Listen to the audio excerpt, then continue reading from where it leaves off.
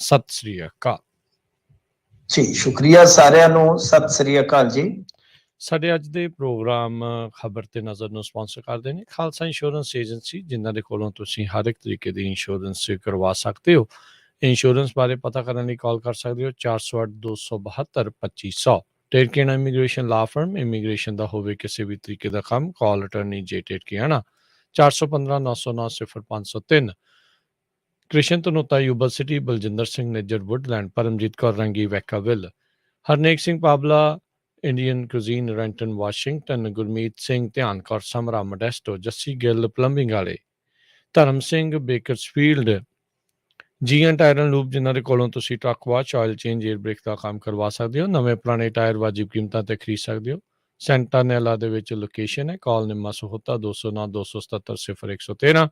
West Coast truck driving school Fresno, ਜਿਹੜੇ ਕਿ ਤੁਹਾਨੂੰ ਟਰੱਕ ਚਲਾਉਣ ਦੀ ਸਿਖਲਾਈ ਵਧੀਆ ਢੰਗ ਦੇ ਨਾਲ ਦਿੰਦੇ ਹਨ। ਫਰੈਜ਼ਨੋ ਦੇ ਵਿੱਚ ਕਾਲ 559-374-4541 ਤੇ ਜ਼ੈਂਡਰ ਗਰੁੱਪ, ਜਿੱਥੋਂ ਤੁਸੀਂ ਹੋਮ ਲੋਨਸ, ਘਰ ਖਰੀਦਣ ਅਤੇ ਘਰ ਵੇਚਣ ਦੀਆਂ ਸਾਰੀਆਂ ਸਰਵਿਸਿਜ਼ ਲੈ ਸਕਦੇ ਹੋ। ਅੱਜ ਹੀ ਕਾਲ ਕਰੋ ਮੋਹਨ ਸਿੰਘ ਚੀਮਾ 855-905-2575। ਇਹਨਾਂ ਸਾਰਿਆਂ ਦਾ ਧੰਨਵਾਦ। ਜੇਕਰ ਤੁਸੀਂ ਜਾਂ ਕੋਈ ਹੋਰ ਕਾਰੋਬਾਰ ਇਸ ਪ੍ਰੋਗਰਾਮ ਨੂੰ ਸਪਾਂਸਰ ਕਰਨਾ ਚਾਹੁੰਦੇ ਹੋ, ਸੰਪਰਕ ਕਰ ਸਕਦੇ ਹੋ ਨੰਬਰ 408-722-7698 ਦੇ ਉੱਤੇ।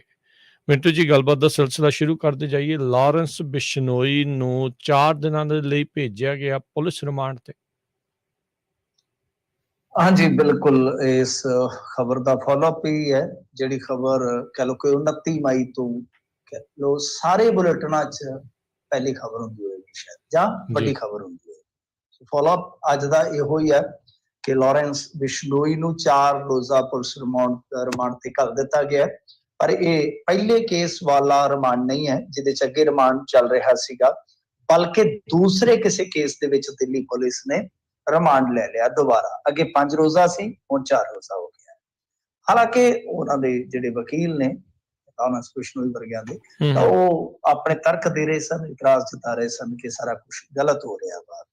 ਅੱਛਾ, ਦੂਜੇ ਪਾਸੇ ਜੇ ਦੇਖੀਏ ਤਾਂ ਇਸ ਸਾਰੇ ਫਾਲੋਅਪ ਦੇ ਵਿੱਚ ਇੱਕ ਵੱਡੀ ਅਪਡੇਸ਼ਨ ਇਹ ਹੈ ਕਿ ਦਿੱਲੀ ਪੁਲਿਸ ਨੇ ਅੱਜ ਇੱਕ ਪੀਸੀ ਕੀਤੀ ਹੈ, ਜਿਹਦੇ ਵਿੱਚ ਉਹਨਾਂ ਨੇ ਦਾਅਵਾ ਕੀਤਾ ਹੈ ਕਿ ਅਸੀਂ 4 ਸ਼ੂਟਰਾਂ ਦੀ ਨਿਸ਼ਾਨਦੇਹੀ ਕਰ ਲਈ ਆ, ਉਹਨਾਂ ਨੂੰ ਪਛਾਣ ਲਿਆ ਵਾ ਤੇ ਬਹੁਤ ਜਲਦੀ ਅਰੈਸਟ ਕਰ ਲਾਂਗੇ।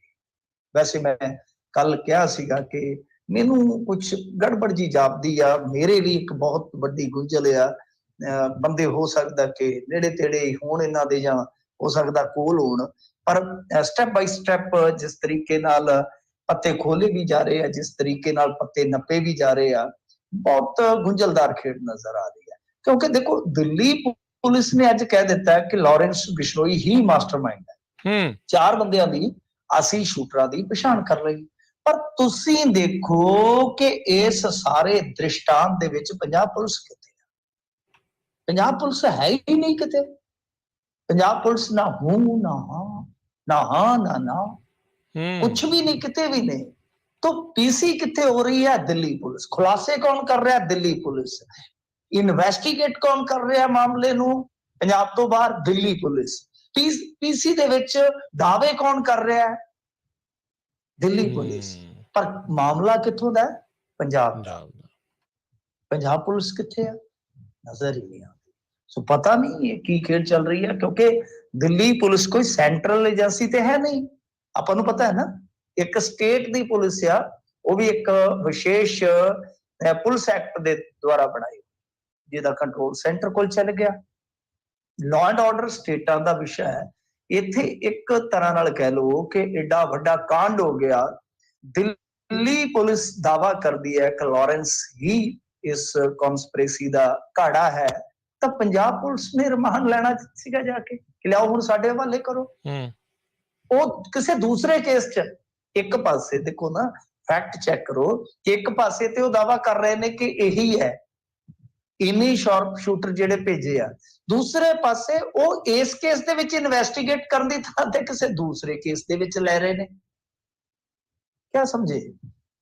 ਮੇਰੇ ਲਈ ਤੇ ਕੋਈ ਵੀ ਥੋੜਾ ਬਹੁਤਾ ਵੀ ਕਾਨੂੰਨ ਤੋਂ ਜਾਣੂ ਹੈ ਨਾ, ਯੂਐਸ 'ਚ ਬੈਠਾ, ਅੱਜ ਕਾਲਾਂ ਦਾ ਦਿਨ ਆ, ਜੋ ਪੁਲਿਸ ਦੇ ਵਿੱਚ ਜੁੜਿਆ ਰਿਹਾ ਜਾਂ ਕਾਨੂੰਨ ਮਹਿਕਮੇ 'ਚ ਜੁੜਿਆ ਰਿਹਾ, ਤੁਹਾਨੂੰ ਹੁਣੇ ਦੱਸ ਦੇਗਾ ਵਿਦ ਇਨ ਫਿਊ ਮਿੰਟਸ ਕਿ ਦੇਖੋ ਇਸ ਤਰ੍ਹਾਂ ਦੀ ਅਜਬ ਕਹਾਣੀ ਵੀ ਹੋਏਗੀ ਕਿ ਐਡਾ ਹਾਈ ਪ੍ਰੋਫਾਈਲ ਮਾਮਲਾ ਔਰ ਇੱਕ ਪਾਸੇ ਦਾਵਾ ਕਰਕੇ ਔਰ ਦੂਸਰੇ ਪਾਸੇ ਉਹਦੀ ਗ੍ਰਿਫਤਾਰੀ ਪਾਈ ਜਾ ਰਹੀ ਕਿਸੇ ਪੁਰਾਣੇ ਕੇਸ ਦੇ ਵਿੱਚ, ਰਿਮਾਂਡ ਲਿਆ ਜਾ ਰਿਹਾ ਕਿਸੇ ਪੁਰਾਣੇ ਕੇਸ ਦੇ ਵਿੱਚ। ਕਹਿਣ ਦਾ ਮਤਲਬ ਅਜੀਬੋ-ਗਰੀਬ परिस्थिति है, बहुत गुंझलदार है। खैर कल ਨੂੰ ਕੋਸ਼ਿਸ਼ ਕਰਾਂਗੇ ਕਿ ਫਿਰ ਕਿਸੇ ਬੰਦੇ ਨਾਲ ਗੱਲ ਕਰਕੇ ਕੋਈ ਸਲਾਹ ਮਸ਼ਵਰਾ ਲਿਆ ਜਾਵੇ ਕਿ ਚੱਲ ਕੀ ਰਿਹਾ। ਅੱਜ ਜਿੰਨਾ ਕੋ ਪਤਾ ਲੱਗਿਆ ਤਾਂ ਸਾਰੇ ਹੀ ਹੈਰਾਨ ਨੇ। ਮੈਂ ਜਿੰਨੇ ਕੋ ਬੰਦਿਆਂ ਨਾਲ ਗੱਲ ਕੀਤੀ ਉਹ ਕਹਿੰਦੇ ਕਿ ਪੰਜਾਬ ਪੁਲਿਸ ਦੀ ਚੁੱਪੀ ਹੈਰਾਨ ਕਰਨ ਵਾਲੀ ਹੈ, ਚੁੱਪੀ ਹੈਰਾਨ ਕਰਨ ਵਾਲੀ ਹੈ। ਖੈਰ ਦੇਖਦੇ ਆ ਇੱਕ ਚੁੱਪ ਕਿੰਨੇ ਕੋ ਸੁੱਖ ਅੱਗੇ ਨਿਕਲਦੇ ਨੇ। ਤਾਂ ਖੈਰ ਲਾਰੈਂਸ ਬਿਸ਼ਨੋਈ ਵਾਲਾ ਵੀ ਹੋ ਗਿਆ ਤੇ ਆਪਾਂ ਦੱਸ ਦਿੱਤਾ। ਇਸ ਤੋਂ ਇਲਾਵਾ ਭਗਵੰਤ ਮਾਨ ਨੇ ਕੈਨੇਡਾ ਦੀ ਧਰਤੀ ਤੋਂ ਜੋ ਗਤੀਵਿਧੀਆਂ ਹੋ ਰਹੀਆਂ ਗੈਂਗਸਟਰਾਂ ਦੀਆਂ ਉਹਨਾਂ ਨੂੰ ਮਤਲਬ ਕਿ ਫੜਨ ਵਾਸਤੇ ਕਿਹਾ ਕਿ ਸਾਨੂੰ ਤੰਗ ਕਰਦੇ ਆ ਗੈਂਗਸਟਰ ਕੈਨੇਡਾ ਬੈਠੇ। ਤੇ ਖੈਰ ਉਹ ਤਾਂ ਜਿਹੜੇ ਹੁਣ ਕੁਝ ਮੁੰਡੇ ਤੇ ਇੱਥੋਂ ਹੀ ਗਏ ਨੇ, ਉਹ ਤੇ ਉਧਰ ਪੱਕੇ ਵੀ ਨਹੀਂ ਹੋਏ ਹੋਣੇ ਮੇਰੇ ਖਿਆਲ ਦੇ ਨਾਲ। ਇਹ ਕਹਿ ਰਹੇ ਕਿ ਕੈਨੇਡਾ ਵਾਲੇ ਸਾਨੂੰ ਤੰਗ ਕਰਦੇ ਆ। ਦੇਖੋ ਜੋ ਵੀ ਆ ਇਹ ਤਾਂ ਸਾਨੂੰ ਮੰਨਣਾ ਹੀ ਪਏਗਾ ਕਿ ਕੁਛ ਨਾ ਕੁਛ ਤੇ ਸਾਨੂੰ ਆਪ ਨੂੰ ਕਰਨਾ ਪਊਗਾ, ਆਪਣਾ ਘਰ ਆਪ ਸੰਵਾਰਨਾ ਵੀ ਪਊਗਾ ਔਰ ਆਪਣੇ ਘਰ ਦੀ ਥੋੜੀ ਹਿਫਾਜ਼ਤ ਵੀ ਕਰਨੀ ਪਊਗੀ। ਨਹੀਂ ਤਾਂ ਕਦੋਂ ਤੱਕ ਅਸੀਂ ISI, ਪਾਕਿਸਤਾਨ, ਕੈਨੇਡਾ, US ਕਦੋਂ ਤੱਕ ਇਹਨਾਂ ਦੇ ਸਾਰੇ ਬਿੱਲੇ ਲਾਵਾਂਗੇ ਕਿ ਇਹਨਾਂ ਨੇ ਕੀਤਾ ਜੀ, ਇਹਨਾਂ ਨੇ ਕਰਤਾ, ਇਹਨਾਂ ਨੇ ਕਰਤਾ। ਤਾਂ ਕਿਤੇ ਤੇ ਸਾਨੂੰ ਵੀ ਆਪਣੀ ਜ਼ਿੰਮੇਵਾਰੀ ਮੁਕਰਰ ਕਰਨੀ ਪਏਗੀ, ਤੈਅ ਕਰਨੀ ਪਏਗੀ। ਜੀ ਜੀ ਜੀ ਮਿੰਟੂ ਜੀ, ਲਾਰੈਂਸ ਬਿਸ਼ਨੋਈ ਚਲੋ ਚਰਚਾ ਦੇ ਵਿੱਚ ਜਿੱਦਾਂ ਤੁਸੀਂ ਕਿਹਾ ਵੀ ਪਹਿਲੀ ਖਬਰ ਤਕਰੀਬਨ ਇਸੇ ਦੀ ਹੋਈ ਹੁੰਦੀ ਆ। ਸਲਮਾਨ ਖਾਨ ਵਾਲਾ ਕੀ ਰੌਲਾ ਹੈ ਇਹਦੇ ਨਾਲ ਹੁਣ ਜਿਹੜਾ ਇਸ ਟਾਈਮ ਜੁੜ ਰਿਹਾ? ਕਹਿੰਦੇ ਮਸਾਂ ਹੀ ਬਚਿਆ ਆ, ਅਸੈਸੀਨੇਟ ਕਰਨ ਦੀ ਇਹਦੀ ਕੋਸ਼ਿਸ਼ ਸੀਗੀ। ਨਹੀਂ ਦੇਖੋ ਧਮਕੀ ਦਿੱਤੀ ਹੈ। ਅਸੈਸੀਨੇਟ ਤਾਂ ਇਹਨੂੰ ਉਦੋਂ ਕਰਨਾ ਸੀ ਜਦੋਂ ਇਹਦਾ ਮਤਲਬ ਕਿ ਇੱਧਰ ਰਾਜਸਥਾਨ ਦੇ ਵਿੱਚ ਸ਼ੂਟ ਚੱਲ ਰਿਹਾ ਸੀਗਾ। ਹੁਣੇ ਕੁਝ ਘੰਟੇ ਪਹਿਲਾਂ ਦੀ ਖਬਰ ਆ, ਟਾਈਮਜ਼ ਆਫ ਇੰਡੀਆ ਵਾਲੇ ਕਹਿੰਦੇ ਵੀ ਇੱਕ ਇਹ ਪਲਾਟ ਬਣਾਇਆ ਗਿਆ ਸੀਗਾ ਸਲਮਾਨ ਖਾਨ ਨੂੰ ਅਸੈਸੀਨੇਟ ਕਰਨ ਦਾ। ਲਾਰੈਂਸ ਬਿਸ਼ਨੋਈ ਦਾ ਹੀ ਬੰਦਾ ਜਿਹੜਾ ਕਹਿੰਦੇ ਉਸਦੇ ਇਰਦ ਗਿਰਦ ਘੁੰਮ ਰਿਹਾ ਸੀਗਾ, ਉਸ ਨੂੰ ਇਹਨਾਂ ਨੇ ਫੜਿਆ ਆ। ਹੁਣ ਨਹੀਂ ਫਿਰ ਅੱਜ ਕੋਈ ਹੋ ਸਕਦਾ ਜੀ ਉਹਦਾ ਕੋਈ ਖੁਲਾਸਾ ਅਗਲੇ ਦਿਨਾਂ 'ਚ ਹੋ ਜਾਵੇ, ਪਰ ਜਿੰਨਾ ਕੁ ਮੈਂ ਵਾਕਫ ਆ ਉਹ ਪੁਰਾਣੀ ਕਹਾਣੀ ਤਾਂ ਕੁਛ ਇਸੇ ਕਿਸਮ ਦੀ ਹੈ ਕਿ ਕੁਝ ਸਮਾਂ ਪਹਿਲਾਂ ਮਤਲਬ ਕਿ ਤਕਰੀਬਨ ਬੰਦਾ ਪਹੁੰਚ ਗਿਆ ਸੀਗਾ, ਤਕਰੀਬਨ ਰੈਸ਼ ਤੇ ਪਹੁੰਚ ਗਿਆ ਸੀ ਬੰਦਾ ਇਹਨਾਂ ਦੇ। ਕੁਛ ਕੁ ਦੂਰੀ ਰਹਿ ਗਈ ਸੀਗੀ ਤਾਂ ਉਦੋਂ ਫੜਿਆ ਗਿਆ ਸੀ ਇਹਨਾਂ ਦਾ ਬੰਦਾ। ਤਾਂ ਦੂਜੇ ਪਾਸੇ ਫਿਰ ਇੱਕ ਧਮਕੀ ਗਈ ਆ। ਤਾਂ ਬਾਕੀ ਮੈਨੂੰ ਅੱਜ ਦੀ ਇਸ ਖਬਰ ਬਾਰੇ ਕੋਈ ਜਾਣਕਾਰੀ ਨਹੀਂ। ਮੈਂ ਐਵੇਂ ਕਹਾਂ ਤੇ ਫਿਰ ਮੈਂ ਉਹਦੇ ਤੇ ਟਿੱਪਣੀ ਵੀ ਨਹੀਂ ਕਰਾਂਗਾ। ਸਾਰੇ ਥੋੜੇ ਪੱਤਰੇ ਖੁੱਲ ਜਾਣਗੇ, ਫਿਰ ਦੇਖ ਲਵਾਂਗੇ ਕਿ ਕੀ ਇਹ ਦੁਬਾਰ ਤੋਂ ਸਾਰਾ ਫੇਰ ਉਲੀਕਿਆ ਗਿਆ ਕੰਮ ਹੈ। ਪਰ ਮੈਨੂੰ ਨਹੀਂ ਲੱਗਦਾ ਕਿ ਇੱਕ ਪਾਸੇ ਸਿੱਧੂ ਮੂਸੇਵਾਲਾ ਕਾਂਡ ਦੀ ਸਾਰੀ ਕਨਸਪੀਰੇਸੀ ਚੱਲਦੀ ਹੋਵੇ ਤੇ ਦੂਸਰੇ ਪਾਸੇ ਪੈਰਲਲੀ ਨਾਲ ਕੋਈ ਇਸ ਤਰ੍ਹਾਂ ਦਾ ਰਿਸਕ ਕੋਈ ਗਰੋਹਬਾਜ਼ ਆਪਣੇ ਪੱਧਰ ਤੇ ਲੈ ਰਿਹਾ ਹੋਵੇਗਾ। ਮੰਨਣ ਚਾਹੁੰਦਾ ਤੁਹਾਡੇ ਕਿ ਉਹ ਇੰਨੀ ਤਾਕਤਵਰ ਹੈ ਕਿ ਜੇਲ੍ਹ ਦੇ ਵਿੱਚੋਂ ਦੋ ਕਮਾਂਤਰੀ ਹਸਤੀਆਂ ਨੇ ਇੱਕ ਤਰ੍ਹਾਂ ਨਾਲ ਕਹਿ ਲਓ। ਬਿਲਕੁਲ ਬਿਲਕੁਲ ਸਹੀ ਗੱਲ ਹੈ। ਇਹ ਕੋਈ ਛੋਟੇ ਮੋਟੇ ਆਰਟਿਸਟ ਤੇ ਹੈ ਨਹੀਂ ਗੇ, ਤਾਂ ਇੰਟਰਨੈਸ਼ਨਲ ਲੈਵਲ ਦੇ ਆਰਟਿਸਟ ਆ। ਸਿੱਧੂ ਮੂਸੇਵਾਲਾ ਤਾਂ ਸਲਮਾਨ ਖਾਨ ਤੋਂ ਵੀ ਵੱਡਾ ਸੀ ਇਸ ਟਾਈਮ। ਤਾਂ ਇਹ ਕਿਵੇਂ ਹੋ ਸਕਦਾ ਕਿ ਇੱਕ ਪਾਸੇ ਮਹੀਨਿਆਂ ਤੋਂ ਇੱਧਰ ਮਗਰ ਲੱਗੇ ਤੇ ਨਾਲ ਇੱਧਰ ਚੱਲਦਾ ਹੋਵੇ ਕੰਮ? ਮੰਨਣ ਚ ਨਹੀਂ ਆਉਂਦਾ ਕਿ ਕੀ ਫਿਰ ਜਾਂ ਮੰਨ ਲਿਆ ਜਾਵੇ ਕਿ ਜਿੱਦਾਂ ਫਿਰ ਅੱਗੇ ਮੈਕਸੀਕਨ ਦੇਖਦੇ ਹੁੰਦੇ ਸੀ ਆਪਾਂ, ਉਹਨਾਂ ਦੇ ਗਰੋਹ ਤੇ ਵੀ ਮਤਲਬ ਕਿ ਸਰਕਾਰਾਂ ਤੇ ਭਾਰੀ ਪੈਣ ਲੱਗ ਪਏ ਸੀਗੇ ਕਿਸੇ ਟਾਈਮ ਕਾਰਟਲ ਕਿ ਬਿਲਕੁਲ ਅਸੀਂ ਉਸ ਜਾ ਰਹੇ ਹਾਂ ਉਸ ਹਾਲਾਤ ਦੇ ਵਿੱਚ। ਨਾਲੇ ਬੈਠਾ ਜੇਲ੍ਹ 'ਚ ਬੈਠਾ ਹੀ ਦੱਸੋ, ਕਮਾਲ ਹੀ ਕਰੀ ਜਾਂਦੇ ਆ। ਐਡੀ ਕਿਹੜੀ ਆਰਮੀ ਇਹਨੇ ਖੜੀ ਕੀਤੀ ਹੋਈ ਹੈ, ਕਮਾਲ ਦੀਆਂ ਗੱਲਾਂ, ਸੱਚੀ ਗੱਲ। ਪਿੰਟੂ ਜੀ ਅਗਲੀ ਖਬਰ ਦੇ ਉੱਤੇ ਜੇ ਨਜ਼ਰ ਮਾਰੀਏ, ਪੰਜਾਬ ਦੇ ਟਰਾਂਸਪੋਰਟ ਮੰਤਰੀ ਹਾਈਵੇ ਤੇ ਸਟੰਟ ਕਰਦੇ ਨਜ਼ਰ ਆਏ। ਇਹਦੇ 'ਚ ਵੀ ਪਹੁੰਚ ਆ ਗਈ ਜੀ ਫਿਰ ਕਿਤੇ। ਖੈਰ ਦੇਖੋ ਗੱਲ ਕੀ ਆ ਕਿ ਸਾਡੇ ਇੱਥੇ ਇਸ ਤਰ੍ਹਾਂ ਦਾ ਸਿਸਟਮ ਚੱਲਦਾ ਹੈ। ਵੈਸੇ ਮੀਡੀਆ ਚੱਕ ਲੈਂਦਾ, ਅੱਜ ਇਹ ਮੰਤਰੀ ਬਣ ਗਿਆ, ਸਨਰੂਫ ਤੋਂ ਬਾਹਰ ਮਤਲਬ ਕਿ ਜਾ ਰਿਹਾ। ਮੈਨੂੰ ਤਾਂ ਦੂਰੋਂ ਲੱਗਾ, ਮੈਂ ਕਿਹਾ ਜਿਹੜਾ ਕਿੱਦਣ ਕਹੋ ਵਾਲਾ ਸੰਘਾ ਨਹੀਂ, ਮੈਂ ਕਿਹਾ ਉਹ ਜਾ ਰਿਹਾ ਕਿਤੇ। ਬਾਅਦ ਚ ਮੈਂ ਵੇਖਿਆ, ਮੈਂ ਆਖਿਆ ਯਾਰ ਇਹ ਸ਼ੂਟ ਤੇ ਨਹੀਂ ਚੱਲ ਰਿਹਾ। ਮੈਂ ਜਦੋਂ ਵੀਡੀਓ ਦੇਖੀ ਮੈਂ ਕਿਹਾ ਇੱਥੇ ਕੋਈ ਮੰਤਰੀ ਲੱਗਦਾ, ਕਿਉਂਕਿ ਗਨਮੈਨ ਨੇ ਨਾਲ। ਫਿਰ ਪਤਾ ਲੱਗਾ ਜੀ ਟਰਾਂਸਪੋਰਟ ਮਿਨਿਸਟਰ। ਮੈਂ ਆਖਿਆ ਸੰਘਾ ਭਾਜੀ ਦੀ ਕੋਈ ਸ਼ੂਟਿੰਗ ਚੱਲ ਰਹੀ ਹੈ, ਉਹਦਾ ਦੇ ਦੂਰੋਂ ਲੱਗ ਰਿਹਾ ਸੀਗਾ। ਤੇ ਖੈਰ ਬਾਅਦ ਦੇ ਵਿੱਚ ਇਸ ਵੀਡੀਓ ਤੇ ਬਵਾਲ ਹੋ ਗਿਆ। ਤੇ ਮੈਂ ਜਿਹੜੀ ਗੱਲ ਕਹਿਣ ਜਾ ਰਿਹਾ, ਦੇਖੋ ਮੈਂ ਕਿਸੇ ਨੂੰ ਡਿਫੈਂਡ ਨਹੀਂ ਕਰਦਾ, ਇਸ ਤਰ੍ਹਾਂ ਦੀ ਹਰਕਤ ਜਿਹੜੀ ਆ ਨਹੀਂ ਚਾਹੀਦੀ ਕਿ ਸਨਰੂਫ ਦੇ ਵਿੱਚ ਤੇਜ਼ ਹਵਾ ਦਸਤਾਰ ਹੀ ਲੈ ਜਾਵੇ। ਦੇਖੋ ਵੀਡੀਓ ਬਣ ਰਹੀ ਹੈ, ਦਸਤਾਰ ਹੀ ਲੈ ਜਾਵੇ, ਸਿਰ ਤੇ ਦਸਤਾਰ ਹੈ ਨਾ, ਤੇ ਇਹਨਾਂ ਖਿਆਲ ਰੱਖਣਾ ਚਾਹੀਦਾ ਹੈ, ਇਹਨਾਂ ਖਿਆਲ ਰੱਖਣਾ ਚਾਹੀਦਾ ਕਿ ਹੋਰ ਕੁਝ ਵਾਪਰ ਜਾਵੇ, ਗਨਮੈਨ ਬਾਰੀਆਂ ਚੋਂ ਲਮਕੇ ਨੇ, ਖੁਦਾ ਨਾ ਖਾਸਤਾ ਕਿਸੇ ਨਾਲ ਕੋਈ ਹਾਦਸਾ ਦਰਪੇਸ਼ ਆ ਜਾਵੇ, ਕਿੱਧਰ ਜਾਣਾ ਹੈ, ਜਾ ਜਾਂਦੀ ਹੋ ਜਾਏਗੀ। ਪਰ ਲਾਲਜੀਤ ਸਿੰਘ ਭੁੱਲਰ ਜਿਹੜੇ ਟਰਾਂਸਪੋਰਟ ਮਿਨਿਸਟਰ ਆ, ਇੱਕ ਗੱਲ ਦੀ ਆਪਾਂ ਸ਼ਾਬਾਸ਼ੀ ਦਿੰਦੇ, ਹਰਕਤ ਉਹਨਾਂ ਨੇ ਮਾੜੀ ਕੀਤੀ।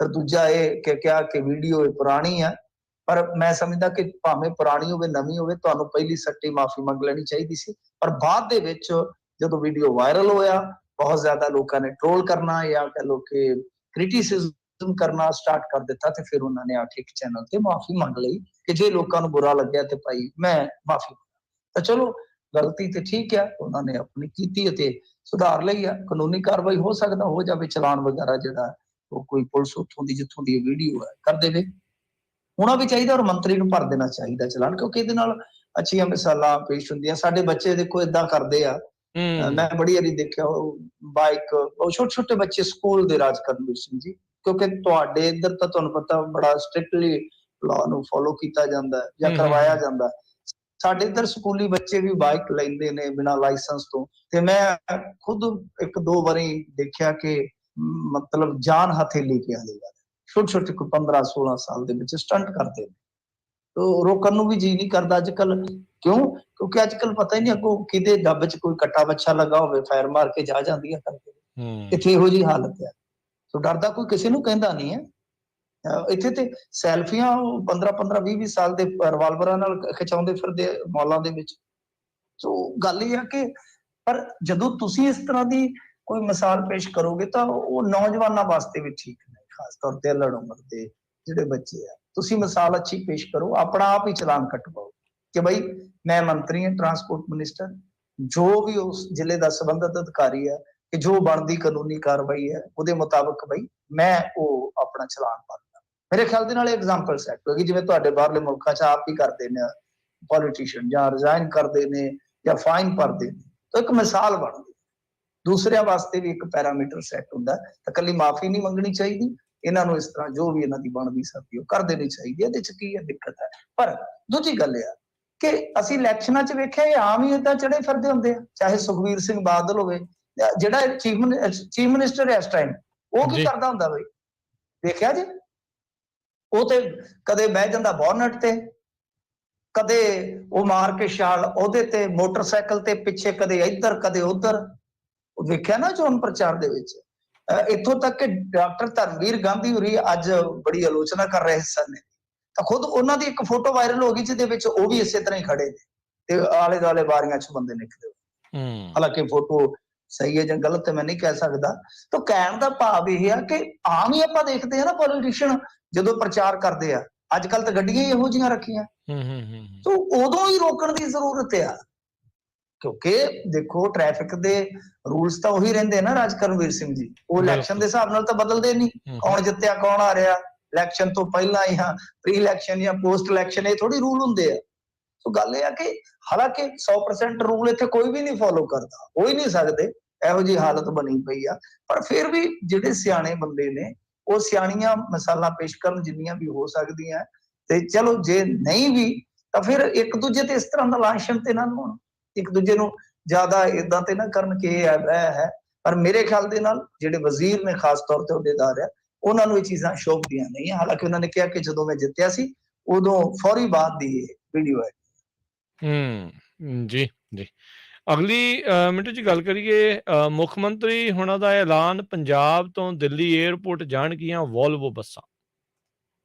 ਦੇਖੋ ਇਹ ਆਪਾਂ ਕਈ ਦਿਨਾਂ ਦੀ ਗੱਲ ਕਰਦੇ ਪੈਸਾ ਤਾਂ ਠੀਕ ਉਸੇ ਤਰ੍ਹਾਂ ਦੀ ਜਾਣਕਾਰੀ ਜਿਹੜੀ ਅੱਜ ਇਹਨਾਂ ਨੇ ਦੇ ਦਿੱਤੀ ਆ ਅਚਾਨਕ, ਪਰ ਜਾਣਕਾਰੀ ਦੇਣ ਤੋਂ ਪਹਿਲਾਂ ਨਾ ਤਰੋ ਬੜੇ ਕੱਢਦੇ ਆ। ਮੋਦੀ ਸਾਹਿਬ ਤੇ ਤਰੋ ਬਹੁਤ ਹੀ ਜ਼ਿਆਦਾ ਕੱਢਦੇ ਹੁੰਦੇ ਸਨ ਕਿ ਮੈਂ ਇੰਨੇ ਵਜੇ ਆ ਰਿਹਾ, ਲੋਕ ਕਹਿੰਦੇ ਆ ਗਿਆ ਆ ਗਿਆ, ਲੋਕ ਡਰ ਜਾਂਦੇ ਸਨ ਕਿ ਹੁਣ ਪਤਾ ਨਹੀਂ ਪ੍ਰਧਾਨ ਮੰਤਰੀ ਨੇ ਕੀ ਕਰ ਦੇਣਾ। ਇਸ ਤਰ੍ਹਾਂ ਇਹਨਾਂ ਦਾ ਇੱਕ ਕਹਿ ਲਓ ਕਿ ਪਿਟ ਡਾਇਲੌਗ ਹੈ, ਅੱਜ ਮੈਂ ਕਰਾਂਗਾ ਇਤਿਹਾਸਕ ਐਲਾਨ, ਲੋਕ ਪੱਠਾ ਦੱਥਾ ਵੇਲੇ ਨਾਲ ਪਾ ਕੇ, ਦੁਪਹਿਰੇ ਡੰਗਰ ਬੱਚਾ ਸਾਂਭ ਕੇ, ਸਭ ਕੰਮ ਕਰ ਛੱਡ ਕੇ ਤੇ ਟੈਲੀਵਿਜ਼ਨ ਅੱਗੇ ਬਹਿ ਜਾਂਦੇ ਆ, ਲਓ ਵੀ ਅੱਜ ਮਿਲੇਗਾ ਬੀਬੀਆਂ ਨੂੰ 1000 ਰੁਪਇਆ, ਅੱਜ ਕੋਈ ਵੱਡਾ ਐਲਾਨ ਹੋਏਗਾ। ਪਰ ਐਲਾਨ ਦੇਖੋ ਇੰਨਾ ਵੀ ਤੜਫਾਉਣ ਵਾਲਾ ਕੋਈ ਕੰਮ ਨਹੀਂ ਹੈਗਾ ਕਿ ਵੋਲਵੋ ਬੱਸਾਂ, ਕਿਉਂਕਿ ਵੋਲਵੋ ਬੱਸਾਂ ਬਾਰੇ ਤਕਰੀਬਨ ਮੇਰੇ ਖਿਆਲ ਦੇ ਨਾਲ ਜਿਹੜਾ ਐਨਆਰਆਈ ਮੀਡੀਆ ਉਹਦੇ ਵਿੱਚ ਤੇ ਸਾਰੇ 'ਚ ਖਬਰ ਆ ਚੁੱਕੀ ਹੈ ਪਿਛਲੇ 15-20 ਦਿਨ ਦੀ, ਨਹੀਂ ਮੈਨੂੰ ਤਾਂ ਲੱਗਦਾ ਮਹੀਨੇ ਦੀ, ਤੇ ਵੋਲਵੋ ਬੱਸਾਂ ਚੱਲ ਪੈਣੀਆਂ। ਫਿਰ ਇਹਨਾਂ ਨੇ 2-3 ਘੰਟਿਆਂ ਬਾਅਦ ਐਲਾਨ ਕਰ ਦਿੱਤਾ। ਅੱਛੀ ਗੱਲ ਹੈ, 3-4 ਸਾਲਾਂ ਬਾਅਦ ਇਹ ਬੱਸਾਂ ਚੱਲਣ ਲੱਗੀਆਂ, ਕੋਈ ਮਾੜੀ ਗੱਲ ਨਹੀਂ ਹੈ। ਪਰ ਫਿਰ ਉਹੀ ਗੱਲ ਇੱਕਦਮ ਖਬਰ ਬਣਾ ਦੇਣੀ ਕਿ ਅੱਜ ਮੁੱਖ ਮੰਤਰੀ ਬਹੁਤ ਵੱਡਾ ਐਲਾਨ ਕਰੇਗਾ, ਤੇ ਫਿਰ ਆ ਕੇ ਉਹੀ ਚੀਜ਼। ਹੁਣ ਦੇਖੋ, ਸਾਰੇ ਐਨਆਰਆਈ ਨਹੀਂ ਹੈ।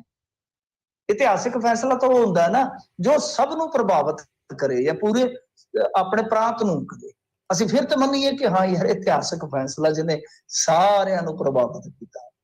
ਤੋ ਇਸ ਕਰਕੇ ਬਹੁਤ ਵੱਡੇ ਕੈਨਵਸ ਤੇ ਫੋਟੋ ਖਿੱਚ ਦਿੰਦੇ ਨੇ, ਪਰ ਨੇੜੇ ਜਾਈਏ ਤਾਂ ਉਹੀ ਜਿਵੇਂ ਕਹਿੰਦੇ ਕਿ ਮਨੁੱਖ ਤੇ ਰੁੱਖ 'ਚ ਇਹੀ ਫਰਕ ਹੁੰਦਾ ਹੈ।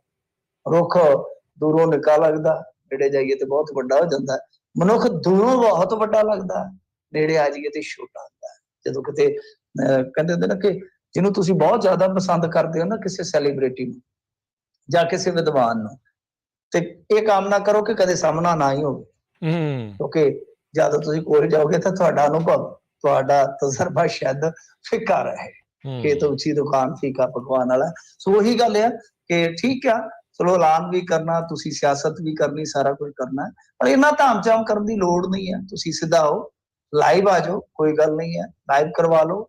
ਚਲੋ ਵੀ ਤੁਹਾਡੇ ਲਈ, ਜਾਂ ਐਂ ਕਹਿ ਸਕਦੇ ਹੋ ਤੁਸੀਂ ਕਿ ਤੁਹਾਡੇ ਆਪਣੇ ਅਜ਼ੀਜ਼ ਜਿਹੜੇ ਬਾਹਰ ਨੇ, ਤੁਹਾਡੇ ਆਪਣੇ ਪਿਆਰੇ, ਜਾਂ ਉਹਨਾਂ ਵਾਸਤੇ, ਐਨਆਰਆਈ ਵਾਸਤੇ ਮੈਂ ਆ ਤੋਹਫਾ ਦੇਣ ਜਾ ਰਿਹਾ। ਗੁੱਡ ਐਂਡ ਵੈਲ, ਗੁੱਡ, ਅੱਛੀ ਗੱਲ ਹੈ, ਚੰਗੀ ਗੱਲ, ਮਾੜੀ ਨਹੀਂ ਹੈ, ਪਰ ਏਦਾਂ ਕਰਨਾ ਮੇਰੇ ਖਿਆਲ ਦੇ ਨਾਲ ਠੀਕ ਨਹੀਂ। ਹਾਂ, ਇਤਿਹਾਸਕ ਫੈਸਲਾ ਤਾਂ ਹੋ ਸਕਦਾ ਸੀਗਾ ਜੇ ਆਪੋਜੀਸ਼ਨ 'ਚ ਰਹਿੰਦੇ ਆ, ਜਿਵੇਂ ਦਿੱਲੀ ਇਹਨਾਂ ਦੀ ਸਰਕਾਰ ਸੀਗੀ, ਤੇ ਇਹ ਇੱਥੋਂ ਦੇ ਸੱਤਾਧਾਰੀਆਂ ਨੂੰ ਨਾਲ ਲੈ ਕੇ ਕਹਿੰਦੇ ਕਿ ਚਲੋ ਵੀ ਤੇਲ ਵੀ ਅਸੀਂ ਪਾਵਾਂਗੇ, ਗੱਡੀਆਂ 'ਚ ਆ ਜਾਓ, ਤੇ ਇਹ ਦੋਵੇਂ ਧਿਰਾਂ ਉੱਥੋਂ ਰਲ ਕੇ ਬੱਸਾਂ ਵਾਲਾ ਕੰਮ ਨਿਬੇੜ ਕੇ ਆਉਂਦੇ, ਤੇ ਆਪਾਂ ਕਹਿੰਦੇ ਵਾਹ ਵਾਹ ਬਈ, ਸ਼ੁਕਰ ਆ ਸਾਡੇ ਪੰਜਾਬ ਦੇ ਵਿੱਚ ਇਹ ਵੀ ਇਤਿਹਾਸ ਬਣਿਆ ਕਿ ਸੱਤਾਧਾਰੀਆਂ ਤੇ ਇਹਨਾਂ ਨੇ ਰਲ ਕੇ ਕੋਈ ਚੱਜ ਦਾ ਕੰਮ ਕੀਤਾ, ਉਹ ਵੀ ਦੂਸਰੀ ਸਟੇਟ 'ਚ ਜਾ ਕੇ। ਜੀ ਜੀ।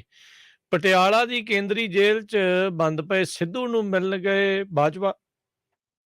ਤੁਸੀਂ ਤੇ ਐ ਕਿਹਾ ਬੰਦ ਪਏ ਸਿੱਧੂ, ਜਿਵੇਂ ਬੰਦ ਪਿਆ ਦਰਵਾਜ਼ਾ, ਫਟਕ ਕੋਟਕ ਪੂਰੇ ਦਾ ਗਾਣਾ ਸੀਗਾ ਨਾ, ਉਹ ਤੇ ਵਿਚਾਰਾ ਹਾਂਜੀ ਪੀਜੀਆਈ ਜਾਂਦਾ ਹੈ ਤੇ ਫਿਰ ਵਾਪਸ ਆ ਜਾਂਦਾ ਹੈ। ਉਧਰੋਂ ਮਜੀਠੀਏ ਦੇ ਭੈਣ ਜੀ ਉਹ ਬੜੇ ਨਿਸ਼ਾਨੇ ਕੱਸਦੇ, ਉਹ ਕਹਿੰਦੇ ਸਿੱਧੂ ਨੂੰ ਹੋਇਆ ਕੀ ਹੈ, ਬਹਾਨਾ ਬਣਾਉਂਦਾ, ਕਦੇ ਉਹਨੂੰ ਇੱਧਰ ਲੈ ਜਾਂਦੇ, ਕਦੇ ਇੱਧਰ ਲੈ ਜਾਂਦੇ ਆ। ਮੇਰਾ ਭਰਾ ਕਹਿੰਦੀ 6.5 ਫੁੱਟ 8 ਫੁੱਟ ਵਾਲੀ ਕੋਠੜੀ 'ਚ ਤਾੜਿਆ ਇਹਨਾਂ ਨੇ ਬਿਨਾਂ ਕਸੂਰ ਤੋਂ, ਉਹਨੇ ਬੰਦਾ ਮਾਰਿਆ ਤੇ ਉਹਨੂੰ ਸਹੂਲਤਾਂ ਦਿੰਦੇ ਆ, ਏਸੀ ਲਾਇਆ। ਉਧਰ ਹੁਣ ਦੇਖੋ ਇਹ ਆ ਕਿ ਪ੍ਰਤਾਪ ਸਿੰਘ ਬਾਜਵਾ ਜਿਹੜੇ ਗਏ ਨੇ, ਇਹ ਵੀ ਮੇਰੇ ਖਿਆਲ ਦੇ ਨਾਲ ਕੋਈ ਘੱਟ ਚਰਚਿਤ ਖਬਰ ਨਹੀਂ ਹੈ। ਕਿ ਪਹਿਲਾਂ ਤੇ ਉਹ ਜਿਵੇਂ ਗਾਣਾ ਸੀ ਨਾ ਮੇਜਰ ਰਾਜਸਥਾਨੀ ਦਾ, ਕਦੇ ਸੁਣਿਆ ਹੋਣਾ ਤੁਸੀਂ ਜ਼ਿੰਦਗੀ ਵਿੱਚ, ਨਹੀਂ ਅੱਜ ਤੈਨੂੰ ਕਿਵੇਂ ਅਚਾਨਕ ਆ ਗਈ ਸਾਡੀ ਯਾਦ ਗਰੀਬਾਂ ਦੀ, ਤੇ ਉਦਾਂ ਹੀ ਮਤਲਬ ਕਿ ਅਚਾਨਕ ਬਾਜਵੇ ਨੂੰ ਯਾਦ ਕਿੱਦਾਂ ਆ ਗਈ ਸਿੱਧੂ ਦੀ, ਇਸ ਕਰਕੇ ਖਬਰ ਕਾਫੀ ਵੱਡੀ ਹੈ, ਕਾਫੀ ਵੱਡੀ ਖਬਰ ਆ। ਅੱਛਾ, ਇੱਕ ਚੀਜ਼ ਨੋਟ ਕਰੋ ਕਿ ਕਾਂਗਰਸ ਵਾਲੇ ਸਾਰੇ ਨਾਲ ਨਹੀਂ ਸੀ ਖੜ ਰਹੇ ਸਿੱਧੂ ਦੇ। ਫਿਰ ਪ੍ਰਿਯੰਕਾ ਗਾਂਧੀ ਦਾ ਸ਼ਾਇਦ ਟੈਲੀਫੋਨ ਆਇਆ ਸਜ਼ਾ ਜਿੱਦਣ ਮਤਲਬ ਕਿ ਕਨਵਿਕਟਡ ਹੋਏ ਨੇ, ਪੇਸ਼ ਹੋਣਾ ਸੀਗਾ, ਉਸ ਤੋਂ ਬਾਅਦ ਕੁਝ ਫਿਰ ਟਵੀਟਸ ਵਗੈਰਾ ਜਿਹੜੇ ਆ ਉਹ ਆਏ ਨੇ। ਅੱਛਾ, ਹੁਣ ਸਭ ਤੋਂ ਵੱਡੀ ਗੱਲ ਇਹ ਆ ਕਿ ਜਦੋਂ ਹੀ ਸੁਨੀਲ ਜਾਖੜ ਜਾਂ ਹੋਰ ਤੁਸੀਂ ਵੇਖਿਆ ਹੋਣਾ 4 ਸਾਬਕਾ ਮੰਤਰੀ ਕਾਂਗੜ ਵਰਗੇ, ਉਹ ਨਿਕਲ ਗਏ ਇਹਨਾਂ ਦੇ ਵਿੱਚੋਂ ਬਹਿ ਕੇ, ਉਹ ਜਦੋਂ ਚਲੇ ਗਏ, ਤਾਂ ਫਿਰ ਅੱਜ ਬਾਜਵਾ ਸਾਹਿਬ ਦਾ ਜਾਣਾ ਕਿਤੇ ਨਾ ਕਿਤੇ ਇਸ਼ਾਰਾ ਇਸ ਗੱਲ ਦਾ ਕਰਦਾ ਹੈ ਕਿ ਬਾਈ ਜਿਹੜੀ ਕੋਈ ਰਹਿ ਗਈ ਆ ਸਾਡੇ ਘਰ ਦੀ ਰੌਣਕ, ਕਿਤੇ ਉਹ ਵੀ ਨਾ ਲੁੱਟੀ ਜਾਵੇ। ਪਿੰਡ ਦੀ ਰੌਣਕ ਲੈ ਗਈ ਨੀ ਮਟਿਆਰੇ ਆਣ ਦੀ, ਬਲਕਾਰ ਸਿੱਧੂ ਦਾ ਬੜਾ ਪੁਰਾਣਾ ਪ੍ਰਸਿੱਧ ਗਾਣਾ ਸੀਗਾ, ਕਿਤੇ ਬਚੀ ਕੁਚੀ ਰੌਣਕ ਵੀ ਨਾ ਕੋਈ ਲੈ ਜਾਵੇ। ਸੋ ਇਸ ਕਰਕੇ ਮੈਨੂੰ ਲੱਗਦਾ ਕਿ ਮੇਲੇ ਗਿਲੇ ਕਰਨ ਗਏ ਨੇ ਸਿੱਧੂ ਸਾਹਿਬ ਦੇ ਨਾਲ। ਜੀ ਜੀ ਜੀ। ਝੋਨਾ ਸਿਰਫ ਛੋਟੇ ਕਿਸਾਨਾਂ ਤੋਂ ਹੀ ਖਰੀਦਿਆ ਜਾਵੇ, ਇੱਕ ਸੁਝਾਅ ਆਇਆ ਏਦਾਂ ਦਾ। ਹਾਂਜੀ, ਇਹ ਸੁਝਾਅ ਆਇਆ, ਔਰ ਇਹ ਸੁਝਾਅ ਇਹ ਨਹੀਂ ਹੈ ਕਿ ਕਿਸੇ ਨੇ ਉੱਠ ਕੇ ਦੇ ਦਿੱਤਾ ਸੋਸ਼ਲ ਮੀਡੀਆ ਤੇ ਸਵੇਰੇ, ਮਤਲਬ ਕਿ ਕੋਈ ਪੋਸਟ ਨਹੀਂ ਸੀ ਲੱਭ ਰਹੀ ਪਾਉਣ ਨੂੰ, ਕਿਸੇ ਦਾ ਤਵਾ ਨਹੀਂ ਸੀ ਲੱਭ ਰਿਹਾ ਤੇ ਅੱਜ ਉਹਨਾਂ ਕਿਹਾ ਕਿ ਚਲੋ ਆਪਾਂ ਸੁਝਾਅ ਦੇ ਦਈਏ ਗਵਰਨਮੈਂਟ। ਇਹ ਇਸ ਤਰ੍ਹਾਂ ਦਾ ਨਹੀਂ ਹੈ। ਮਸਲਾ ਇਹ ਹੈ ਕਿ ਜੋ ਖੇਤੀ ਲਾਗਤਾਂ ਤੇ ਕਮਿਸ਼ਨ ਮੁੱਲ ਹੁੰਦਾ ਹੈ ਨਾ, ਖੇਤੀ ਲਾਗਤਾਂ ਤੇ ਕੀਮਤ ਕਮਿਸ਼ਨ ਮੁੱਲ, ਜਿਹਨੂੰ CACP ਕਹਿ ਦਿੰਦੇ ਆ, ਜਿਹੜਾ ਹੈਗਾ ਨਾ ਰਾਜੇਵਾਲ, ਉਹ ਮਜ਼ਾਕ ਬੜਾ ਉਡਾਉਂਦਾ ਹੁੰਦਾ ਸੀ ਕਿਸੇ ਆਗੂ ਦਾ, ਪੁਰਾਣੇ ਦਾ, ਵੈਟਰਨ ਆਗੂ ਦਾ, ਜਿਹੜਾ ਇੱਕ ਵਾਰੀ ਸਰਕਾਰ ਦਾ ਹਿੱਸਾ ਵੀ ਬਣ ਗਿਆ ਸੀਗਾ, ਕਹਿੰਦਾ ਹੁੰਦਾ ਸੀ ਉਹਨੂੰ ਤੇ ਇਹਦੀ ਫੁੱਲ ਫਾਰਮ ਤਾਂ ਨਹੀਂ ਪਤਾ, CACP ਦਾ ਹੈ। ਤੇ ਖੈਰ ਬਾਅਦ ਦੇ ਵਿੱਚ ਤੇ ਫਿਰ ਸਾਰਾ ਕੁਛ ਤੁਹਾਨੂੰ ਪਤਾ ਹੀ ਹੈ। ਇਹਨਾਂ ਨੇ ਮਤਲਬ ਕਿ ਜੋ ਖੇਤੀ ਲਾਗਤਾਂ ਤੇ ਕੀਮਤ ਕਮਿਸ਼ਨ ਹੈ, ਮੁੱਲ ਕਮਿਸ਼ਨ ਜਿਹਨੂੰ ਕਹਿ ਲਈਏ ਆਪਾਂ, ਇਹਨੇ ਸੁਝਾਅ ਦਿੱਤਾ ਕਿ ਸਿਰਫ ਛੋਟੇ ਤੇ ਸੀਮਾਂਤ ਕੀ ਹੁੰਦਾ, ਲਾ ਲਓ ਕਿ 2.5 ਕਿੱਲਿਆਂ ਵਾਲਾ ਤੇ 5 ਕਿੱਲਿਆਂ ਵਾਲਾ, 2.5 ਤੋਂ ਥੱਲੇ ਵਾਲਾ ਆ ਗਿਆ ਤੇ ਸੀਮਾਂਤ 5 ਵਾਲਾ ਆ ਗਿਆ ਨਾ। ਇਹ ਇਸ ਤਰ੍ਹਾਂ ਮਤਲਬ ਕਿ ਮਾਰਜਨਲ ਤੇ ਸੀਮਾਂਤ ਕਿਸਾਨ ਆ ਗਿਆ, ਇਹ 5 ਕਿੱਲਿਆਂ ਵਾਲਾ। ਬਈ ਇਹਦੇ ਤੋਂ ਹੀ ਮਤਲਬ ਕਿ ਛੋਟੇ ਕਿਸਾਨ ਤੋਂ ਹੀ ਝੋਨਾ ਖਰੀਦੋ, ਇਸ ਤੋਂ ਵੱਡੀ ਜਾਇਦਾਦ ਵਾਲੇ ਕਿਸੇ ਵੀ ਕਿਸਾਨ ਤੋਂ ਇਹ ਝੋਨਾ ਨਾ ਖਰੀਦਿਆ ਜਾਵੇ। ਇਹਦੇ ਨਾਲ ਕੀ ਹੈ ਕਿ ਖੁਰਾਕ ਸੁਰੱਖਿਆ ਲਈ ਕਾਫੀ ਸਟਾਕ ਵੀ ਇਕੱਠਾ ਹੋ ਜਾਏਗਾ ਤੇ 90% ਕਿਸਾਨਾਂ ਲਈ ਇਹ ਯੋਜਨਾ ਜਿਹੜੀ MSP ਵਗੈਰਾ ਦੀ ਜਾਂ ਜੋ ਵੀ ਹੈ ਉਹ ਜਾ ਸਕਦੀ ਹੈ ਉਹਦੇ ਤੱਕ। ਪਰ ਗੱਲ ਤੇ ਇਹ ਹੈ ਨਾ ਕਿ ਇਹਦੇ ਨਾਲ ਫਿਰ ਪੰਜਾਬ ਤੇ ਹਰਿਆਣੇ ਦਾ ਜਿਹੜਾ ਬਹੁਤ ਵੱਡਾ ਕਿਸਾਨ ਤਬਕਾ ਹੈ ਪ੍ਰਭਾਵਿਤ ਹੋ ਜਾਏਗਾ। ਔਰ ਕਈਆਂ ਦੀ 5 ਕਿੱਲੇ ਖੇਤੀ ਜਿਹੜੀ ਆਪਦੀ ਨਹੀਂ ਹੁੰਦੀ, ਉਹਨਾਂ ਨੇ ਠੇਕੇ ਲੈ ਕੇ ਵੀ ਕੀਤੀ ਹੁੰਦੀ ਉਸ ਤੋਂ ਵਧੇਰੇ। ਇਸ ਕਰਕੇ ਮੈਨੂੰ ਇਹ ਲੌਜਿਕ ਸਮਝ ਨਹੀਂ ਆ ਰਹੀ ਕਿ ਕਿਸ ਤਰ੍ਹਾਂ ਦਿੱਤਾ ਗਿਆ ਹੈ ਕਿ ਇਹਦੇ ਨਾਲ ਬਹੁਤ ਜ਼ਿਆਦਾ ਹਲਚਲ ਮਚ ਜਾਏਗੀ। ਔਰ ਇਹਨਾਂ ਨੂੰ ਸ਼ਾਇਦ ਇਹ ਨਹੀਂ ਪਤਾ, ਇਹ ਪਤਾ ਕੌਣ ਲੋਕ ਨੇ ਜਿਹੜੇ ਉੱਥੇ ਦਿੱਲੀ ਦੇ ਵਿੱਚ ਬੈਠ ਕੇ 5 ਰੁਪਈਆਂ ਦੀ ਚੜੇ ਮਹੀਨੇ ਗਿਣ ਕੇ ਦੇਸ਼ ਨੂੰ ਵੇਖਦੇ ਨੇ। ਦੇਸ਼ ਨੂੰ ਵੇਖਣਾ ਹੋਵੇ ਨਾ ਤਾਂ ਦੇਸ਼ ਦੇ ਦਰਦਾਂ ਦੇ ਦਰਿਆ 'ਚ ਤਾਰੀ ਲਾਉਣੀ ਪੈਂਦੀ ਹੈ। ਤੁਸੀਂ ਮੈਨੂੰ ਦੱਸੋ 2.5 ਕਿੱਲਿਆਂ ਵਾਲਾ 2 ਕਿੱਲਿਆਂ ਵਾਲਾ ਜਿਹੜਾ ਕਿਸਾਨ ਹੈ, ਪਹਿਲੀ ਗੱਲ ਹੈ ਕਿ 2 ਕਿੱਲਿਆਂ ਵਾਲਾ ਦੇਖੋ ਕੀ ਹੈ, ਉਹਦੀ ਖੇਤੀ ਟੌਪ ਦੀ ਖੇਤੀ ਹੋ ਹੀ ਨਹੀਂ ਸਕਦੀ, ਉਹਦੀ ਹੁੰਦੀ ਹੈ ਜਗਾੜੂ ਖੇਤੀ। ਨਾ ਕੋਈ ਚੱਜ ਦਾ ਟਿਊਬਵੈਲ ਹੋਏਗਾ, ਨਾ ਚੱਜ ਦਾ ਕੋਈ ਟਰੈਕਟਰ ਹੋਏਗਾ, ਉਹਦਾ ਉਤਪਾਦਨ ਵੀ ਵੈਸਾ ਹੀ। ਫਿਰ ਉਹਦੇ 'ਚ ਜੇ ਉਹਨੇ ਪਸ਼ੂ ਰੱਖੇ, ਪੱਠਾ ਵੀ ਬੀਜਣਾ, ਦੱਥਾ ਵੀ ਬੀਜਣਾ, ਬਥੇਰਾ ਕੁਛ ਹੈ। ਸੋ ਇਸ ਕਰਕੇ ਉਹਦੀ ਜੇ ਤੁਸੀਂ ਐਵਰੇਜ ਕੱਢ ਕੇ ਆਪਣੀ ਫੂਡ ਸਿਕਿਉਰਿਟੀ ਨੂੰ ਲੈ ਕੇ ਚੱਲੋਗੇ ਤਾਂ ਉਹ ਤੁਹਾਡੀ ਉਹੀ ਨਹੀਂ ਪੂਰੀ ਹੋਣੀ, ਬੈਂਡ ਵੱਜ ਜਾਏਗੀ ਆਉਣ ਵਾਲੇ ਸਮੇਂ ਦੇ ਵਿੱਚ, ਕਿਉਂਕਿ ਫੂਡ ਕ੍ਰਾਈਸਿਸ ਦੁਨੀਆ ਦੀ ਦਹਿਲੀਜ਼ ਤੇ ਆ। ਸੋ ਇਸ ਕਰਕੇ ਨਾ ਤੇ ਇਸ ਪੱਖ ਤੋਂ ਮੈਨੂੰ ਇਹ ਲੌਜਿਕ ਸਹੀ ਲੱਗਦਾ, ਮਾਫ ਕਰਨਾ ਤੁੱਛ ਬੁੱਧੀ ਵਾਲਾ ਇਨਸਾਨ ਆ, ਤੇ ਨਾ ਹੀ ਇਸ ਪੱਖ ਤੋਂ ਸਹੀ ਲੱਗਦਾ ਕਿ 90% ਕਿਸਾਨ ਜਿਹੜੇ ਉਹ ਇਹਦੇ 'ਚ ਕਵਰ ਕਰ ਲਈਏ। ਪਰ ਜਿਹੜੇ 10% ਕਿਸਾਨ ਬਚੇ ਨੇ, ਚਾਹੇ ਉਹ ਕੋਈ 7 ਕਿੱਲਿਆਂ ਵਾਲਾ, ਕੋਈ 8 ਕਿੱਲਿਆਂ ਵਾਲਾ, 10 ਕਿੱਲਿਆਂ ਵਾਲਾ, 12 ਕਿੱਲਿਆਂ ਵਾਲਾ, 20 ਕਿੱਲਿਆਂ ਵਾਲਾ, ਚਾਹੇ ਉਹ 30 ਕਿੱਲਿਆਂ ਵਾਲਾ ਹੀ ਕਿਉਂ ਨਾ ਹੋਵੇ, ਤੇ ਜਿਹਦੀ ਨਿਰਭਰਤਾ ਖੇਤੀ ਤੇ ਆ ਨਾ, ਉਹਨੂੰ ਇਸ ਲਾਭ ਦਾ ਪਾਤਰੀ ਰਹਿਣ ਦੇਣਾ ਚਾਹੀਦਾ। ਉਹਦਾ ਮੁੱਲ ਪਹਿਲਾਂ ਹੀ ਜਾਇਜ਼ ਨਹੀਂ ਦਿੱਤਾ ਜਾ ਰਿਹਾ, ਵਾਜਬ ਨਹੀਂ ਦਿੱਤਾ ਜਾ ਰਿਹਾ, ਉਹ ਤੋਂ ਇਹੋ ਜੀ ਮੈਂ ਕਹੂੰਗਾ ਕਿ ਕੱਸੀ ਪਿੱਟੀ ਸਲਾਹ ਇਹ ਤੇ ਕਦੇ ਨਹੀਂ ਮੰਨਣੀ ਚਾਹੀਦੀ। ਜੀ। ਤੇ ਸੋਚੋ ਕਾਲ ਜਿਹੜੀਆਂ ਆਪਾਂ ਲਵਾਂਗੇ, ਇੱਕ ਖਬਰ, ਉਸ ਤੋਂ ਬਾਅਦ 'ਚ ਬ੍ਰੇਕ, ਤੇ ਬ੍ਰੇਕ ਤੋਂ ਬਾਅਦ 'ਚ ਤੁਹਾਡੀਆਂ ਕਾਲਸ ਲਵਾਂਗੇ। ਕਾਲ ਕਰਨ ਦੇ ਲਈ ਨੰਬਰ ਹੈ 408 272 5200 4082725200। ਤੇ ਮਿੰਟੂ ਜੀ, ਅਗਲੀ ਜੇ ਗੱਲ ਕਰਦੇ ਜਾਈਏ ਬ੍ਰੇਕ ਤੇ ਜਾਣ ਤੋਂ ਪਹਿਲਾਂ, ਨੂਪੁਰ ਸ਼ਰਮਾ ਨੂੰ ਲੈ ਕੇ ਦੇਸ਼ ਭਰ ਦੇ ਵਿੱਚ ਘਮਾਸਾਨ। ਦੇਖੋ ਅੱਜ ਜੁਮਾ ਰੋਜ਼ ਸੀਗਾ, ਜੁਮੇ ਰੋਜ਼ ਤੁਹਾਨੂੰ ਪਤਾ ਨਮਾਜ਼ ਅਦਾ ਕੀਤੀ ਜਾਂਦੀ ਹੈ ਬਹੁਤ ਵੱਡੇ ਪੱਧਰ ਤੇ। ਤਾਂ ਅੱਜ ਸ਼ੁੱਕਰਵਾਰ ਨੂੰ ਜੁਮੇ ਦੀ ਨਮਾਜ਼ ਤੋਂ ਬਾਅਦ ਦੇਸ਼ ਭਰ ਦੇ ਵਿੱਚ ਅਚਾਨਕ ਪ੍ਰਦਰਸ਼ਨ ਸਟਾਰਟ ਹੋ ਗਿਆ, ਚਾਹੇ ਉਹ ਦਿੱਲੀ ਦੀ ਜਾਮਾ ਮਸਜਿਦ ਹੋਵੇ, ਕੋਲਕਾਤਾ, ਲਖਨਊ, ਸਹਾਰਨਪੁਰ, ਇਹਨਾਂ ਸਾਰੇ ਸ਼ਹਿਰਾਂ ਤੋਂ ਇਲਾਵਾ ਹੋਰ ਵੀ ਕਈ ਸ਼ਹਿਰ ਨੇ, ਦੇਵਬੰਦ, ਪ੍ਰਯਾਗਰਾਜ, ਰਾਂਚੀ ਤੱਕ, ਮਤਲਬ ਕਿ ਭੀੜ ਜਿਹੜੀ ਆ ਉਹ ਸੜਕਾਂ ਤੇ ਆ ਗਈ। ਦੇਖੋ ਮਸਲਾ ਤੇ ਤੁਹਾਨੂੰ ਪਤਾ ਹੀ ਹੈ ਨਾ ਕਿ ਇਹ ਜਿਹੜਾ ਇਹਨਾਂ ਨੇ ਕੁਝ ਕਹਿ ਲਓ ਕਿਹਾ ਸੀਗਾ, ਕੁਝ ਰਿਮਾਰਕਸ ਇਹਨਾਂ ਨੇ ਪਾਸ ਕੀਤੇ ਸੀਗੇ ਨੂਪੁਰ ਸ਼ਰਮਾ ਤੇ ਨਵੀਨ ਜਿੰਦਲ ਨੇ ਹਜ਼ਰਤ ਮੁਹੰਮਦ ਸਾਹਿਬ ਦੇ ਤਲਕ। ਉਸ ਤੋਂ ਬਾਅਦ ਇੱਕ ਕਹਿ ਲਓ ਕਿ ਕੌਮਾਂਤਰੀ ਪੱਧਰ ਤੇ ਰੋਹ ਦਾ ਸਾਹਮਣਾ ਕਰਨਾ ਪਿਆ ਇੰਡੀਆ ਨੂੰ। ਇਹਨਾਂ ਤੇ ਕਾਰਵਾਈ ਵੀ ਕਰ ਦਿੱਤੀ ਗਈ, ਸਫਾਈ ਵੀ ਦਿੱਤੀ ਗਈ ਕਿ ਇਹ ਕੋਈ ਸਰਕਾਰ ਦਾ ਹਿੱਸਾ ਨਹੀਂ ਨਾ, ਇੱਕ ਪਾਰਟੀ ਦਾ ਹਿੱਸਾ ਨਹੀਂ, ਅਸੀਂ ਇਹਨਾਂ ਨੂੰ ਕੱਢ ਦਿੱਤਾ ਵਗੈਰਾ ਵਗੈਰਾ। ਉਹ ਸਾਰੇ ਤੁਸੀਂ ਅਪਡੇਟਸ ਲੈ ਹੋਣਗੇ। ਪਰ ਗੱਲ ਇਹ ਆ ਕਿ ਦੇਖੋ ਨੂਪੁਰ ਸ਼ਰਮਾ ਜਿਹੜੀ ਬੀਬੀ ਲਾਅ ਕੀਤਾ ਵੀ ਇਹਨੇ ਤੇ ਲਾਅ ਕਰਵਾਉਂਦੀ ਵੀ ਹੈ, ਮਤਲਬ ਕਿ ਬਹੁਤ ਪੜ੍ਹੀ ਲਿਖੀ ਹੈ, ਮੇਰੇ ਖਿਆਲ ਦੇ ਨਾਲ ਲੰਡਨ ਦੇ ਸਕੂਲ ਚੋਂ ਵੀ ਪੜ੍ਹੀ ਹੋਈ ਹੈ। ਇਸ ਬੀਬੀ ਨੂੰ ਪਹਿਲੀ ਗੱਲ ਤੇ ਗੱਲ ਕਰਨੀ ਨਹੀਂ ਸੀ ਚਾਹੀਦੀ। ਦੂਜੀ ਗੱਲ ਇਹ ਆ ਕਿ ਜਦੋਂ ਤੁਸੀਂ ਪਾਰਟੀ ਚੋਂ ਕੱਢ ਦਿੱਤਾ, ਇਹਦਾ ਮਤਲਬ ਇਹ ਹੈ ਕਿ ਤੁਸੀਂ ਮੰਨਦੇ ਹੋ ਕਿ ਉਹਨੇ ਗੁਨਾਹ ਕੀਤਾ ਜਾਂ ਗਲਤੀ ਕੀਤੀ ਹੈ, ਤਾਂ ਫਿਰ ਜਿਵੇਂ ਆਪਾਂ ਇਹ ਦੇਖਦੇ ਆਮ ਤੌਰ ਤੇ 295 ਲੱਗਦੀ ਹੈ ਤੇ ਕਾਰਵਾਈ ਕਰ ਦਿੱਤੀ ਜਾਂਦੀ ਹੈ। ਤੁਸੀਂ ਇਸ ਬੀਬੀ ਤੇ ਕਾਰਵਾਈ ਕਰਕੇ ਨੂੰ ਅੰਦਰ ਘੱਲੋ, ਗੱਲ ਖਤਮ ਹੈ, ਆਪੇ ਜ਼ਮਾਨਤ ਲਵੇ। ਤਾਂ ਮਤਲਬ ਇਹ ਆ ਕਿ ਰੌ ਜਿਹੜਾ ਹੈ ਉਹ ਬੈਠ ਜਾਵੇ ਕੌਮਾਂਤਰੀ ਪੱਧਰ ਤੇ ਵੀ ਔਰ ਕੌਮੀ ਪੱਧਰ ਤੇ। ਔਰ ਦੂਜੇ ਪਾਸੇ ਮੁਸਲਿਮ ਭਾਈਚਾਰੇ ਨੂੰ ਵੀ ਵੇਖਣਾ ਪਏਗਾ ਕਿ ਤੁਹਾਡੇ ਵਿੱਚ ਵੀ ਕੁਝ ਐਸੇ ਅਨਸਰ ਹਨ ਜਿਹੜੇ ਕਿ ਤੁਹਾਨੂੰ ਬਲਦੀ ਦੇ ਬੂਥੇ ਢਾ ਦਿੰਦੇ। ਠੀਕ ਹੈ ਨਾ? ਕਿਉਂ? ਕਿਉਂਕਿ ਜਦੋਂ ਪਰਚਾ ਹੋ ਗਿਆ, ਮੇਨ ਗੱਲ ਸੀ ਪਹਿਲੀ ਮੰਗ ਕਿ ਪਰਚਾ ਹੋਣਾ ਚਾਹੀਦਾ। ਹੁਣ FIR ਹੋ ਗਈ ਆ, ਤੁਸੀਂ ਸ਼ਾਂਤਮਈ ਢੰਗ ਨਾਲ ਕਹਿ ਸਕਦੇ ਹੋ ਕਿ ਹੁਣ ਇਹਦੀ ਗ੍ਰਿਫਤਾਰੀ ਹੋਣੀ ਚਾਹੀਦੀ ਜੇ ਪਰਚਾ ਹੋ ਗਿਆ। ਸੋ ਗੱਲ ਇਹ ਹੈ ਕਿ ਇਸ ਤਰ੍ਹਾਂ ਪੱਥਰਬਾਜ਼ੀ ਕਰਕੇ, ਇਸ ਤਰ੍ਹਾਂ ਸੜਕਾਂ ਤੇ ਉਤਰ ਕੇ ਕੱਲ ਨੂੰ ਫਿਰ ਤੁਸੀਂ ਕਹੋਗੇ ਕਿ ਸਾਡੇ ਨਾਲ ਸਾਜ਼ਿਸ਼ ਹੋ ਗਈ, ਗੇਮ ਲੱਗ ਗਈ।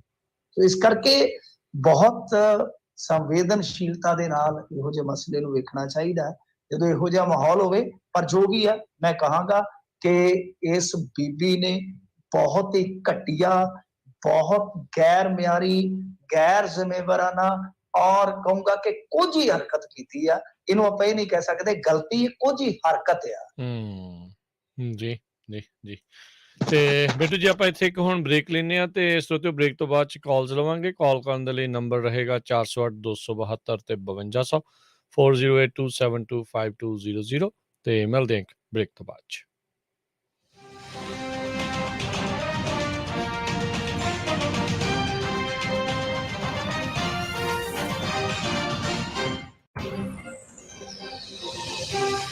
ਤੁਸੀਂ ਸੁਣ ਰਹੇ ਹੋ Punjabi radio USA KWRU Fresno 1300 AM, KLHC Bakersfield 1350 AM, KOBO Yuba City 1450 AM, KIIT Sacramento 1470 AM, KCVR Lodi Stockton 1570 AM। ਜੇਕਰ ਕਰਵਾਉਣਾ ਚਾਹੁੰਦੇ ਹੋ ਤੁਸੀਂ US ਇਮੀਗ੍ਰੇਸ਼ਨ ਦਾ ਕਿਸੇ ਵੀ ਤਰੀਕੇ ਦਾ ਕੰਮ, ਤਾਂ ਹਮੇਸ਼ਾ ਯਾਦ ਰੱਖੋ ਟੇਡਕੇਣਾ immigration law firm. Family petitions, asylum ਦੇ ਕੇਸਿਸ ਦੇ ਜਾਂ ਹੋਰ ਕਿਸੇ ਵੀ ਤਰੀਕੇ ਦੀ US ਇਮੀਗ੍ਰੇਸ਼ਨ ਦੇ ਕੰਮ ਦੇ ਲਈ ਕਾਲ ਕਰੋ ਅਟਾਰਨੀ ਜੇ ਟੇਡਕੀਆਣਾ 4159090503 4159090503। ਅਟਾਰਨੀ ਟੇਡਕੀਆਣਾ ਪੰਜਾਬੀ ਰੇਡੀਓ USA ਦੇ ਉੱਤੇ ਹਰ ਸ਼ਨੀਚਰਵਾਰ 9 ਤੋਂ 10:30 ਵਜੇ ਤੱਕ ਕੈਲੀਫੋਰਨੀਆ ਟਾਈਮ ਦੇ ਮੁਤਾਬਕ ਇਮੀਗ੍ਰੇਸ਼ਨ ਸ਼ੋਅ ਵੀ ਲੈ ਕੇ ਹਾਜ਼ਰ ਹੁੰਦੇ ਹਨ।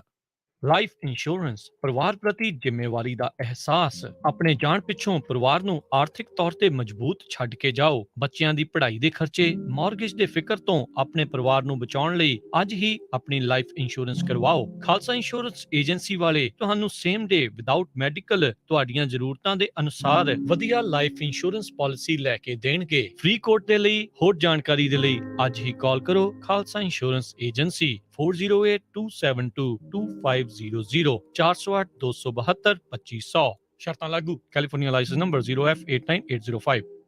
ਪੰਜਾਬੀ ਰੇਡੀਓ USA ਤੇ ਪੰਜਾਬੀ ਕਲਚਰਲ ਸੈਂਟਰ ਬੜੇ ਮਾਣ ਦੇ ਨਾਲ ਪੇਸ਼ ਕਰਦੇ ਹਨ ਪੰਥ ਪ੍ਰਸਿੱਧ ਸਿੱਖ ਇਤਿਹਾਸਕਾਰ ਤੇ ਸਿੱਖ ਚਿੰਤਕ ਸਰਦਾਰ ਅਜਮੇਰ ਸਿੰਘ ਜੀ। ਉਹਨਾਂ ਦਾ ਭਾਸ਼ਣ ਅਤੇ ਵਿਚਾਰ ਚਰਚਾ। ਵਿਸ਼ਾ ਕਿਸਾਨ ਸੰਘਰਸ਼ ਪ੍ਰਤੀ ਸਿੱਖ ਅਤੇ ਕਮਿਊਨਿਸਟ ਪਹੁੰਚ।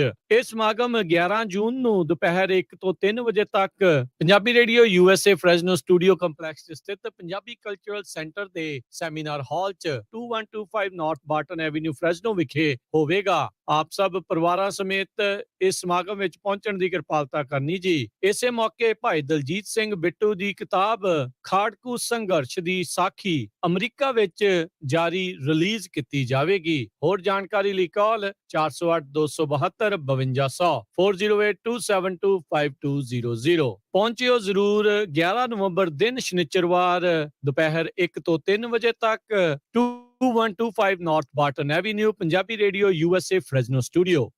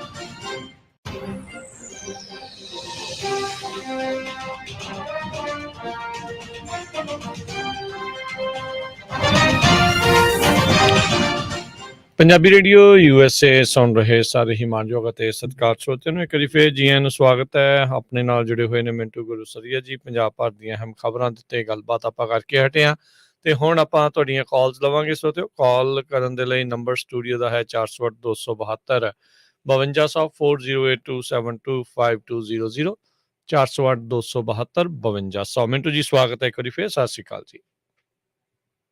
ਜੀ ਸਤਿ ਸ਼੍ਰੀ ਅਕਾਲ ਜੀ। ਤੇ ਸਰੋਤਿਓ, ਆਓ ਹੁਣ ਆਪਾਂ ਤੁਹਾਡੀਆਂ ਕਾਲਸ ਲੈਂਦੇ ਹਾਂ। ਆਪਣੇ ਪਹਿਲੇ ਕਾਲਰ ਜੁੜੇ ਨੇ ਸੁਰਿੰਦਰ ਗਿੱਲ ਜੀ। ਸਤਿ ਸ਼੍ਰੀ ਅਕਾਲ ਜੀ। ਹਾਂਜੀ ਵੀਰ ਜੀ, ਮੇਰੀ ਵੱਲੋਂ ਸਾਰੇ ਭੈਣਾਂ ਭਰਾਵਾਂ ਨੂੰ ਸਤਿਕਾਰ ਭਰੀ ਸਤਿ ਸ਼੍ਰੀ ਅਕਾਲ ਪ੍ਰਵਾਨ ਕਰਨੀ ਜੀ। ਸਤਿ ਸ਼੍ਰੀ ਅਕਾਲ ਜੀ। ਮੈਂ ਭਾਜੀ ਹੁਣਾਂ ਤੋਂ ਪੁੱਛਣਾ ਸੀ, ਥੋੜੀ ਜਿਹੀ ਬੇਨਤੀ ਆ ਵੀ ਜਿਹੜੇ ਆਪਣਾ ਲਖੀਮਪੁਰ ਖੀਰੀ ਵਾਲਾ ਉਹ ਕਾਂਡ ਆ, ਉਹਦੀ ਕੀ ਅਪਡੇਟ ਆ, ਤੇ ਨਾਲ ਪਿੱਛੇ ਜੇ ਦੁਬਾਰਾ ਫੇਰ ਉਹਨਾਂ ਦੇ ਜਿਹੜਾ ਮੇਨ ਗਵਾਹ ਸੀ ਉਹਦੇ ਉੱਤੇ ਇਹਨਾਂ ਨੇ ਫੇਰ ਅਟੈਕ ਕੀਤਾ। ਉੱਥੇ ਦੇ ਜਿਹੜੇ ਬਦਮਾਸ਼ ਸਟਾਈਲ ਲੋਕ ਹੈਗੇ ਆ, ਤੇ ਮੁੜ ਕੇ ਕੀ ਉੱਥੇ ਦੀ ਗੌਰਮੈਂਟ ਨੇ ਉਹਦੇ ਬਾਰੇ ਚ ਕੁਝ ਸੋਚਿਆ ਜਾਂ ਉਹਨਾਂ ਨੂੰ ਕੋਈ ਹੋਰ ਪ੍ਰੋਟੈਕਸ਼ਨ ਵਗੈਰਾ ਦਿੱਤੀ? ਭਾਜੀ ਹੁਣਾਂ ਨੂੰ ਜੇ ਪਤਾ ਹੋਏ ਜ਼ਰੂਰ ਦੱਸਣ ਜੀ। ਨਹੀਂ, ਮੈਨੂੰ ਉਹਦੇ ਬਾਰੇ ਨਹੀਂ ਪਤਾ। ਅਟੈਕ ਬਾਰੇ ਪਤਾ ਜੀ, ਉਸ ਤੋਂ ਬਾਅਦ ਪਰਚਾ ਹੋਇਆ ਜਾਂ ਪ੍ਰੋਟੈਕਸ਼ਨ ਦਿੱਤੀ ਜਾਂ ਨਹੀਂ ਦਿੱਤੀ, ਕਿਉਂਕਿ ਸਾਡੇ ਇੱਥੇ ਜੋ ਸਾਨੂੰ ਮਿਲਦਾ ਪੜ੍ਹਨ ਸੁਣਨ ਨੂੰ, ਅਸੀਂ ਉਹਦੇ ਜ਼ਰੀਏ ਹੀ ਅੱਗੇ ਗੱਲ ਕਰ ਸਕਦੇ ਹਾਂ। ਔਰ ਮੇਰਾ ਹਮੇਸ਼ਾ ਇਹ ਮੰਨਣਾ ਹੈ ਕਿ ਜਿਸ ਚੀਜ਼ ਦੀ ਜਾਣਕਾਰੀ ਨਹੀਂ, ਹੱਥ ਜੋੜ ਕੇ ਮਾਫੀ ਮੰਗ, ਐਵੇਂ ਤੁੱਕਾ ਜਾਂ ਗਲਤ ਜਾਣਕਾਰੀ ਦੇਣ ਤੋਂ ਗੁਰੇਜ਼ ਕਰਨਾ ਚਾਹੀਦਾ। ਦੂਜੀ ਚੀਜ਼ ਇਹ ਆ ਕਿ ਉਹਨੂੰ ਅੰਦਰ ਜਾਣਾ ਪਿਆ ਸੀ ਵਾਪਸ, ਫਿਰ ਜਦੋਂ ਸੁਪਰੀਮ ਕੋਰਟ ਨੇ ਜ਼ਮਾਨਤ ਖਾਰਜ ਕਰ ਦਿੱਤੀ ਸੀ ਤਾਂ ਉਹ ਅੰਦਰ ਚਲੇ ਗਿਆ ਸੀਗਾ। ਏਸੀ ਵੇਸੀ ਲੱਗੇ ਆ, ਨਜ਼ਾਰੇ ਲੈਂਦਾ ਉਹ ਜੇਲ੍ਹ ਦੇ ਵਿੱਚ, ਤੇ ਪਰ ਉਹਨੇ ਦੁਬਾਰਾ ਬੇਲ ਵਾਸਤੇ ਫਿਰ ਅਪਰੋਚ ਕੀਤਾ ਕੋਰਟ ਤਾਈਂ, ਗੱਲ ਚਾਰਾਜੋਈ ਕੀਤੀ ਆ। ਹਾਲ ਦੀ ਘੜੀ ਉਹਦੇ ਤੇ ਕੋਈ ਫੈਸਲਾ ਹਲੇ ਆਇਆ, ਪਰ ਚਾਰਾਜੋਈ ਕਰ ਰਹੇ ਜੀ ਜੀ ਜੀ। ਅਗਲੇ ਕਾਲਰ ਆਪਣੇ ਨਾਲ ਜੁੜੇ ਨੇ ਬੂਟਾ ਸਿੰਘ ਜੀ। ਹਾਂਜੀ, ਸਾਰਿਆਂ ਵੀਰਾਂ ਭਰਾਵਾਂ ਸਤਿ ਸ੍ਰੀ ਅਕਾਲ ਜੀ। ਸਤਿ ਸ਼੍ਰੀ ਅਕਾਲ ਜੀ। ਮੇਰੀ ਤਾਂ ਇਹ ਬੇਨਤੀ ਹੈ ਸਾਰਿਆਂ ਵੀਰਾਂ ਭਰਾਵਾਂ ਨੂੰ, ਬੜੀ ਖੁਸ਼ੀ ਦੀ ਗੱਲ ਹੈ ਜਿਹੜੀਆਂ ਪੰਜਾਬ ਰੋਡ ਦੀਆਂ ਬੱਸਾਂ ਚੱਲੀਆਂ ਦਿੱਲੀ ਤੋਂ, ਸਾਰਿਆਂ ਵੀਰਾਂ ਭਰਾ ਇਹਨਾਂ ਦੀਆਂ ਟਿਕਟਾਂ ਲੈਣੀਆਂ ਬੜੀ ਜ਼ਰੂਰੀ। ਆਪਣੀਆਂ ਬੱਸਾਂ, ਪੰਜਾਬ ਦੀਆਂ ਬੱਸਾਂ ਆਪਣੀਆਂ ਬੱਸਾਂ, ਇਹਨਾਂ ਨੂੰ ਕਾਮਯਾਬ ਕਰਨਾ। ਸਾਰਿਆਂ ਵੀਰਾਂ ਭਰਾਵਾਂ ਹੱਥ ਬੰਨ੍ਹ ਕੇ ਬੇਨਤੀ ਆ, ਬਾਦਲਾਂ ਦੀਆਂ ਬੱਸਾਂ ਖਾਲੀ ਖੜਕਦੀਆਂ ਜਾਣ ਤੇ ਪੰਜਾਬ ਦੀਆਂ ਬੱਸਾਂ ਭਰੀਆਂ ਜਾਣ ਜੀ। ਥੈਂਕ ਯੂ ਜੀ।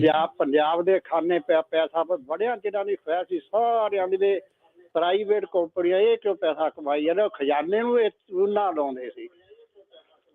ਹੱਥ ਬੰਨ ਕੇ ਬੇਨਤੀ, ਜਿੱਥੇ ਜਿੱਥੇ ਆਪਣਾ ਪੰਜਾਬੀ ਪਹਿਲਾਂ ਹੀ ਸੀਟ ਬੁੱਕ ਕਰਾ ਲਓ, ਪਹਿਲਾਂ ਉੱਥੋਂ ਟੈਕਸੀ ਕਰਕੇ ਚਲ ਜਾਓ, ਨਹੀਂ ਸੀਟ ਮਿਲਦੀ, ਪਰ ਬਾਦਲਾਂ ਦੀ ਬੱਸ 'ਚ ਨਾ ਪੈਰ ਪਾਇਓ। ਥੈਂਕ ਯੂ ਬੂਟਾ ਸਿੰਘ ਜੀ, ਮਿਹਰਬਾਨੀ ਜੀ। ਜੀ, ਤੇ ਜੇ ਸੀਟਾਂ ਖਾਲੀ ਤੇ 2-3 ਇਕੱਠੀਆਂ ਕਰਾ ਲਓ ਬੁੱਕ, ਪੈਂਦੇ ਹੀ ਆਓ ਲੰਮੇ, ਕੁਛ ਨਹੀਂ ਹੁੰਦਾ, ਬਰਾਬਰ ਹੀ ਆਉਣਾ। 2 ਸੀਟਾਂ ਬੁੱਕ ਕਰਾ ਲਓ। ਚਲੋ ਜੀ, ਪੈਸੇ ਵੀ 4 ਲੋਕਾਂ ਦੇ ਜਿਹੜੇ ਬਚਦੇ ਆ। ਹੁਣ ਜਿੱਦਾਂ ਇਹਨਾਂ ਨੇ ਕਿਰਾਇਆ ਜਿਹੜਾ ਦੱਸਿਆ ਆ, ਉਹਨਾਂ ਦੇ ਮੁਕਾਬਲੇ ਤਾਂ ਜਿਹੜਾ ਅੱਧੋ ਅੱਧ, ਉਹੀ ਮੈਂ ਕਿਹਾ ਨਾ ਕਿ ਅੱਧਾ ਫਰਕ ਆ। ਜੀ ਜੀ। ਦੀਪਿੰਦਰ ਜੀ। ਹਾਂਜੀ, ਸਤਿ ਸ਼੍ਰੀ ਅਕਾਲ ਜੀ। ਸਤਿ ਸ਼੍ਰੀ ਅਕਾਲ ਜੀ। ਹਾਂਜੀ ਮਿੰਟੂ ਜੀ, ਮੈਂ ਤੁਹਾਨੂੰ ਇੱਕ ਸਵਾਲ ਕਰਨਾ ਸੀ ਜਨਰਲ, ਵੀ ਜਿੱਦਾਂ ਜਦੋਂ ਆਪਣਾ ਖੜਕੂਵਾਦ ਸੰਘਰਸ਼ ਚੱਲਿਆ, ਇਹਨਾਂ ਨੇ 5-10 ਸਾਲਾਂ 'ਚ ਖਤਮ ਕਰਤਾ, ਤੇ ਹੁਣ ਜਿਵੇਂ ਗੈਂਗਸਟਰ ਹੈ, ਉਦੋਂ ਐਸ ਕੰਪੇਅਰ ਟੂ ਉਦੋਂ ਤੇ ਹੁਣ ਨਾਲ ਜਿਹੜੀ ਪੁਲਿਸ ਆ ਉਹਦੇ ਕੋਲੇ ਬਹੁਤ ਵੱਡੇ ਸਾਧਨ ਬਣ ਗਏ ਆ, ਤੇ ਹੋ ਗਿਆ। ਤੇ ਕੀ ਗੱਲ ਗੈਂਗਸਟਰ ਬੰਦਾ ਵੀ ਇੱਥੇ ਹੋ ਗਿਆ, ਇਹਨਾਂ ਨੂੰ 5-7 ਸਾਲ ਹੋ ਗਏ ਗੈਂਗਸਟਰਾਂ ਦੀ ਪ੍ਰੋਬਲਮ ਹੈ। ਨਾਲੇ ਖੜਕੂਵਾਦ ਵੇਲੇ ਕੁਛ ਹੱਦ ਤੱਕ ਜਿਹੜੇ ਆਮ ਲੋਕ ਸੀਗੇ ਉਹਨਾਂ ਦਾ ਉਸ ਸੰਘਰਸ਼ ਨੂੰ ਜਿਹੜਾ ਸੀਗਾ ਸਹਿਯੋਗ ਸੀਗਾ, ਤੇ ਹੁਣ ਇਹਨਾਂ ਤੋਂ ਗੈਂਗਸਟਰ ਕਿਉਂ ਨਹੀਂ ਖਤਮ ਹੋ ਰਹੇ? ਕਿ ਜਾਂ ਤਾਂ ਇਹ ਮੰਨਣ ਵੀ ਇਹਨਾਂ ਨੇ ਉਹ ਜਿਹੜਾ ਸੰਘਰਸ਼ ਦਬਾਇਆ ਉਹ ਅਣਮੁਖੀ, ਵੀ ਉਹ ਆਪਾਂ ਨੂੰ ਤਾਂ ਸਾਰਿਆਂ ਨੂੰ ਪਤਾ, ਐਡਮਿਟ ਕਰ ਦੇਣ ਵੀ ਅਸੀਂ ਉਹ ਜਿਹੜਾ ਮਨੁੱਖੀ ਵਸੀਲਿਆਂ ਨਾਲ ਉਹਨੂੰ ਦਬਾਇਆ, ਤੇ ਜਾਂ ਫਿਰ ਗੈਂਗਸਟਰਾਂ ਵੱਲੋਂ ਵੀ ਉਸ ਤਰੀਕੇ ਨਾਲ ਖਤਮ ਕਰਨ। ਜਾਂ ਇਸ ਸਰਕਾਰ ਨੂੰ ਕਦੇ ਕੋਈ ਜੋ ਪੱਤਰਕਾਰ ਆ ਜਾਂ ਕੋਈ ਹੋਰ ਕੁਐਸਚਨ ਨਹੀਂ ਕਰ ਸਕਦੇ ਇਸ ਬਾਰੇ? ਜੀ ਭਾਜੀ, ਗੱਲ ਇਹ ਆ ਕਿ ਜਦੋਂ ਇਸ ਤਰ੍ਹਾਂ ਦੀ ਖੁੱਲ ਅੱਜ ਤਾਂ ਤੁਸੀਂ ਮੰਗ ਰਹੇ ਹੋ, ਇੱਕ ਮੇਰੀ ਗੱਲ ਯਾਦ ਰੱਖਣਾ, ਫਰਜ਼ ਕਰੋ ਐਨਕਾਊਂਟਰ ਸਟਾਰਟ ਹੋ ਜਾਂਦੇ ਆ, ਤੇ ਮੇਰਾ ਦਾਅਵਾ ਹੈ ਕਿ ਤੀਜੇ ਹਫ਼ਤੇ ਫਿਰ ਤੁਸੀਂ ਆ ਕੇ ਦੁਬਾਰਾ ਕਹੋਗੇ ਕਿ ਇੱਥੇ ਮਨੁੱਖੀ ਅਧਿਕਾਰਾਂ ਦਾ ਘਾਣ ਹੋ ਰਿਹਾ। ਜੀ ਜੀ। ਕਿਉਂ? ਕਿਉਂਕਿ ਇੱਥੋਂ ਦੀ ਪੁਲਿਸ ਦਾ ਕੰਮ ਕਰਨ ਦਾ ਢੰਗ ਜਿਹੜਾ ਉਹ ਐਸਾ ਹੀ ਆ। ਫਿਰ ਉਹ ਆਟੇ ਦੇ ਨਾਲ ਘੁਣ ਨੂੰ ਵੀ ਭੀ ਕਰਦੇ ਆ। ਸੋ ਇਸ ਕਰਕੇ ਅਸੀਂ ਤੇ ਇਹੀ ਕਹਿੰਦੇ ਆ ਕਿ ਬਈ ਇਹ ਕੋਈ ਕਾਨੂੰਨ ਸਖਤ ਹੋਵੇ, ਸਜ਼ਾਵਾਂ ਕਰਾਉਣ, ਇਹਨਾਂ ਦੀਆਂ ਪ੍ਰਾਪਰਟੀਆਂ ਜ਼ਬਤ ਕਰਨ, ਸਖਤ ਸਜ਼ਾ। ਜਦੋਂ ਕੈਦ ਹੋ ਜਾਂਦਾ ਨਾ ਸਰਦਾਰ ਜੀ, ਬੰਦਾ ਕੈਦ ਦੇ ਵਿੱਚ ਚਲਾ ਜਾਂਦਾ ਹੈ, ਤਾਂ ਤੜਕੇ 7 ਵਜੇ ਉਠਾ ਲੈਂਦੇ ਆ ਕਿ ਚੱਲ ਕੰਮ ਤੇ ਚੱਲ। ਮਾਤੀ ਮਾਰੀ ਰਹਿੰਦੀ ਆ। ਮਾੜੀ ਜਿਹੀ ਕੋਈ ਹੋਰ ਸ਼ਿਕਾਇਤ ਲੱਗ ਗਈ, ਟਿਕਟ ਤੇ ਚੜ ਗਈ, ਕੋਈ ਛੁੱਟੀ ਨਹੀਂ, ਕੋਈ ਲੈਣਾ ਨਹੀਂ, ਕੋਈ ਦੇਣਾ ਨਹੀਂ, ਕੈਦ ਵੱਧ ਜਾਂਦੀ ਹੈ। ਸੋ ਇਸ ਕਰਕੇ ਸਜ਼ਾਵਾਂ ਹੋਣੀਆਂ ਚਾਹੀਦੀਆਂ। ਪਲੱਸ ਮੈਂ ਜੋ ਕਹਿਣਾ ਕਿ ਪ੍ਰਾਪਰਟੀਆਂ ਜ਼ਬਤ ਕਰ ਲਓ, ਕਿਉਂਕਿ ਅੱਜ ਕੱਲ ਪੈਸਾ ਵੀ ਬਹੁਤ ਵੱਡੀ ਗੇਮ ਬਣ ਗਿਆ ਨਾ। ਇਹ ਧੰਦਾ ਬਣ ਗਿਆ ਜੀ, ਬੇਸਿਕਲੀ ਇਹ ਧੰਦਾ ਬਣ ਗਿਆ। ਇਹ ਕੋਈ ਤੁਸੀਂ ਖਾੜਕੂ ਮੂਵਮੈਂਟ ਨਾਲ ਜੇ ਇਹਨੂੰ ਕੰਪੇਅਰ ਕਰੋ ਤਾਂ ਬਿਲਕੁਲ ਰੋਂਗ ਹੋ ਤੁਸੀਂ। ਉਹ ਇੱਕ ਵੱਖਰੀ ਮੂਵਮੈਂਟ ਸੀ, ਇਹ ਇੱਕ ਧੰਦਾ ਬਣ ਚੁੱਕਾ ਹੈ। ਨੌਜਵਾਨ ਕੀ ਸੋਚ ਕੇ ਚੱਲਦੇ ਆ, ਉਹ ਕਹਿੰਦੇ ਆ ਕਿ ਅਸੀਂ 25 ਤੋਂ 30 ਸਾਲ ਤੱਕ ਦੀ ਜ਼ਿੰਦਗੀ ਜਿਉਣੀ ਹੈ। ਮੈਂ ਤਾਂ ਹੀ ਕਹਿੰਦਾ ਕਿ ਇਹਨਾਂ ਦੀ ਸਾਈਕੀ ਨੂੰ ਪੜ੍ਹਨ ਦੀ ਜ਼ਰੂਰਤ ਹੁੰਦੀ ਹੈ। ਤੁਸੀਂ ਉੱਡਵੀਂ ਖਬਰ ਸੁਣੋਗੇ ਜਾਂ ਕਰੋਗੇ ਜਾਂ ਭੋਗ ਪੜਤਾਲ ਇੰਨੀ ਡੂੰਘਾਈ ਨਾਲ ਨਹੀਂ ਕਰੋਗੇ ਤਾਂ ਫਿਰ ਤੁਹਾਨੂੰ ਨਹੀਂ ਪਤਾ ਲੱਗੇਗਾ। ਸਾਈਕੀ ਇਹ ਹੁੰਦੀ ਹੈ ਕਿ 25 ਤੋਂ 30 ਸਾਲ ਤੱਕ ਜਿਉਣਾ ਹੈ, ਯਾਨੀ 5-10 ਸਾਲ। ਤੇ ਫਿਰ ਉਹਦੇ ਨਾਲ ਕੀ ਹੈ ਕਿ ਸਭ ਆਪਣੀਆਂ ਖੁਆਇਸ਼ਾਂ ਵੀ ਪੂਰੀਆਂ ਕਰਨੀਆਂ ਨੇ, ਨਾਂ ਵੀ ਕੱਢਣਾ ਤੇ ਪੈਸਾ ਵੀ ਜੋੜਨਾ। ਆ ਏਮ ਲੈ ਕੇ ਚੱਲਦੇ ਨੇ। ਇਸ ਕਰਕੇ ਇਹਨਾਂ ਚੀਜ਼ਾਂ ਦੀ ਜੇ ਖੁੱਲ ਹੋਏਗੀ ਕਿ ਐਨਕਾਊਂਟਰ ਕਰ ਦਿਓ, ਬਸ ਮਾਰ ਦਿਓ, ਤਾਂ ਫਿਰ ਤਾਂ ਤੁਹਾਨੂੰ ਪਤਾ ਹੀ ਹੈ ਕਿ ਪੁਲਿਸ ਲਈ ਵੀ ਧੰਦਾ ਬਣ ਜਾਏਗਾ। ਜੀ ਮਾਰਦੇ ਆ ਜਾਂ ਪੈਸੇ ਦਿਓ। ਉਦੋਂ ਇਦਾਂ ਹੀ ਹੋਇਆ ਸੀ। ਇਹ ਦੀਪਿੰਦਰ ਜੀ, ਇਹ ਹੱਲ ਨਹੀਂ ਇਹਨਾਂ ਚੀਜ਼ਾਂ ਦਾ। ਉਦੋਂ ਵੀ ਤੁਹਾਡੇ ਵਰਗਿਆਂ ਨੇ ਬਹੁਤ ਰਾਏ ਦਿੱਤੀ ਸੀ, ਮਾਫ ਕਰਨਾ, ਉਦੋਂ ਵੀ ਇਹੀ ਰਾਏ ਆਈ ਹੋਏਗੀ ਕਿ ਇਹ ਨਹੀਂ ਰੁਕਦੇ ਤਾਂ ਮਾਰ ਦਿਓ ਫੜ ਕੇ। ਤਾਂ ਫਿਰ ਇੱਕ ਵੇਲਾ ਕੀ ਆਇਆ ਕਿ ਪੱਠੇ ਦੇ ਟੱਕ ਚੋਂ ਵੀ ਬੰਦਾ ਚੱਕ ਕੇ ਮਾਰ ਦਿੱਤਾ ਗਿਆ। ਕੋਈ ਭੈਣ ਨੂੰ ਮਿਲਣ ਗਿਆ, ਉਹ ਵੀ ਚੱਕ ਕੇ ਰਾਹ 'ਚ ਹੀ ਮਾਰ ਦਿੱਤਾ ਗਿਆ। ਜਿਹੜਾ ਬਲੈਕ ਥੰਡਰ ਆਪਰੇਸ਼ਨ ਇਹਨਾਂ ਨੇ ਚਲਾਇਆ ਸੀਗਾ, ਉਹ ਅੱਜ ਵੀ, ਕਿਉਂਕਿ ਤੁਸੀਂ ਤੇ ਜ਼ਿਆਦਾ ਖਾੜਕੂਵਾਦ ਬਾਰੇ ਜਾਣਦੇ ਹੋਗੇ ਮੇਰੇ ਨਾਲੋਂ, ਤਾਂ ਉਦੋਂ ਬਲੈਕ ਥੰਡਰ ਵੇਲੇ ਕੀ ਹੋਇਆ ਸੀਗਾ, ਜੋ ਵੀ ਇੱਕ ਗੁਰਸਿੱਖ ਸੀ, ਜੋ ਵੀ ਦਸਤਾਰਧਾਰੀ ਸੀ, ਉਹਦੇ ਨਾਲ ਗਲੀਆਂ ਤੱਕ ਵੀ ਕਰਫਿਊ ਲਾ ਦਿੱਤਾ ਗਿਆ। ਇਸ ਕਰਕੇ ਇੱਥੋਂ ਦੀ ਪੁਲਿਸ ਨੂੰ ਜੇ ਤੁਸੀਂ ਖੁੱਲ ਦਿਓਗੇ, ਖਤਮ ਤਾਂ ਕਰ ਦੇਣਗੇ, ਪਰ ਉਹਦੇ ਨਾਲ ਦੂਜੇ ਕਿੰਨੇ ਖਤਮ ਹੋ ਜਾਣਗੇ, ਘਰ ਕਿੰਨੇ ਖਤਮ ਹੋ ਜਾਣਗੇ, ਇਹ ਨਹੀਂ ਕੋਈ ਗਾਰੰਟੀ ਹੈਗੀ ਜੀ। ਨਾਲੇ ਗਲਤ ਚੀਜ਼ ਦੀ ਇਸ ਹਿਸਾਬ ਦੇ ਨਾਲ ਇਹਨਾਂ ਤੋਂ ਮੰਗ ਜਿਹੜੀ ਉਹ ਨਹੀਂ ਕਰਨੀ ਚਾਹੀਦੀ। ਇਹਨਾਂ ਦੇ ਤਾਂ ਆਲਰੇਡੀ ਹੱਥ ਇੰਨੇ ਜ਼ਿਆਦਾ ਪਸਰੇ, ਇਹਨਾਂ ਨੂੰ ਹੋਰ ਖੋਲ ਦਿੱਤੀ ਤੇ ਜਿੱਦਾਂ ਤੁਸੀਂ ਕਿਹਾ ਵੀ ਫਿਰ ਇਹਨਾਂ ਨੇ ਘਾਣ ਜਿਹੜਾ ਬਹੁਤ ਜ਼ਿਆਦਾ ਕਰਨਾ, ਜਿਹੜਾ ਗਲਤ ਆ ਉਹ ਗਲਤ ਆ। ਮੈਨੂੰ ਵੀ ਉਦੋਂ ਬਹੁਤ ਹੈਰਾਨੀ ਹੋਈ ਸੀ ਜਦੋਂ ਮੂਸੇਵਾਲੇ ਦੇ ਕਤਲ ਤੋਂ ਬਾਅਦ 'ਚ ਲੱਖਾ ਸਿਧਾਣਾ ਵੀ ਇਹ ਚੀਜ਼ ਨੂੰ ਜਿਹੜਾ ਉਹ ਕਹਿ ਰਿਹਾ ਸੀ ਵੀ ਇਹਦਾ ਐਨਕਾਊਂਟਰ ਕਰ ਦਿਓ। ਆਈ ਥਿੰਕ ਕਿਤੇ ਨਾ ਕਿਤੇ ਜਦੋਂ ਭਾਵਨਾਵਾਂ 'ਚ ਬੰਦਾ ਵਹਿ ਜਾਂਦਾ ਨਾ, ਥੋੜਾ ਜਿਹਾ ਕੰਟਰੋਲ। ਉਹ ਕਈ ਵਾਰ ਇਹ ਹੁੰਦਾ ਨਾ ਰਾਜਕਰਮਵੀਰ ਸਿੰਘ ਜੀ, ਆਪਾਂ ਜ਼ਿਆਦਾ ਦੁਖੀ ਹੁੰਦੇ ਆ ਨਾ, ਦੁਖੀ ਹੋਏ ਆਪਾਂ ਕਹਿ ਦਿੰਦੇ ਆ, ਪਰ ਕਿਉਂਕਿ ਆਪਾਂ ਇੱਕ ਮਾਈਕ ਤੇ ਬੈਠੇ ਆ, ਸਾਨੂੰ ਪਤਾ ਕਿ ਜੋ ਚੀਜ਼ ਸੰਵਿਧਾਨ ਦੇ ਮਤਲਬ ਕਿ ਦਾਇਰੇ 'ਚ ਨਹੀਂ ਹੈ, ਉਹ ਆਪਾਂ ਕਵਾਂਗੇ ਤਾਂ ਫਸ ਜਾਵਾਂਗੇ। ਹੋ ਸਕਦਾ ਅੰਦਰ ਅਸੀਂ ਵੀ ਦੁਖੀ ਹੋਈਏ, ਕਹਿੰਦੇ ਏਦਾਂ ਨਹੀਂ, ਏਦਾਂ ਕਰ ਲਓ। ਪਰੰਤੂ ਗੱਲ ਇਹ ਕਿ ਜੋ ਵਾਜਬ ਤਰੀਕਾ ਹੈ, ਵਾਜਬ ਇਹੋ ਹੀ ਹੈ ਕਿ ਆਪਣੀ, ਮੈਂ ਤਾਂ ਤੁਹਾਨੂੰ ਇੱਕ ਹੋਰ ਦੱਸਦਾ ਕਿ ਅਸੀਂ ਹਮੇਸ਼ਾ ਇਹ ਸੋਚਦੇ ਹਾਂ ਕਿ ਆ ਜਿਹੜੇ ਬੰਦੇ ਨੇ, ਅਸੀਂ ਕਦੇ ਇਹ ਸੋਚਿਆ ਵੀ ਜਿਹੜੇ ਪਿੱਛੋਂ ਉੱਠਦੇ ਪਿਆ ਪੋਸ਼, ਉਹਨੂੰ ਬਚਾਉਣ ਵਾਸਤੇ ਸਾਡੇ ਕੋਲ ਕੀ ਹੋਏਗਾ? ਕੱਲ ਨੂੰ ਉੱਠ ਕੇ ਆ ਤੀਜੀ ਪੀੜ੍ਹੀ ਹੈ ਗਰੋਹਬਾਜ਼ਾਂ ਦੀ ਜਿਹੜੀ ਚੱਲ ਰਹੀ ਹੈ, ਤਾਂ ਕੱਲ ਨੂੰ ਚੌਥੀ ਸਟਾਰਟ ਹੋ ਜਾਏਗੀ। ਤਾਂ ਸਾਨੂੰ ਆਪਣੀ ਮਤਲਬ ਕਿ ਸੁਸਾਇਟੀ 'ਚ ਨੌਜਵਾਨਾਂ ਦੀ ਸਹੀ ਜੋ ਗਾਈਡੈਂਸ ਹੈ ਉਹਦੇ ਵਾਸਤੇ ਵੀ ਤੇ ਪ੍ਰਬੰਧ ਕਰਨਾ ਚਾਹੀਦਾ ਹੈ ਨਾ, ਕਿ ਉਹ ਇਸ ਕੁਲੀ ਤੇ ਚੱਲਣ ਹੀ ਨਾ। ਕਿਉਂਕਿ ਮੈਂ ਤਾਂ ਦੇਖਦਾ ਕੈਨੇਡਾ 'ਚ ਜਿਹੜੇ ਉਧਰਲੇ ਬੌਰਨ ਨੇ ਉਹ ਵੀ ਗੈਂਗਿਜ਼ਮ ਦੇ ਵਿੱਚ ਪਏ ਹੋਏ ਨੇ। ਸੋ ਇਹ ਬੜੀ ਵੱਡੀ ਸਮੱਸਿਆ ਹੈ, ਤਾਂ ਇਹ ਸਾਰੇ ਪਾਸੇ ਸੋਚਣਾ ਵਿਚਾਰਨਾ ਪਏਗਾ ਜੀ। ਥੈਂਕ ਯੂ ਕਾਲ ਦੇ ਲਈ ਉਹਨਾਂ ਦਾ। ਸੋਹੀ ਜੀ, ਸਤਿ ਸ਼੍ਰੀ ਅਕਾਲ ਜੀ। ਸਤਿ ਸ਼੍ਰੀ ਅਕਾਲ ਜੀ ਦੋਵੇਂ ਭਰਾਵਾਂ ਨੂੰ, ਮਿੰਟੂ ਵੀਰ ਜੀ ਨੂੰ। ਤੇ ਮੇਰਾ ਇਹ ਸੀਗਾ ਸਵਾਲ ਵੀ ਭਗਵੰਤ ਮਾਨ ਜੀ ਜਦੋਂ ਦੇ ਮੁੱਖ ਮੰਤਰੀ ਬਣੇ ਨੇ, ਇਹਨਾਂ ਦੇ ਕੋਲੋਂ ਲਾ ਐਂਡ ਆਰਡਰ ਹੀ ਨਹੀਂ ਕੰਟਰੋਲ ਹੋ ਰਿਹਾ। ਪੰਜਾਬ ਦਾ ਪੁੱਤ ਮਰਾਤਾ ਤੇ ਕਹਿੰਦੇ ਸਾਨੂੰ ਟਾਈਮ ਦੇਵੋ, ਅਸੀਂ ਜਿਹੜਾ ਪਹਿਲੀਆਂ ਸਰਕਾਰਾਂ ਨੇ ਪਾਇਆ ਹੋਇਆ ਗੰਦ ਆ ਉਹਨੂੰ ਰਿਮੂਵ ਕਰਨ ਨੂੰ ਟਾਈਮ ਲੱਗੂਗਾ। ਲਾ ਐਂਡ ਆਰਡਰ ਤੇ ਇਹਨਾਂ ਦੇ ਹੱਥ 'ਚ ਹੈ ਨਾ। DGP ਦਾ ਇਹਨਾਂ ਦਾ ਹੱਥ ਕੇ ਉਦੋਂ ਕਹਿ ਰਿਹਾ ਵੀ ਬਿਨਾਂ ਕੁਝ ਕਹੇ, ਉਹ ਕਹਿੰਦਾ ਇਹ ਤਾਂ ਗੈਂਗਵਾਰ ਦਾ ਹਿੱਸਾ। ਉਹਨੂੰ ਸ਼ਰਮ ਨਹੀਂ ਆਈ ਵੀ ਪੰਜਾਬ ਦਾ ਪੁੱਤ ਮਰਾਤਾ ਹੈ। ਇਸ ਤੋਂ ਪਹਿਲਾਂ ਅੰਬੀਆ ਜਿਹੜਾ ਕਬੱਡੀ ਦਾ ਪਲੇਅਰ ਆ ਉਹਨੂੰ ਮਰਾਤਾ, ਉਹਦਾ ਨਾਂ ਲਾਤਾ। ਇਹਨਾਂ ਨੂੰ ਲੱਖਾਂ ਰੁਪਈਆ ਪੰਜਾਬ ਦੇ ਖਜ਼ਾਨੇ 'ਚੋਂ ਲੋਕਾਂ ਦੀ ਟੈਕਸ ਮਨੀ 'ਚੋਂ ਦੇ ਰਹੇ ਆ ਤੇ ਆਰਾਮ ਨਾਲ ਬੈਠੇ ਇੱਦਾਂ ਦੀਆਂ ਗੱਲਾਂ ਕਰਦੇ ਨੇ। ਮੇਰੀ ਪੰਜਾਬ ਦੇ ਲੋਕਾਂ ਨੂੰ, ਆਪਣੇ ਭਰਾਵਾਂ ਨੂੰ ਇਹੋ ਬੇਨਤੀ ਆ, ਆਉਣ ਵਾਲੀ ਕਿਸੇ ਵੀ ਇਲੈਕਸ਼ਨ ਦੇ ਵਿੱਚ, ਮੈਂ ਕੋਈ ਪੋਲੀਟੀਕਲ ਬੰਦਾ ਨਹੀਂ ਹੈ, ਮੈਂ ਪੰਜਾਬ ਨੂੰ ਪਿਆਰ ਕਰਨ ਵਾਲਾ, ਇਹਨਾਂ ਨੂੰ ਵੋਟ ਨਾ ਪਾਓ, ਆਮ ਆਦਮੀ ਪਾਰਟੀ ਨੂੰ ਵੋਟ ਨਾ ਪਾਓ, ਆਪ ਦੇ ਬੰਦੇ ਖੜਾ ਕੇ ਵੋਟਾਂ ਉਹਨਾਂ ਨੂੰ ਪਾ ਦਿਓ ਕਿਸੇ ਨੂੰ ਪਾ ਦਿਓ। ਇਹਨਾਂ ਨੂੰ ਇਹ ਕਹਿੰਦੇ ਸਾਨੂੰ ਟਾਈਮ ਦੇਵੋ, ਵੀ ਸਾਨੂੰ ਟਾਈਮ ਚਾਹੀਦਾ। ਇਹਨਾਂ ਨੂੰ ਟਾਈਮ ਦੇਵੋ। ਹੁਣ 92 MLA ਇਹਨਾਂ ਨੂੰ ਦੇਤੇ, ਹਜੇ ਵੀ ਇਹ ਆਰਾਮ ਦੇ ਨਾਲ ਬੈਠੇ ਮੱਖੀਆਂ ਮਾਰ ਰਹੇ ਨੇ, ਕੰਮ ਕੋਈ ਕਰ ਨਹੀਂ ਰਹੇ। ਤੇ ਅਗਲੀਆਂ ਇਲੈਕਸ਼ਨਾਂ ਕੋਈ ਵੀ ਹੁੰਦੀ, ਚਾਹੇ ਪੰਚਾਇਤੀ ਇਲੈਕਸ਼ਨ ਆ, ਚਾਹੇ ਕੋਈ ਜਿਹੜੀ ਜਿਵੇਂ ਜ਼ਮੀਨੀ ਚੋਣ ਆ, ਇਹਦੇ 'ਚ ਵੀ ਇਹਨਾਂ ਦੇ ਬੰਦਿਆਂ ਨੂੰ ਨਾ ਜਿਤਾਓ ਪਲੀਜ਼। ਇਹਨਾਂ ਨੂੰ ਹਰਾਓ ਤੇ ਇਹਨਾਂ ਨੂੰ ਕਹੋ ਵੀ ਤੁਸੀਂ ਜੋ ਤੁਹਾਨੂੰ ਸਰਕਾਰ ਦਾ ਦਿੱਤਾ, ਤੁਸੀਂ ਮੁੱਖ ਮੰਤਰੀ ਬਣੇ ਹੋ, ਪੂਰੀਆਂ ਪਾਵਰਾਂ ਨੇ, ਪਹਿਲਾਂ ਕੰਮ ਕਰਕੇ ਦਿਖਾਓ। ਜੀ ਇਹ ਉਦਣ CPL ਸਾਹਿਬ ਦੇ ਗਿਆ ਮੁੱਖ ਮੰਤਰੀ ਸਾਹਿਬ, ਉੱਥੇ ਕਹਿੰਦਾ ਮੈਂ ਤੇ ਕਹਿੰਦਾ ਚੀਫ ਮਿਨਿਸਟਰ ਨਹੀਂ, ਕਹਿੰਦਾ ਮੈਂ ਤਾਂ ਕਹਿੰਦਾ ਉਹੀ ਤੁਹਾਡਾ ਭਗਵੰਤ ਮਾਨ ਆ। ਵੀ ਕਮੇਡੀਅਨ ਹੀ ਰਿਹਾ, ਫਿਰ ਕਮੇਡੀਅਨ ਹੀ ਉਹੀ ਗੱਲਾਂ ਕਰਦਾ ਕਮੇਡੀਅਨ ਵਾਲੀਆਂ। ਹੁਣ ਚੀਫ ਮਿਨਿਸਟਰ ਆ, ਉਹਦੇ ਕੋਲੇ ਪਾਵਰਾਂ ਨੇ, ਉਹਦੀ ਜ਼ਿੰਮੇਵਾਰੀ ਬਣਦੀ ਆ। ਪਰ ਸਾਹਿਬ ਜੀ ਕਦੇ ਵੀ ਇਹਦੇ ਬਾਰੇ ਗੱਲ ਹੀ ਨਹੀਂ ਕਰਦੇ। ਇਹ ਉਹੀ ਭਗਵੰਤ ਮਾਨ ਆ ਜਿਹੜਾ ਉਹਨਾਂ ਨੂੰ ਇੰਨੀਆਂ ਬੁਰਾਈਆਂ ਕਰਦਾ ਸੀ ਅਕਾਲੀਆਂ ਦੀਆਂ ਤੇ ਚਲੋ Thank you. ਰੈਪੀਟੀਸ਼ਨ ਨਾ ਜੀ, ਕਰੋ। ਤੇ ਜੀ। ਕੋਈ ਸਵਾਲ ਹੈਗਾ ਸਰਦਾਰ ਜੀ, ਦੱਸ ਦਿਓ ਜੀ ਨਹੀਂ। ਮੇਰਾ ਜੀ। ਸਵਾਲ ਤਾਂ ਬਸ ਇਹੀ ਸੀਗਾ ਵੀ ਲੋਕਾਂ ਨੂੰ ਜੋ ਜੀ, ਕੁਝ ਜੀ। ਕਰਦਾ ਪਿਆ ਉਹ ਗਲਤ ਕਰ ਰਿਹਾ, ਨਹੀਂ ਹਨਾ। ਲੋਕਾਂ ਨੂੰ ਵੀ ਜੀ, ਸੋ ਲਾ ਐਂਡ ਨਹੀਂ, ਆਰਡਰ ਨਹੀਂ, ਦੀ ਦੇਖੋ। ਬੇਸਿਕਲੀ ਲਾ ਐਂਡ ਆਰਡਰ ਦੀ ਗੱਲ ਨੂੰ ਲੈ ਕੇ ਜੀ, ਜੀ। ਕਾਫੀ ਨਹੀਂ ਦੇਖੋ ਜਿਹੜੇ ਦੇਖੋ ਜੇ ਉਹ ਕਹਿੰਦੇ ਨੇ ਨਾ ਕਿ 2 ਸਰਕਾਰਾਂ ਜਾਂ 3 ਸਰਕਾਰਾਂ ਦਾ ਪਿਛਲਾ ਗੰਦ ਪਾਇਆ ਹੋਇਆ ਉਹ ਅਸੀਂ ਹੂੰਜ ਰਹੇ ਹਾਂ, ਤਾਂ ਫਿਰ ਉਹਨਾਂ ਨੂੰ ਇਹ ਸੋਚਣਾ ਚਾਹੀਦਾ ਜਾਂ ਇਸ ਗੱਲ ਦਾ ਜਵਾਬ ਦੇਣਾ ਚਾਹੀਦਾ ਹੈ ਕਿ ਜੋ ਪਟਿਆਲਾ ਦੇ ਵਿੱਚ ਕਲੈਸ਼ ਹੋ ਗਿਆ ਸੀਗਾ, ਕੀ ਉਹ ਵੀ ਪਿਛਲੀਆਂ 2 ਸਰਕਾਰਾਂ ਨੇ ਕਰਾ ਦਿੱਤਾ?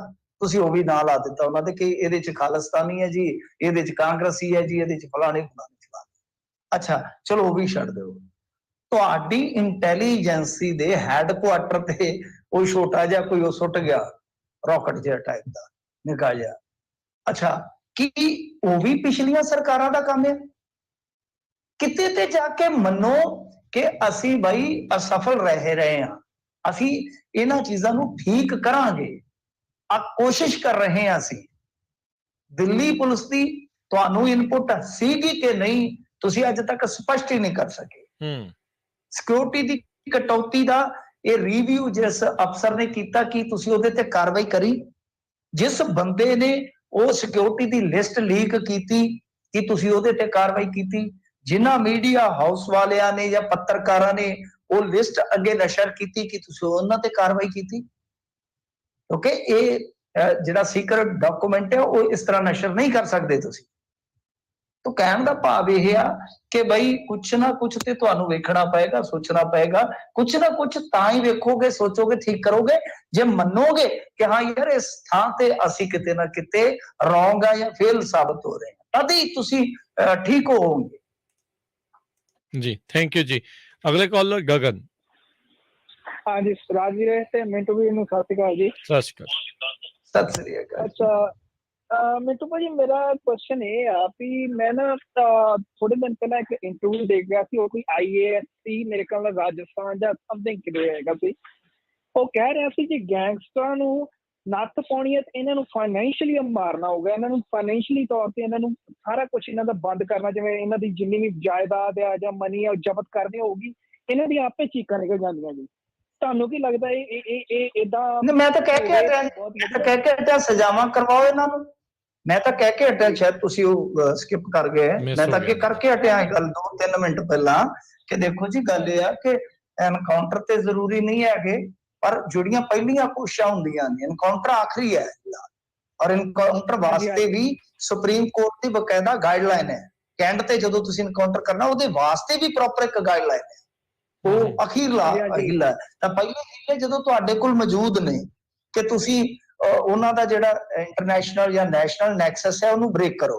ਸੈਕੰਡ ਚੀਜ਼ ਆ ਕਿ ਉਹਨਾਂ ਦੀਆਂ ਬਣਾਈਆਂ ਪ੍ਰਾਪਰਟੀਆਂ ਜਿੱਥੇ ਜਿੱਥੇ ਪੈਸਾ ਇਨਵੈਸਟ ਹੋ ਰਿਹਾ, ਚਾਹੇ ਹਵਾਲਾ ਰਾਹੀਂ, ਸ਼ੈਲ ਕੰਪਨੀਆਂ ਰਾਹੀਂ, ਚਾਹੇ 1 ਨੰਬਰੀ ਚਾਹੇ 2 ਨੰਬਰੀ, ਉਹਦੀ ਨਿਸ਼ਾਨਦੇਹੀ ਕਰੋ, ਉੱਥੇ ਚੋਟ ਕਰੋ, ਕਾਨੂੰਨ ਲਿਆਓ ਕਿ ਜ਼ਬਤ ਹੋਣੀਆਂ ਚਾਹੀਦੀਆਂ ਨੇ ਸਾਰੀਆਂ ਚੀਜ਼ਾਂ, ਜਿੱਥੇ ਵੀ ਇਨਵੈਸਟ ਹੁੰਦੀ ਹੈ ਉਹ ਦੱਬ ਲਓ। ਤਾਂ ਬਿਲਕੁਲ ਦਰੁਸਤ ਹੈ ਇਹ ਗੱਲ, ਮੈਂ ਕਹਿ ਕੇ ਹਟਿਆ। ਫਿਰ ਉਹਨਾਂ ਦੇ ਕੇਸ ਜਿਹੜੇ ਆ ਫਾਸਟ ਟਰੈਕ ਤੇ ਲਾ ਕੇ ਉਹਨਾਂ ਨੂੰ ਕਨਵਿਕਟ ਕਰਵਾਓ। ਜਦੋਂ ਬੰਦਾ ਕਨਵਿਕਟ ਹੋ ਜਾਂਦਾ ਨਾ, ਅੱਧਾ ਟੁੱਟ ਜਾਂਦਾ ਹੈ। ਜਿੰਨਾ ਚਿਰ ਬੰਦਾ ਵਿਹਲਾ ਜੇਲ੍ਹ 'ਚ ਬੈਠਾ ਹੈ, ਅੰਡਰ ਟ੍ਰਾਇਲ ਹੈ, ਚਾਹੇ 5 ਸਾਲ ਹੈ ਚਾਹੇ 10 ਸਾਲ ਹੈ, ਉੱਥੇ ਵਿਹਲਾ ਬੈਠਾ ਹੈ, ਉਹਦਾ ਕੰਮ ਕਾਰ ਐਂ ਹੀ ਚੱਲੇਗਾ। ਜਦੋਂ ਬੰਦਾ ਸਜ਼ਾ ਹੋ ਜਾਂਦਾ ਹੈ, ਦੂਜੇ ਦਿਨ ਬੰਦੇ ਦੀ ਸੋਚ ਬਦਲਣੀ ਸਟਾਰਟ ਹੋ ਜਾਂਦੀ ਹੈ। ਕਿਉਂ? ਕਿਉਂਕਿ ਸਜ਼ਾ ਹੀ ਉਦੋਂ ਸ਼ੁਰੂ ਹੁੰਦੀ ਹੈ, ਜੇਲ੍ਹ ਉਦੋਂ ਹੀ ਸ਼ੁਰੂ ਹੁੰਦੀ ਹੈ ਜਿੱਦਣ ਖੱਦਰ ਵਾਲੀ ਵਰਦੀ ਤੜ ਕੇ ਤੁਹਾਨੂੰ ਪਾ ਦਿੰਦੇ ਆ ਕਿ ਲੈ ਬਈ ਅੱਜ ਤੋਂ ਤੂੰ ਚਿੱਟੇ ਕੀੜਿਆਂ ਵਾਲਾ ਹੋ ਗਿਆ। ਮਤਲਬ ਕਿ ਤੇਰੀ ਆਜ਼ਾਦੀ ਫਿਨਿਸ਼, ਹੁਣ ਆ ਜਾ ਮੈਦਾਨ ਦੇ ਵਿੱਚ, ਆ ਜਾ, ਕੰਮ ਕਰੇਗਾ ਤਾਂ ਰੋਟੀ ਮਿਲੂਗੀ, ਜੇ ਨਹੀਂ ਕਰੇਗਾ ਤਾਂ ਪਟੇ ਮਿਲਣਗੇ ਰੋਟੀ ਦੀ ਥਾਂ ਤੇ। ਸੋ ਗੱਲ ਇਹ ਹੈ ਕਿ ਉਦੋਂ ਤੋਂ ਬੰਦੇ ਨੂੰ ਫਿਰ ਇੱਕ ਡਰ ਪੈਦਾ ਹੋ ਜਾਂਦਾ ਹੈ ਕਿ ਯਾਰ ਜੇ ਮੈਂ ਕੁਝ ਕਰੂੰਗਾ, ਮੇਰੀ ਟਿਕਟ ਤੇ ਜਾਊਗਾ, ਉਹ ਫਿਰ ਕਰਨ ਨੂੰ ਦੇਰ ਲੱਗਣੀ ਹੈ ਜਾਂ ਪੈਰੋਲ ਮੰਗਣੀ ਹੈ, ਮੇਰਾ ਰਿਕਾਰਡ ਖਰਾਬ ਹੋ ਜਾਏਗਾ, ਫਿਰ ਬਹੁਤ ਕੁਝ ਸੋਚਣਾ ਸਟਾਰਟ ਕਰ ਦਿੰਦਾ। ਜੀ ਜੀ, ਥੈਂਕ ਯੂ। ਨਾਲੇ ਬਹੁਤ ਮਹਿੰਗਾ ਸੌਦਾ ਜੀ ਗੈਂਗਸਟਰਾਂ ਨੂੰ ਜਿਹੜਾ ਰੱਖਣਾ, ਕਿਉਂਕਿ ਇਕੱਲਾ ਬੰਦਾ ਥੋੜੀ ਕਰਦਾ, ਕਿੰਨੇ ਤੁਹਾਨੂੰ ਬੰਦੇ ਚਾਹੀਦੇ, ਉਹਨਾਂ ਨੂੰ ਚਾਹ ਪਾਣੀ, ਉਹਨਾਂ ਦਾ ਇੰਨਾ ਕੁਛ ਜਿਹੜਾ ਤੁਸੀਂ ਕਰਨਾ, ਖਰਚਾ ਕਰਨਾ ਹੈ, ਇਹ ਬਹੁਤ ਮਹਿੰਗਾ ਸੌਦਾ ਹੈ। ਆਮ ਬੰਦਾ ਜਿਹੜਾ ਨਹੀਂ ਇਸ ਪਾਸੇ ਵੱਲ ਨੂੰ ਨਹੀਂ ਜਾ ਸਕਦਾ। ਸੋ ਬਿਲਕੁਲ ਇਹ ਗੱਲ ਸੰਘੀ ਜਿਹੜੀ ਉੱਥੇ ਘੁੱਟਣ ਦੀ ਜ਼ਰੂਰਤ ਆ। ਕਸ਼ਮੀਰਾ ਸਿੰਘ। ਹਾਂਜੀ, ਸਤਿ ਸ੍ਰੀ ਅਕਾਲ ਜੀ। ਸਤਿ ਸ਼੍ਰੀ ਅਕਾਲ ਜੀ। ਹਾਂਜੀ, ਮੇਰੇ 2 ਕੁਐਸਚਨ ਆ ਜੀ ਨਿੱਕੇ ਨਿੱਕੇ। ਇੱਕ ਤਾਂ ਹੈਗਾ ਯੂਨੀਵਰਸਿਟੀ ਵਾਲਾ ਜਿਹਾ ਰੌਲਾ ਪਿਆ, 116 MLA ਪੰਜਾਬ ਦੇ ਆ, ਇੱਕ ਦਾ ਛੱਡ ਕੇ ਕੋਈ ਨਹੀਂ ਬੋਲਿਆ। ਵਿਚਾਰੇ ਮੁੰਡੇ ਤੇ ਕੁੜੀਆਂ ਆਪਣੇ ਡਾਂਗਾ ਖਾਣ ਨੂੰ ਤਿਆਰ ਆ ਉੱਥੇ, ਵਿਚਾਰੇ ਉਹੀ ਲੜਾਈ ਲੜ ਰਹੇ ਆ। ਦੂਜੀ ਗੱਲ, ਲੋਕੀ ਸਾਰੇ ਬਾਹਰ ਨੂੰ ਭਜਦੇ ਆ ਹੁਣ, ਤੇ ਪੱਤਰਕਾਰ ਵੀ ਕਹਿੰਦੇ ਸਾਨੂੰ ਫੜ ਕੇ ਬਾਹਰ ਸੁੱਟ ਦਿਓ ਜੇ ਸੱਚ ਬੋਲਣਾ ਤੇ। ਇਹੋ ਮੇਰੀ ਬੇਨਤੀ ਸੀਗੀ ਜੀ। ਬਾਹਰ ਪੱਤਰਕਾਰ ਕੀ ਮਤਲਬ? ਬਾਹਰ ਕੀ ਕਹਿੰਦੇ? ਬਾਹਰ ਸੁੱਟ ਦਿਓ? ਬਾਹਰ ਮੈਂ ਸੱਚ ਬੋਲੂੰਗਾ, ਪੱਤਰਕਾਰ ਵੀ ਜੇ ਕੋਈ ਸੱਚ ਬੋਲੇ ਤੇ ਉਹ ਵੀ ਕਹਿੰਦਾ ਵੀ ਮੈਨੂੰ ਬਾਹਰ ਛੱਡ ਦਿਓ, ਫਿਰ ਇੱਥੋਂ ਮੈਨੂੰ ਲਾਗੇ ਪਾਕਿਸਤਾਨ ਲੱਗਦਾ, ਮੈਨੂੰ ਵੀ ਉੱਥੇ ਛੱਡ ਦਿਓ। ਇਹ ਕਿਹਨੇ ਕਿਹਾ ਜੀ ਏਦਾਂ? ਇਹ ਗੁਰਸਰੀਆ ਜੀ ਨੇ, ਪੱਤਰਕਾਰ ਮਿੰਟੂ ਗੁਰਸਰੀਆ ਨੇ। ਮਿੰਟੂ ਗੁਰਸਰੀਆ ਦੇ ਆਪ ਹੀ ਗੱਲ ਹੀ ਤੁਹਾਡੇ ਨਾਲ ਕਰ ਰਹੇ। ਮਿੰਟੂ ਜੀ ਤੁਸੀਂ ਕਿਹਾ ਜੀ ਏਦਾਂ? ਮੈਂ ਮਿਸ ਕਰ ਗਿਆ ਜੀ, ਕਦੋਂ ਕਿਹਾ ਤੁਸੀਂ? ਨਹੀਂ, ਮੈਂ ਦੱਸਦਾ, ਇੱਥੇ ਨਹੀਂ ਕਿਹਾ, ਮੈਂ ਦੱਸਦਾ ਜਿਹੜੀ ਗੱਲ ਇਹ ਤੰਜ਼ ਕਰ ਰਹੇ ਨੇ, ਗੁੱਜੀ ਤੰਜ਼ ਕਰ ਰਹੇ ਨੇ। ਮੇਰੀ ਗੱਲ ਸੁਣੋ, ਉਹ ਨਾ ਇੱਕ ਮੈਂ ਲਾਈਵ ਸੀ ਤੇ ਉਹਦੇ ਵਿੱਚ ਕੋਈ ਫੇਕ ਆਈਡੀ ਬਣਾ ਕੇ ਨਾ ਟ੍ਰੋਲ ਕਰ ਰਿਹਾ ਸੀਗਾ। ਠੀਕ ਹੈ। ਤਾਂ ਮੈਂ ਉਹਨੂੰ ਕਿਹਾ, ਮੈਂ ਕਿਹਾ ਯਾਰ ਅਸੀਂ ਵੀ ਪੰਜਾਬੀ ਆ ਤੇ ਤੂੰ ਵੀ ਪੰਜਾਬੀ ਆ, ਕਿ ਜੇ ਤੁਸੀਂ ਸਾਨੂੰ ਬੋਲਣ ਵੀ ਨਹੀਂ ਦੇਣਾ, ਮਤਲਬ ਕਿ ਅਸੀਂ ਬੋਲ ਵੀ ਨਹੀਂ ਸਕਦੇ ਇੱਥੇ, ਕਿ ਤੁਸੀਂ ਕੋਈ ਗੱਲ ਸੁਣੀ ਤੋਂ ਬਗੈਰ ਸਾਨੂੰ ਆ ਕੇ ਟ੍ਰੋਲ ਕਰ ਰਹੇ ਹੋ, ਤਾਂ ਫਿਰ ਇਹਦਾ ਮਤਲਬ ਕਿ ਤੁਸੀਂ ਸਾਨੂੰ ਇੱਥੇ ਸਮਝਦੇ ਹੀ ਨਹੀਂ ਹੈ। ਮੈਂ ਕਿਹਾ ਸੁੱਟ ਦਿਓ ਸਾਨੂੰ, ਕਿਤੇ ਸਮੁੰਦਰ 'ਚ ਸਿੱਟਿਓ, ਪਾਕਿਸਤਾਨ 'ਚ ਸਿੱਟਿਓ, ਸਾਡੇ ਤੋਂ ਕੀ ਕਰਾਉਣਾ, ਫਿਰ ਤੁਸੀਂ ਗੋਲੀ ਮਾਰ ਦਿਓ ਸਾਨੂੰ। ਜੇ ਤੁਹਾਨੂੰ ਨਹੀਂ ਚੰਗੇ ਲੱਗਦੇ, ਅਸੀਂ ਤੇ ਤੁਹਾਡੇ ਜਵਾਕਾਂ ਵਾਸਤੇ ਬੋਲ ਰਹੇ ਹਾਂ ਕਿ ਫੇਕ ਆਈਡੀ ਬਣਾ ਕੇ ਤੂੰ ਤੇ ਟਾਈਮ ਸਾਰ ਲੇਗਾ, ਕੱਲ ਨੂੰ ਉਹ ਰੋਟੀ ਕਿੱਥੋਂ ਖਾਣਗੇ, ਕਿਵੇਂ ਜਿਉਣਗੇ? ਸੋ ਮੈਂ ਉਸ ਵਿੱਚ ਕਿਹਾ ਸੀਗਾ, ਤੇ ਕੋਈ ਗੱਲ ਨਹੀਂ ਹੈ, ਮੇਰੇ ਲਈ ਤੇ ਸਾਰਾ ਬ੍ਰਹਿਮੰਡ ਹੀ ਮੇਰਾ ਦੇਸ਼ ਹੈ ਜੀ ਹਜ਼ੂਰ, ਚਾਹੇ ਪਾਕਿਸਤਾਨ ਸੁੱਟ ਦੇਣ, ਅਫਗਾਨਿਸਤਾਨ ਸੁੱਟ ਦੇਣ, ਆਪਣਾ ਤਾਂ ਸਾਰਾ, ਆਪਾਂ ਤਾਂ ਮੰਨਦੇ ਸਾਰੀ ਦੁਨੀਆ ਹੀ ਆਪਣੀ ਹੈ, ਜਹਾਂ ਦਾਣੇ ਤਹਾਂ ਖਾਣੇ। ਔਰ ਦੂਜੀ ਗੱਲ ਜਿਹੜੀ ਹੈ ਕਿ ਦੇਖੋ ਗੱਲ ਕੀ ਹੈ ਕਿ ਪੱਤਰਕਾਰਾਂ ਨੂੰ ਬਾਹਰ ਸੁੱਟਣ ਦੀ ਥਾਂ ਤੇ ਅੰਦਰ ਸੁੱਟਦੇ ਨੇ, ਤਾਂ ਹੀ ਅੱਜ ਕੱਲ ਇਸ ਸਰਕਾਰ 'ਚ ਦੇਖ ਲਓ ਕਿ ਕਿੰਨੇ ਕੁ ਬੱਚੇ ਆ ਜਿਹੜੇ ਆਪਣੇ ਪੁਰਾਣੇ ਸਟੈਂਡ ਤੇ ਖਲੋਤੇ ਨੇ। ਹੁਣ ਦੂਜੀ ਗੱਲ ਕਰ ਲਓ ਜੀ, ਜਿਹੜੀ ਪੰਜਾਬ ਯੂਨੀਵਰਸਿਟੀ ਦੀ ਗੱਲ ਕਰਦੇ ਸੀ। ਹਾਂਜੀ, ਪੰਜਾਬ ਯੂਨੀਵਰਸਿਟੀ ਵਾਲੀ ਜਿਹੜੀ ਗੱਲ ਹੈ ਨਾ, ਪੰਜਾਬ ਯੂਨੀਵਰਸਿਟੀ ਵਾਲੀ ਦੇਖੋ ਮਸਲਾ ਇਹ ਆ ਕਿ ਬਹੁਤ ਲੰਮੇ ਸਮੇਂ ਤੋਂ ਰੌਲਾ ਪੈ ਰਿਹਾ ਵਾ। ਪੰਜਾਬ ਯੂਨੀਵਰਸਿਟੀ ਆਲਮੋਸਟ ਕਹਿ ਲਓ ਕਿ ਗਈ ਹੁਣ ਆਖਰੀ ਹੁੰਦਾ। ਪਰ ਜਦੋਂ ਸਾਡੇ ਪੰਜਾਬੀ ਪਤਾ ਕੀ ਆ, ਜਦੋਂ ਸਾਰਾ ਕੁਝ ਹੋ ਜਾਂਦਾ ਉਦੋਂ ਫਿਰ ਮਤਲਬ ਕਿ ਕਰਦੇ ਆ ਪਾਣੀ, ਜਦੋਂ ਨੱਕੋ ਟੱਪਣਾ ਸਟਾਰਟ ਹੋ ਜਾਂਦਾ, ਫਿਰ ਹੋ ਸਕਦਾ ਕੱਲ ਨੂੰ ਉੱਥੇ ਤੰਬੂ ਵੀ ਕੱਢ ਦੇਣ, ਮੋਰਚੇ ਵੀ ਲੱਗ ਜਾਣ, ਬਹੁਤ ਕੁਛ ਆ। ਪਰ ਇਹ ਕਵਾਇਦ ਜਿਹੜੀ ਆ ਪਿਛਲੇ 2 ਸਾਲਾਂ ਤੋਂ ਲਗਾਤਾਰ ਚੱਲ ਰਹੀ ਆ। ਅਸੀਂ ਮੁਸਲਸਲ ਇਹਦੇ ਤੇ ਲਿਖਿਆ ਵੀ ਆ, ਬੋਲਿਆ ਵੀ ਆ। ਪਹਿਲਾਂ ਇਹਦੇ ਇਲੈਕਸ਼ਨ ਲੇਟ ਕਰਾਏ ਗਏ, ਪੀਸੀ ਜਿਹੜਾ ਉਹ ਇੱਕ ਖਾਸ ਵਿਚਾਰਧਾਰਾ ਵਿੱਚ ਭਿੱਜਿਆ ਲੱਗਦਾ ਇਨਸਾਨ ਆ। ਫਿਰ ਸੈਕੰਡ ਕਿ ਕਮੇਟੀ ਆਈ, ਕਮੇਟੀ ਨੇ ਐਸੀਆਂ ਸਿਫਾਰਿਸ਼ਾਂ ਕੀਤੀਆਂ ਕਿ ਯੂਨੀਵਰਸਿਟੀ ਦੀ ਹੋਂਦ ਹੀ ਜਿਹੜੀ ਹੈ ਉਹਦਾ ਖਾਸਾ ਹੀ ਕਹਿ ਲਓ ਬਦਲਣਾ ਉਹਨਾਂ ਨੇ ਚਾਹਿਆ। ਫਿਰ ਤੀਸਰਾ ਹਿੱਲਾ ਇਹ ਹੋ ਗਿਆ ਕਿ ਹਾਈ ਕੋਰਟ ਨੇ ਕਹਿ ਦਿੱਤਾ ਕਿ ਜੇ ਨਹੀਂ ਬਈ ਸਮਝਦਾ, ਜੇ ਨਹੀਂ ਤੇ ਸਿਆਪਾ ਛੱਡੋ, ਇਹਨੂੰ ਸੈਂਟਰਲ ਯੂਨੀਵਰਸਿਟੀ ਦਾ ਦਰਜਾ ਦੇ ਦਿਓ। ਔਰ ਬੱਚੇ ਆ ਜਿਹੜੇ, ਉਹ ਬੱਚੇ ਕੁਝ ਖਾਸ ਤੌਰ ਤੇ ਲੈਫਟਿਸਟ ਆ ਜਿਹੜੇ, ਜਿਨ੍ਹਾਂ ਨੂੰ ਕਾਮਰੇਡ ਕਹਿ ਕੇ ਆਪਾਂ ਕਈ ਵਾਰ ਉਹ ਕਰਦੇ ਵੀ ਆ, ਤਾਂ ਉਹ ਉਹਨਾਂ ਦੇ ਵਿੱਚੋਂ ਜਾਂ ਦੂਸਰੇ ਬੱਚੇ ਜਿਹੜੇ ਰਾਈਟਿਸਟ ਵੀ ਲੈਫਟਿਸਟ ਵੀ ਜਿਹੜੇ ਬੱਚੇ ਪੰਜਾਬ ਨੂੰ ਮੁਹੱਬਤ ਕਰਦੇ ਨੇ, ਤਾਂ ਉਹ ਪ੍ਰੋਟੈਸਟ ਕਰ ਰਹੇ ਸਨ, ਉਹਨਾਂ ਤੇ ਲਾਠੀਚਾਰਜ ਹੋਇਆ। ਸੋ ਇਹ ਆ ਹੁਣ ਤੱਕ ਦੀ ਕਹਾਣੀ। ਜਿਹੜੇ ਨਹੀਂ ਬੋਲਦੇ ਐਮਐਲਏ, ਉਹਨਾਂ ਨੂੰ ਬੁਲਾਉਣ ਦਾ ਇੱਕ ਫਾਰਮੂਲਾ ਤੁਹਾਨੂੰ ਦੱਸ ਦਿੰਦਾ ਸਰਦਾਰ ਜੀ। ਜਿਵੇਂ ਤੁਸੀਂ ਅੱਜ ਮੈਨੂੰ ਗੁੱਜੀ ਰਮਜ ਠੋਕੀਏ ਜਾ ਕੇ ਸਾਰਿਆਂ ਦੇ ਪੇਜ ਤੇ ਠੋਕ ਦੇਣਾ, ਬਸ ਤੁਸੀਂ ਚੁੱਪ ਕਰਕੇ ਇਹ ਕਹਿ ਦਿਓ ਕਿ ਲੋਕ ਜਿਹੜੇ ਆ ਉਹ ਬੋਲਣਾ ਸਟਾਰਟ ਕਰਦੇ ਨੇ। ਇਹ ਤੀਜੇ ਦਿਨ ਤੁਸੀਂ ਬੋਲਣਾ ਕਹਿੰਦੇ ਹੋ, ਇਹ ਤੇ ਮਤਲਬ ਕਿ ਐ ਬੋਲਣਗੇ ਜਿਵੇਂ ਚਾਬੀ ਦੇ ਕੇ ਛੱਡੇ ਹੁੰਦੇ ਆ। ਸਿਰਫ ਤੇ ਸਿਰਫ ਕਿ ਸਾਡੇ ਇੱਥੋਂ ਦੇ ਲੋਕਾਂ ਨੂੰ ਪਤਾ ਹੀ ਨਹੀਂ ਲੱਗਦਾ ਕਿ ਉੱਤੇ ਹੋ ਕੀ ਰਿਹਾ। ਇੰਡੀਆ ਦੇ ਮੈਂ ਤੁਹਾਨੂੰ ਦੱਸਦਾ, ਮੈਂ ਜਿੰਨਾ ਕੁ ਦੇਖਦਾ, ਸਾਡੇ ਇੱਥੇ ਬਹੁਤੇ ਚਾਹੇ ਉਹ ਸੋਸ਼ਲ ਮੀਡੀਆ ਤੇ ਐਕਟਿਵ ਵੀ ਹੋਣ, ਇੰਡੀਆ ਦੇ ਵਿੱਚ ਕੀ ਕਾਨੂੰਨ ਬਣ ਰਹੇ ਨੇ, ਇੰਡੀਆ 'ਚ ਕੀ ਵੱਡੀਆਂ ਘਟਨਾਵਾਂ ਬਣ ਰਹੀਆਂ ਨੇ, ਇੰਡੀਆ ਦੀ ਇਕਨੋਮੀ ਕੀ ਹੈ, ਮਹਿੰਗਾਈ ਦਰ ਕੀ ਹੈ, ਗਰੋਥ ਰੇਟ ਕੀ ਹੈ, ਰੈਪੋ ਰੇਟ ਕੀ ਹੈ, ਮੈਂ ਕਹਿੰਦਾ ਕਿ 95% ਬੰਦਿਆਂ ਨੂੰ ਨਹੀਂ ਪਤਾ। ਇੰਡੀਆ ਦੇ ਨਹੀਂ ਪਤਾ ਕਿ ਕੀ ਹੋ ਰਿਹਾ, ਜਦ ਕਿ ਉਹ ਸਾਰੀਆਂ ਚੀਜ਼ਾਂ ਜੁੜਦੀਆਂ ਸਾਡੇ ਨਾਲ। ਅਸੀਂ ਸਿਰਫ ਤੇ ਸਿਰਫ ਜੋ ਪੰਜਾਬ 'ਚ ਵੱਡਾ ਚੱਲ ਰਿਹਾ ਹੁੰਦਾ ਉਹਦੇ ਤੇ ਕੇਂਦਰਿਤ ਹੋ ਜਾਂਦੇ। ਤਾਂ ਉਹੀ ਹਾਲ ਹੈ ਕਿ ਅੱਗੇ ਚੰਡੀਗੜ੍ਹ ਕੀ ਹੋ ਰਿਹਾ ਸਾਡੇ ਨਾਲ, ਜਾਂ ਸਾਡੇ ਹੱਕ ਹਕੂਕਾਂ ਨਾਲ ਕੀ ਹੋ ਰਿਹਾ, ਉਹਦੇ ਬਾਰੇ ਨਹੀਂ। ਜੋ ਸਾਨੂੰ ਕਹਿ ਲਓ ਪ੍ਰਤੱਖ ਤੌਰ ਤੇ ਨਜ਼ਰ ਆਉਂਦਾ, ਅਸੀਂ ਉਹਦੇ ਵਿੱਚ ਜ਼ਿਆਦਾ ਖੁੱਭ ਜਾਂਦੇ। ਜੀ ਜੀ ਜੀ। ਆਪਣੇ ਅਗਲੇ ਕਾਲਰ ਨੇ ਰਾਜ ਜੀ, ਸਤਿ ਸ਼੍ਰੀ ਅਕਾਲ ਜੀ। ਹਾਂਜੀ, ਸਤਿ ਸ੍ਰੀ ਅਕਾਲ ਜੀ। ਮਿੰਟੂ ਜੀ, ਸਤਿ ਸ੍ਰੀ ਅਕਾਲ। ਸਤਿ ਸ਼੍ਰੀ ਅਕਾਲ ਜੀ। ਸਤਿ ਸ੍ਰੀ ਅਕਾਲ ਸਰ। ਹਾਂਜੀ ਹਾਂਜੀ ਮਿੰਟੂ ਜੀ, ਮੈਂ ਆਪ ਨੂੰ ਸਵਾਲ ਪੁੱਛਦਾ ਵੀ ਆਪਣੇ ਜਿਵੇਂ ਪੋਲੀਟੀਸ਼ੀਅਨਾਂ ਦੀ ਨਸਲ ਸੀਗੀ ਪਹਿਲੀ, ਗਿਆਨੀ ਜੈਲ ਸਿੰਘ ਤੋਂ ਲੈ ਕੇ ਤੇ ਗਾਂ ਜਿਵੇਂ ਬੂਟਾ ਸਿੰਘ ਹੋ ਗਿਆ, ਦਰਬਾਰਾ ਸਿੰਘ ਹੋ ਗਿਆ, ਫਿਰ ਆਪਣਾ ਬਰਨਾਲਾ ਸਾਹਿਬ ਹੋ ਗਏ, ਜਿਹੜੇ ਕਿ ਸੈਂਟਰ ਦੀ ਚਾਬੀ ਨਾਲ ਹੀ ਚੱਲਦੇ ਸੀ, ਜਿਨ੍ਹਾਂ ਦਾ ਰਿਮੋਟ ਸੈਂਟਰ ਦੇ ਹੱਥ ਦੇ ਵਿੱਚ ਕਹਿੰਦੇ ਸੀ। ਤੇ ਬਾਦਲ ਸਾਹਿਬ ਉਸ ਵੇਲੇ ਇਹਨਾਂ ਤੇ ਸਭ ਤੋਂ ਜ਼ਿਆਦਾ ਇਹ ਤੰਜ ਕੱਸਦੇ ਹੁੰਦੇ ਸੀ ਵੀ ਸੈਂਟਰ ਤੋਂ ਚੱਲਦੇ। ਫਿਰ ਜਦੋਂ ਬਾਦਲ ਸਾਹਿਬ ਦੀ ਵਾਰੀ ਆਈ ਤਾਂ ਉਹ ਵੀ ਫਿਰ ਸੈਂਟਰ ਦਾ ਰਿਮੋਟ ਹੀ ਬਣ ਗਏ, ਸੈਂਟਰ ਦੇ ਰਿਮੋਟ ਨਾਲ ਹੀ ਚੱਲਣ ਲੱਗ ਗਏ ਭਾਜਪਾ ਦੇ ਨਾਲ, ਤੇ ਅਲਾਇੰਸ ਕਰ ਲਿਆ ਉਹਨਾਂ ਨੇ, ਸਾਰਿਆਂ ਨੂੰ ਪਤਾ ਹੀ ਹੈ। ਤੇ ਕੀ ਹੁਣ ਜਿਹੜਾ ਭਗਵੰਤ ਮਾਨ ਹੈ, ਇਹ ਕੋਈ ਵੱਖਰੀ ਨਸਲ ਆ ਕਿ ਜਾਂ ਮੈਨੂੰ ਤਾਂ ਇਹ ਵੀ ਉਹੀ ਨਸਲ ਲੱਗਦੀ ਹੈ ਜਿਹੜੀ ਉਹ ਪੁਰਾਣੇ ਲੀਡਰਾਂ ਦੀ ਸੀਗੀ? ਇਹਦੇ ਬਾਰੇ ਦੱਸਿਓ ਜੀ। ਧੰਨਵਾਦ ਜੀ। ਨਹੀਂ ਦੇਖੋ, ਚਲੋ ਨਸਲ ਵਗੈਰਾ ਤੇ ਆਪਾਂ ਕੀ ਕਹਿਣਾ ਹੈ, ਇਹ ਦੇਖੋ ਹਾਲ ਦੀ ਘੜੀ ਤਾਂ ਨਹੀਂ, ਕੁਛ ਐਸਾ ਤਾਂ ਨਹੀਂ ਹੈ ਕਿ ਭਾਰਤੀ ਜਨਤਾ ਪਾਰਟੀ ਦੇ ਜਿੱਦਾਂ ਅਮਰਿੰਦਰ ਸਿੰਘ ਨਜ਼ਰ ਆ ਰਹੇ ਸੀਗੇ 2 ਸਾਲ 2.5 ਸਾਲ ਪਹਿਲੇ, ਮੈਂ ਕਹਿ ਦਿੱਤਾ ਸੀਗਾ ਇੱਕ ਪੋਸਟ 'ਚ ਕਿ ਲਓ ਵੀ ਇਹ ਜਿਹੜਾ ਤੁਹਾਡਾ ਕੈਪਟਨ ਹੈ ਨਾ, ਜਿਹੜਾ ਤੁਸੀਂ ਜਿਹਨੂੰ ਸ਼ੇਰ ਕਹਿੰਦੇ ਹੋ, ਇਹ ਤੁਹਾਡਾ ਸ਼ੇਰ ਤੇ ਜਾਊਗਾ। ਹਾਲ ਦੀ ਘੜੀ ਐਸੀ ਤਾਂ ਕੋਈ ਮੈਂ ਕਹਾਂ ਮੈਨੂੰ ਤਾਂ ਕੋਈ ਨਜ਼ਰ ਨਹੀਂ ਆਉਂਦੀ ਚੀਜ਼, ਲੁਕਵੇਂ ਰੂਪ 'ਚ ਹੁੰਦੀ ਹੈ ਤਾਂ ਉਹ ਪਤਾ, ਪਰ ਜੇ ਸਿੱਧੇ ਤੌਰ ਤੇ ਕੋਈ ਸ਼ਾਦੀ ਭਰਦੀ ਹੋਵੇ ਤੇ ਮੈਂ ਕਹਿ ਨਹੀਂ ਸਕਦਾ ਕਿ ਇਹ ਮੈਂ ਤਾਂ ਨਹੀਂ ਘੱਟੋ ਘੱਟ ਨੋਟਿਸ ਕੀਤੀ ਜਿਹਦੇ ਆਧਾਰ ਤੇ ਮੈਂ ਕਹਾ ਕਿ ਲਓ ਜੀ ਇਹ ਤੇ ਉਹਨਾਂ ਦੇ ਬਿਲਕੁਲ ਗੁਲਾਮ ਬਣ ਗਏ ਸੈਂਟਰ ਦੇ। ਬਾਕੀ ਇਹ ਦੇਖੋ ਅੱਡ ਅੱਡ ਪਰਿਭਾਸ਼ਾ ਹੁੰਦੀ ਆ। ਮੈਂ ਤਾਂ ਕਹਿੰਦਾ ਸੁਨੀਲ ਜਾਖੜ ਆ, ਸੁਨੀਲ ਜਾਖੜ ਦੀ ਅਹਿਮੀਅਤ ਅੱਜ ਕੱਲ੍ਹ ਭਾਰਤੀ ਜਨਤਾ ਪਾਰਟੀ 'ਚ ਬਹੁਤ ਆ। ਜੇ ਉਹ ਕੋਈ ਵੱਡਾ ਪ੍ਰੋਜੈਕਟ ਲੈ ਆਵੇ ਸਾਡੇ ਵੱਲੋਂ, ਉਹ ਗੁਲਾਮੀ ਵੀ ਕਰੇ, ਸਾਨੂੰ ਕੀ ਹੈ? ਸਾਨੂੰ ਮਤਲਬ ਕਿ ਜਾ ਕੇ ਉਹ ਚਾਪਲੂਸੀ ਕਰੇ ਜਾਂ ਕਰੇ, ਕੁਝ ਵੀ ਕਰੇ, ਜੇ ਉਹ ਪੰਜਾਬ ਦੇ ਭਲੇ ਵਾਸਤੇ ਕੁਝ ਕਰਦਾ, ਤੁਸੀਂ ਮੈਨੂੰ ਦੱਸੋ ਕਿ ਆਪਾਂ ਨੂੰ ਫਿਰ ਚੰਗਾ ਕਹਾਂਗੇ ਕਿ ਮੰਦਾ ਕਹਾਂਗੇ? ਜੇ ਫਰਜ਼ ਕਰੋ ਕਿ ਸੀਐਮ ਕੋਈ ਵਧੀਆ ਕੋਆਰਡੀਨੇਸ਼ਨ ਬਣਾ ਲੈਂਦਾ ਹੈ, ਉਹਨੂੰ ਜੋ ਮਰਜ਼ੀ ਲੈ ਲਓ, ਆਪੋ ਆਪਣਾ ਨਜ਼ਰੀਆ, ਕੁਝ ਅੱਛਾ ਪੈਕੇਜ ਲੈ ਆਉਂਦਾ ਹੈ, ਤੇ ਮੇਰੇ ਨਹੀਂ ਖਿਆਲ ਦੇ ਨਾਲ ਕੋਈ ਚੀਜ਼ ਮਾੜੀ ਹੈ। ਇੱਕ ਪਾਸੇ ਅਸੀਂ ਕਹਿੰਦੇ ਕਿ ਪੰਜਾਬ ਨੂੰ ਦਿੰਦੇ ਕੱਖ ਨਹੀਂ, ਜੇ ਕੋਈ ਲੀਡਰ ਦੇ ਲੈ ਆਵੇ ਆਪਣੇ ਅਸਰ ਰਸੂਖ ਦੇ ਨਾਲ, ਆਪਣੀ ਬਣੀ ਦੇ ਨਾਲ, ਤਾਂ ਫਿਰ ਮੇਰੇ ਖਿਆਲ ਦੇ ਨਾਲ ਸਾਨੂੰ ਕਹਿਣਾ ਚਾਹੀਦਾ ਕਿ ਠੀਕ ਆ ਬਈ ਲਿਆ। ਹਾਂ, ਗੱਲ ਇਹ ਹੈ ਕਿ ਜਿੱਥੇ ਪੰਜਾਬ ਦੇ ਨਾਲ ਖੜਨ ਦੀ ਜ਼ਰੂਰਤ ਹੈ ਉੱਥੇ ਪੰਜਾਬ ਦੇ ਨਾਲ ਖੜ ਜਾਓ। ਜਿੱਥੇ ਕਿ ਭਗਵੰਤ ਮਾਨ ਖੜਦੇ ਨਜ਼ਰ ਨਹੀਂ ਆਉਂਦੇ, ਚਾਹੇ ਉਹਨਾਂ ਦੀ, ਮੈਂ ਨਹੀਂ ਕਹਿੰਦਾ ਕਿ ਉਹ ਕਿਸੇ ਨਾਲ ਰਲੇ ਆ ਜਾਂ ਉਹ ਆਪਦੀ ਮਤਲਬ ਕਿ ਹਾਈ ਕਮਾਂਡ ਦੇ ਬਹੁਤ ਜ਼ਿਆਦਾ ਥੱਲੇ ਲੱਗੇ ਪਏ ਨੇ, ਪਰ ਨਜ਼ਰ ਤੇ ਇਹੀ ਆਉਂਦਾ ਸਪਸ਼ਟ ਤੌਰ ਤੇ ਕਿ ਜਿੱਥੇ ਉਹਨਾਂ ਦੇ ਬੋਲਣ ਦੀ ਲੋੜ ਹੁੰਦੀ ਉੱਥੇ ਬੋਲਦੇ ਨਹੀਂ ਹੈ। ਮਿਸਾਲ ਦੇ ਤੌਰ ਤੇ ਕੱਲ ਯੂਨੀਵਰਸਿਟੀ 'ਚ ਲਾਠੀ ਚਾਰਜ ਹੋਇਆ, ਤਾਂ ਕੀ ਗੱਲ ਹੈ, ਜਿਹੜੀ ਯੂਨੀਵਰਸਿਟੀ ਹੈ ਉਹ ਕੱਲੀ ਉਹਨਾਂ ਬੱਚਿਆਂ ਦੀ ਹੈ? ਸਾਡੀ ਉਹ ਮੈਂ ਕਦੇ ਯੂਨੀਵਰਸਿਟੀ ਤੱਕ ਪੜ੍ਹਿਆ ਹੀ ਨਹੀਂ, ਮੈਂ ਤਾਂ ਕਦੇ ਗਿਆ ਹੀ ਨਹੀਂ ਗਾ ਯੂਨੀਵਰਸਿਟੀ ਦੇ ਵਿੱਚ ਅੱਜ ਤੱਕ, ਤਾਂ ਕੀ ਉਹ ਸਾਡੀ ਯੂਨੀਵਰਸਿਟੀ ਨਹੀਂ ਹੈ?